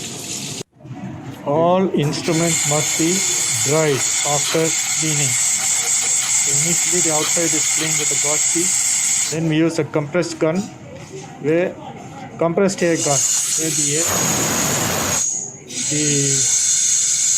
openings everywhere, so that all air is removed. Completely removed before we send it for sterilization. Nothing should be.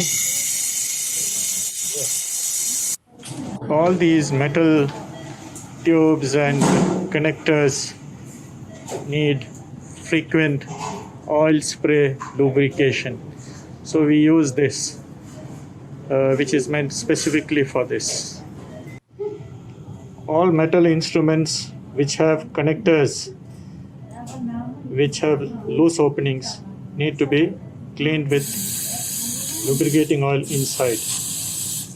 This is done after drying.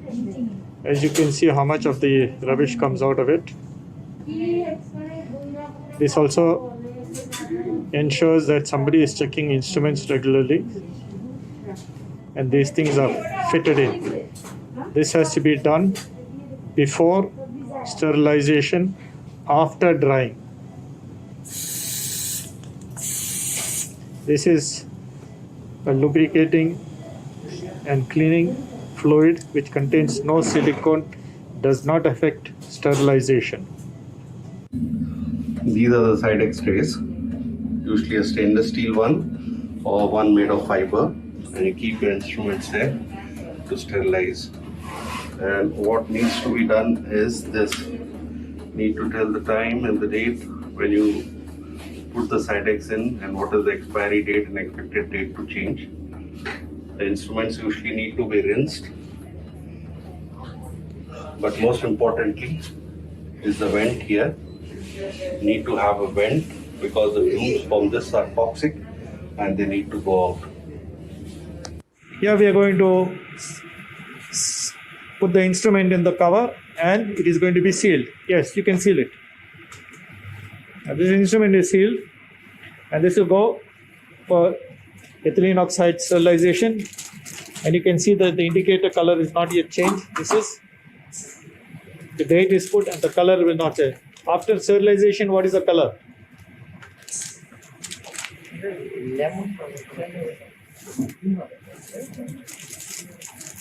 There is a color after sterilization. Before. This is before. Before sterilization. This is before. Yes, before. This is before and then after. After it. And after.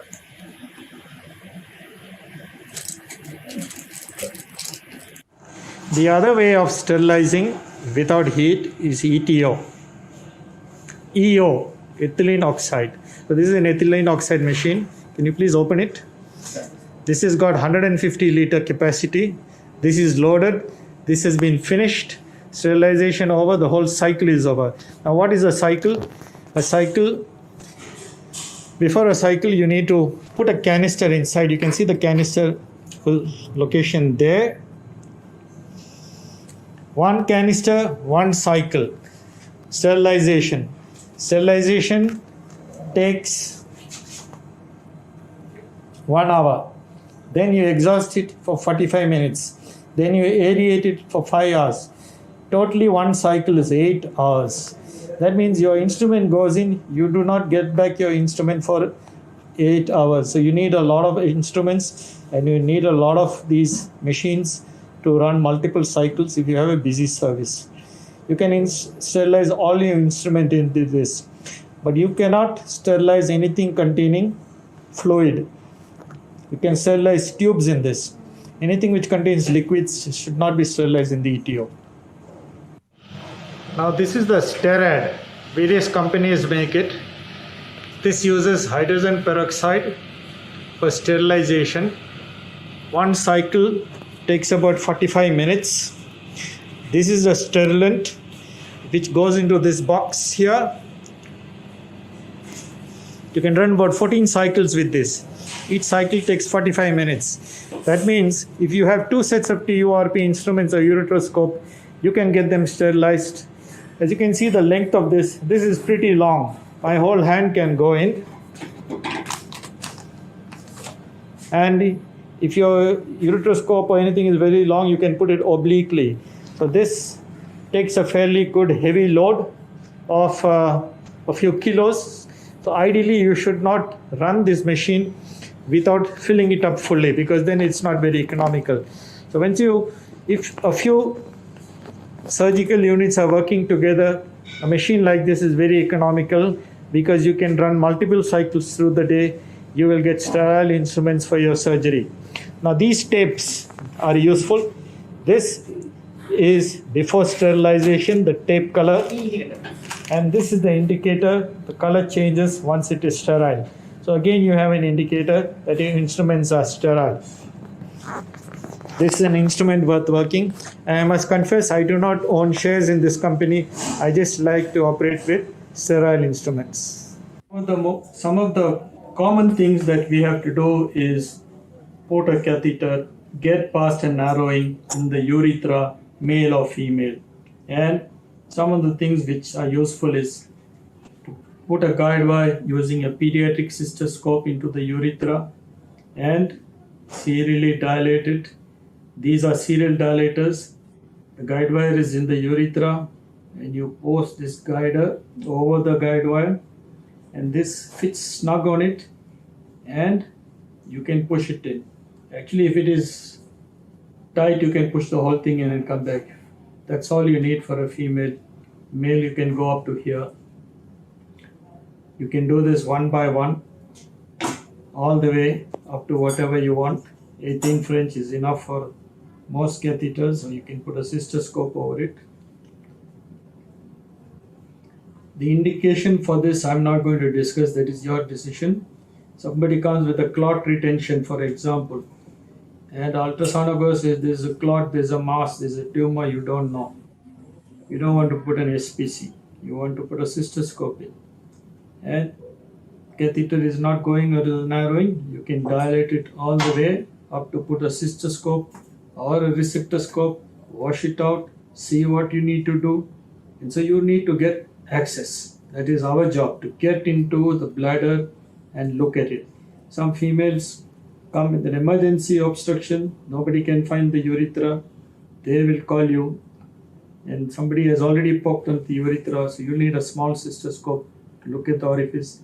And this is where the glide wire, the Terumo glide wire is useful. So you can do the serial dilatation. If it is not so dilated, we have these graded female dilators. As you know, the female urethra is not straight.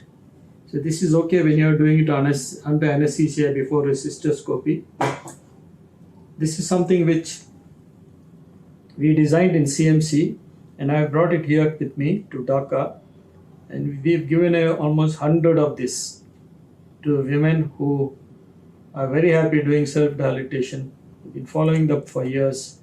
So until buccal mucosa reconstruction on female urethras becomes more common, this is the salvation for most women. Shape, graded, go up to the end. This is for female self-dilatation. Now, as I said, this can be used for men or women.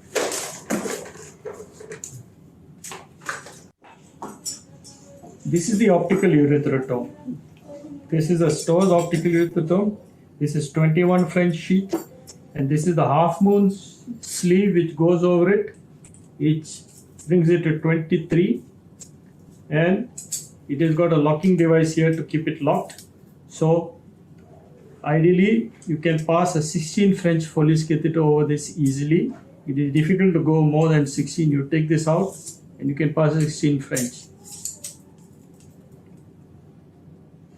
Now, how do you do an optical urethrotome? First, you put the telescope inside. We do a 0-degree telescope using a ureteric catheter, preferably because it has got a lumen through which you will see the urine coming out and you are very sure that you are not gone somewhere else. If you're very sure, you can use a glide wire. Anyway, we put a guide wire, pass the stricture, go inside, and then you cut. Where do you cut? Most people cut at 12 o'clock. There are some people currently who say we must cut the other way, but this is made in such a way that you cut the telescope, you cut it at 12. That means if your philosophy is you have to cut the other side because you think it makes your uteroplasty difficult, that's it. The one individual who says you cut at 6 o'clock, for the moment we will say 12 o'clock is the place to cut. There are two types of blades, the half moon and the straight blade. The half moon is less likely to make a big perforation, and the way you cut it is in a rocking movement. You cut it towards you, you cut it towards you. That means at least that much of it must go in. If that much doesn't go in, then you may be able to cut like that and make the lumen wide enough to put the whole blade in. As you can see, the blade is sitting offset so that the telescope comes here and you can see it. So the cutting is like that. it's difficult to cut normal tissue with this blade. And this blade, we used to sharpen it using the piston of a glass syringe. Now we don't see glass syringes, so I don't know where to get a piston. Now if you're using the straight blade, if the opening is very narrow, using the straight blade is helpful because you can make a little cut to make enough of a lumen to go past it. Strictly speaking, don't cut if the guide wire doesn't go in. And you put this, make sure you're only going through the lumen and cut it millimeter and millimeter at a time, because it is very easy to go through the whole urethra. So, now we have another instrument here which is useful during stricture. This is a very old instrument. It is called a Phipps filiform dilator. The other name for it was Phipps Whips. Phipps is a chap who designed this, and this is a serial dilator. Again, you need to, in the olden days when you did not have an optical urethrotome, you will put multiple of these. You will put one, you will put another one, you will put one of them will go through, or you think it has gone through a stricture. So you put multiple filiform, one of them will go through. Once it is inside, you hope it is inside, you take a follower. This is the follower. So it can be screwed into the back side. And then you pass it into the urethra. You take it out and hope it doesn't break and stay inside. And take it out. And take the next one. And the next one. We will jump a few and go to a bigger one. Now the bigger one, as you can see, has got a hole. So by the time you reach this size, which is 14 French, you have a hole there. So when you're in the bladder, urine comes out. So you know, maybe a little late to know once you reach 14, but at least you will not go to 20. So this is a way of serially dilating it. Without coming out of the urethra, the other end remains inside. Filiform dilators. Now this filiform dilator has got a female and a male. You can use it along with the Otis urethrum. Now if you look at the Otis urethrum has got also a knob at the tip. Most of the time this knob doesn't fit in. I'd be surprised if this fits in. Anyway, it's supposed to screw in there. You used your filiform dilators. You got it big enough to take this one in, and you can go in and open it. It tells you how much it is. 20. There's a blade there. The blade is not seen when it is inside because it is deep. It's when you start pulling out the blade comes out. You can see the blade came out, goes in, blade comes out, and blade cuts any abnormal stricture. This blade is blunt enough not to cut normal tissue which distance away. This is useful to cut a stricture. However, today we have thin ureteroscopes, thin scopes. We can go in, see, and do all this thing visibly. But this, again, is a useful instrument to have. Remember, put it back yourself. Otherwise, if it is lost, you can't buy this. Whatever you want to.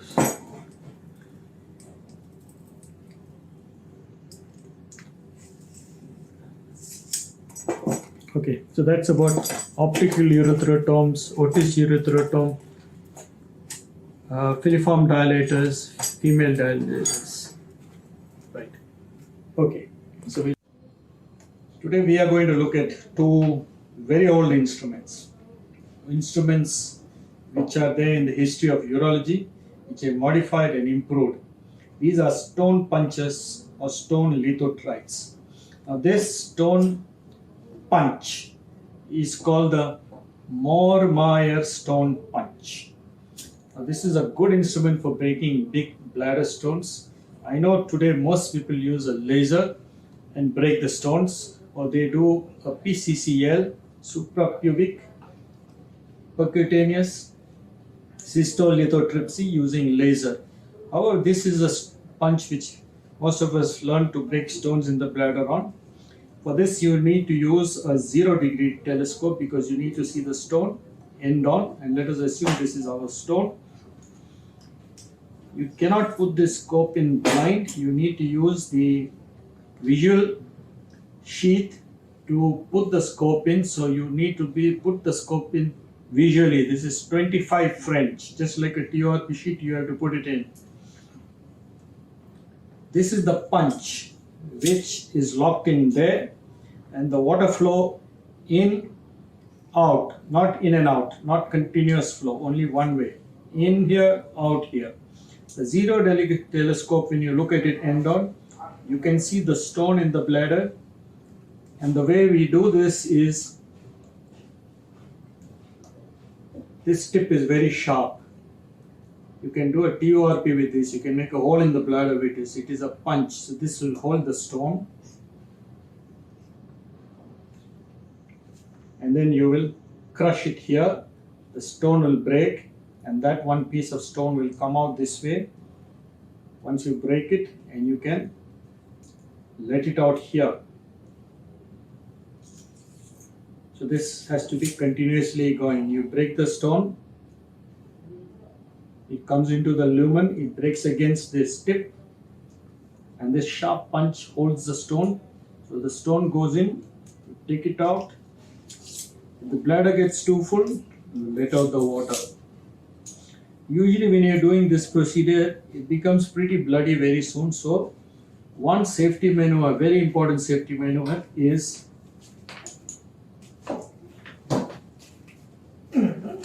my stone went flying. So you will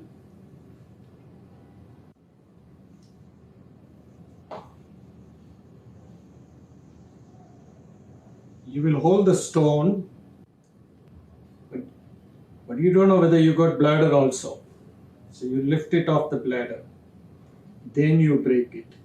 Do not break it sitting there in the bladder. You lift it up, break it, and then take it out. Every time you go in, lift it up. So there must be enough water in the bladder. So you break this up. So this is Mohr-Meyer stone punch, 0-degree telescope use. Now this is slightly different version. You can break bigger stones, as you can see how big this is. You rotate this, you open the jaw. You hold the stone, turn it the other way.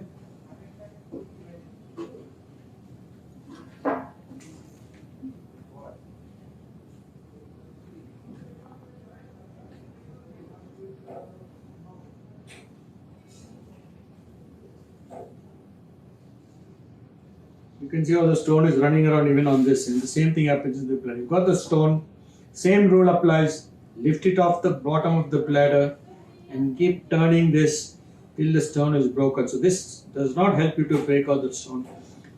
This used to be done blind.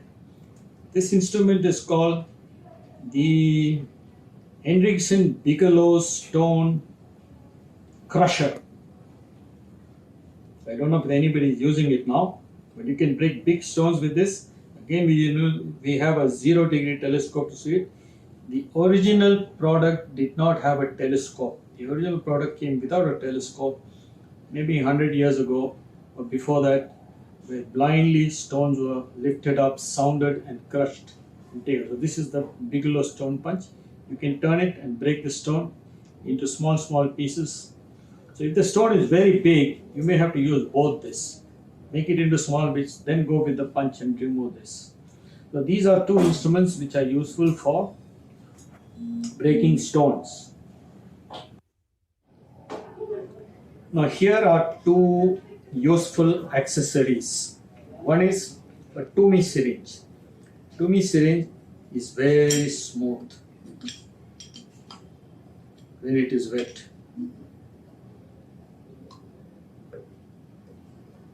With a little bit of force, you can actually suck out clots. This is not useful for anything else. This is useful only for washing out clots from the bladder. Don't take it out all the way. Once it comes out, it's difficult to put it. So you take a little time. Sometimes you may have to do this for the clot to break up. So this is used for bladder wash. Take it out. Now there are two types of connectors here. One is the universal connector. This tip fits onto a Stowe cystoscope. So you can see this is a Stowe's. It locks in, so it stays there. You can do this very easily. You can use this for washing out bladder stones also. So this is the Stowe's type. If you have Olympus or Wolf, you will need to have one of these attachments. You can also use this attachment to connect to a Foley's catheter when you want to bladder wash. But remember, a bladder wash in a patient who is not anesthetized is not a very pleasant. You may be able to use it for one or two small clots immediately after a post-URP, a chip or a clot. If there is clot retention, this is not the way to do it. This is an Helix bladder wash. This is actually a device which was designed by a medical student. There are many other things which are designed by medical students. One is the Foley's catheter also. So here's a balloon, and you fill it up with water. Make sure there's no air. Put this under water, fill it up with air. So there must be no air in this. This is an Olympus connector. As I said, you can change your connectors. You must have a good bulb. It is the bulb which does the work. So you press it in, agitate all the tissue, all the clots inside, and wash them out. So this is useful for washing the bladder of stones, clots, or TURP or TURBT chips. The stuff comes in here, and because of its specific gravity, it falls down to the bottom and remains there. And when you push it next time, they don't go back in. So you have to wait just a millisecond for it to fall down, so that you are not just pushing chips in and out. You want the chips to keep coming out. So every time you do this, fill it up with air. I have another video which will be shown to you where how to fill up an Helix fast is being shown.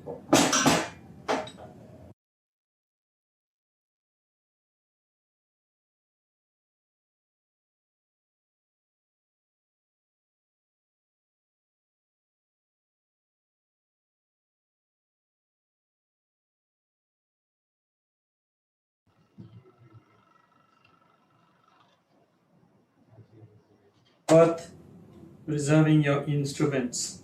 You send it for sterilization in the sterad. We use a sterad for sterilizing this. You send this whole tray. You can gas sterilize it also. And you have this if you want to put it in Sidex. The advantage, this is an instrument which is liberally used for flexible cystoscopy for all the bladder tumor patients. Probably the most common disease that most urologists will see, because the patients will accumulate over their lifetime and your lifetime. If you are doing 4 cystoscopies a year for 2 years for one patient, you will get a lot of patients. So this is a good way. This is the only way in which you can look back at the prostate and the 12 o'clock area and the anterior part of the bladder. So this is very important to do check cystoscopies using a flexible cystoscope. A rigid cystoscope does not do a decent check cystoscopy. It does not see everything that needs to be seen. So this is an instrument worth investing in for every urologist. The day you start your practice, get this. But make sure you sterilize it before use. I have 4 here actually. One is a video cystoscope also. And so this is a fiber scope. You can see that it is not particularly straight, but our urethras are pretty strong. So it does everything. You can look up, you can look back, you can look everywhere. This is a very important instrument in the armamentarium of an outpatient care of a patient. Similarly, this instrument is something which I have found very useful because at least once a week, I get a call saying, we put the catheter, no urine came, now blood is coming. This comes from neuro ICU, CCO, medical ICU, or emergency. They inflate the catheter in the urethra. Now, I don't know whether anybody else sees this, but this seems to be a disease here. So what can you do? He has not been able to pass the catheter. There is no reason for you to think that you will do it. Take your flexible cystoscope, go there, take a guide wire, take a set of dilators, put it in the urethra, see where it is the problem, and make sure that you've solved the problem by getting past whatever is stomach. It is usually pretty bad, that area which has been inflated with a balloon, and get into the bladder, put a guide wire, and over that thread the catheter and leave it there. So this instrument is very useful in an emergency. You can carry it to the ICU, you can carry it to the OPD, you can carry it to the emergency if you want.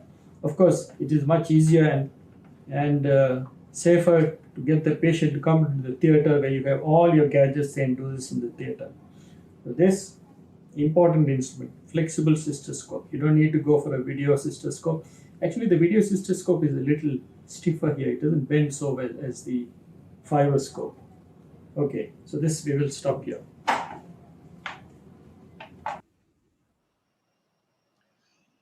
Okay, thank you, Dr. Nainan. At that short notice, you have made the video for us for the lower tracks. And at the end of the program next week, we'll have the upper track operative instruments shown. Thank all the faculty for the excellent discussion and sticking to the time. I thank all the delegates, all the students who have participated, our own faculty from the department and the students who have put in a lot of effort in making this program come through. A short announcement. The lectures were blocked from 2 o'clock to 7 o'clock during the time when we are doing this presentation so that you could concentrate on this. And at 7 o'clock, again, the site for the lectures will be open and you can log in at your leisure at any time in the whole week till the next week to go back to the lectures. The entry to the lectures on the left of what you entered in the center of the hall link here for this hall. So with that, I thank and call it a day. Enjoy your weekend and come back. We'll start sharp at 2 next week on 12th. Thank you, everyone. Thank you. Thank you, sir. Thanks. And team Exicon has been wonderful. We have had really hardly any trouble logging in and accessing, and whatever little bit we had, they have been able to sort out. Thank you, everybody. Thank you, sir. Thanks, Arvind.